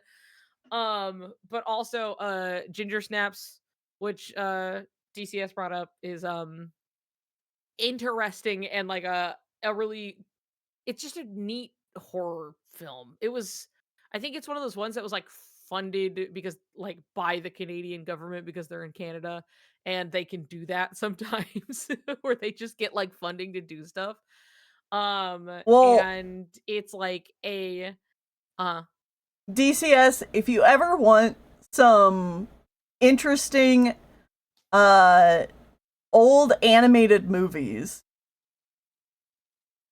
to be recommended Yeah, to Tennille's you. definitely got a lock on that Boy, one. yeah. Can I recommend some movies? As an exchange. Yeah, as a cultural exchange. I can be kind of picky with older films. I mean, I guess when I it say depends older, on I like have, at least stuff from, like we're talking old beginning of film up to like the early 80s. yeah, which is pretty extensive. Mhm. So many feelings about various slasher movie monsters, more specifically Michael Myers. Because what do you mean this boy is pure evil? When somebody's like, this was made in the 50s, I black out. I think it was just the other day we were talking about, you're like, I kind of don't give a shit about movies until we hit like the 70s and up. Yeah, 70s though. 70s plus though, I'm really open to. Fair The enough. like high character drama. I think that's Sometimes with like fair. an animated movie too, it's like a lot of it is like we're looking at like the craft of what they were doing, you know what I mean? Yeah. Because they're all just figuring out what the fuck they're doing half the time. Yeah. Walt's dead. They don't know what they're doing anymore. Everything's in a spiral. I mean, that Disney specifically, but that was definitely animation was struggling for a little while. Yeah.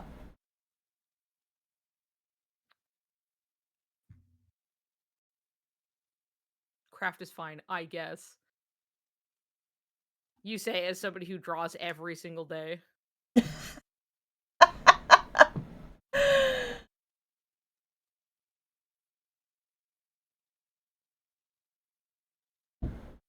I'm not good at drawing. You are good at drawing. I don't know what the fuck you're talking about. Yeah, what are you talking about?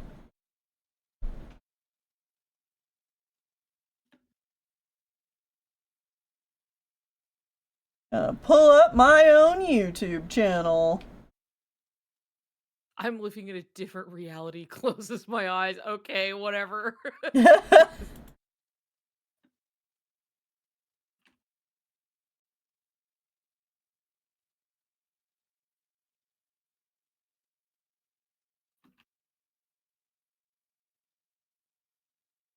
That's because I infuse it with emotions. That's art. That's art.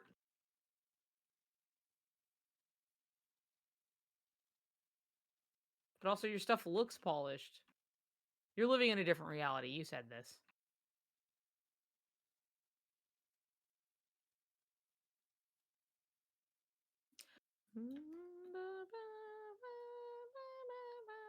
Yeah, I definitely got some recommendations. Woo!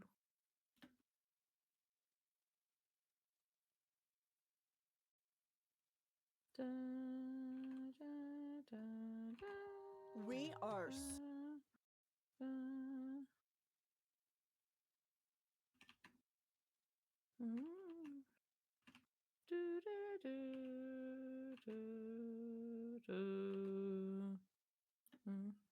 yeah. Saw nice painterly stuff, and I'm like, well, I'm making cartoons. I mean, a lot of older animated films weren't necessarily painterly. I mean, I'm sure I know some are, and some are like, wow, the detail, the rotoscoping, but there's also a lot of stuff where it's just oh god, what's the name? Is it like Heidi of the Alps? And you're like, well, it's cute.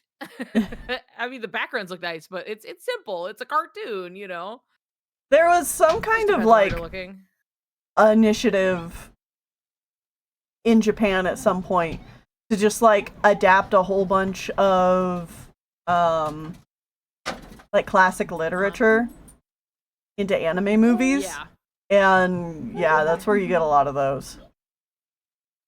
Oh yeah. Yeah. Seen a There's lot, a very lot, much, a lot of especially those. this focus on and like the romanticizing of like a European culture, especially, Yeah. which is how we have like so much of what like Studio Ghibli is in the first place is like a lot of that. And then you get everyone going, I want to go to France so bad. And then they go to France and it's just like a place people live and it's kind of dirty and it's kind of whatever. And it's like, Uh-huh. sure, it's Paris, France, you know, and then it's Yeah. just like, oh, ugh. Mm.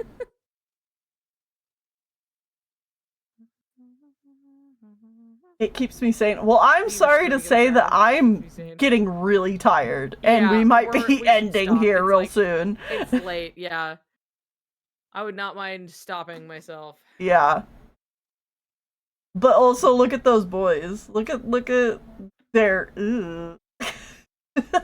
Yeah. I love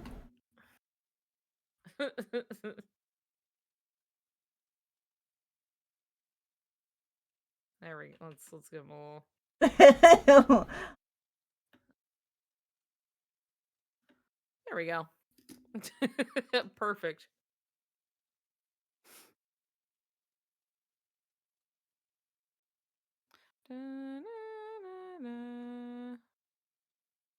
Go away, big head. There we go.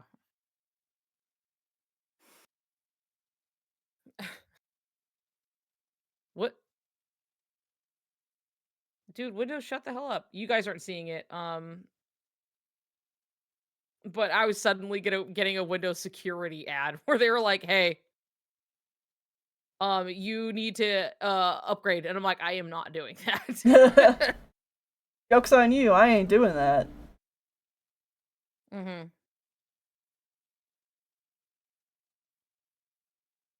Okay. All right. Okay, with all of that, I think we can probably go to bed. Woohoo! And then when we're up and, you know, fueled and ready to go, we can have a nice big long stream Yeah, for the people sounds good. for the last day of Soriku week. Yeah, So,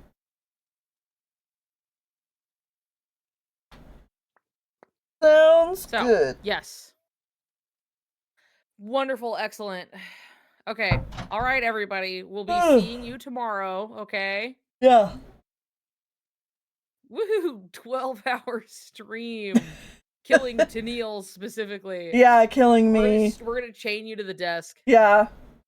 It might be one of those where, like, we stream, I have to, like, do this for a while. Yeah, where we take a break and we can just talk and just, just like chat Yeah, for a bit. yeah. Yeah. Yeah, that should be good. That should be fine. Yep. Okay. All right. Okay. Thank you for putting me in place once again. Rosie, we're going to get you to eat those veggies, okay? All right? Tomorrow. Okay, bye-bye everybody. Bye. It was Bye. fun. Goodbye. See you later. Bye.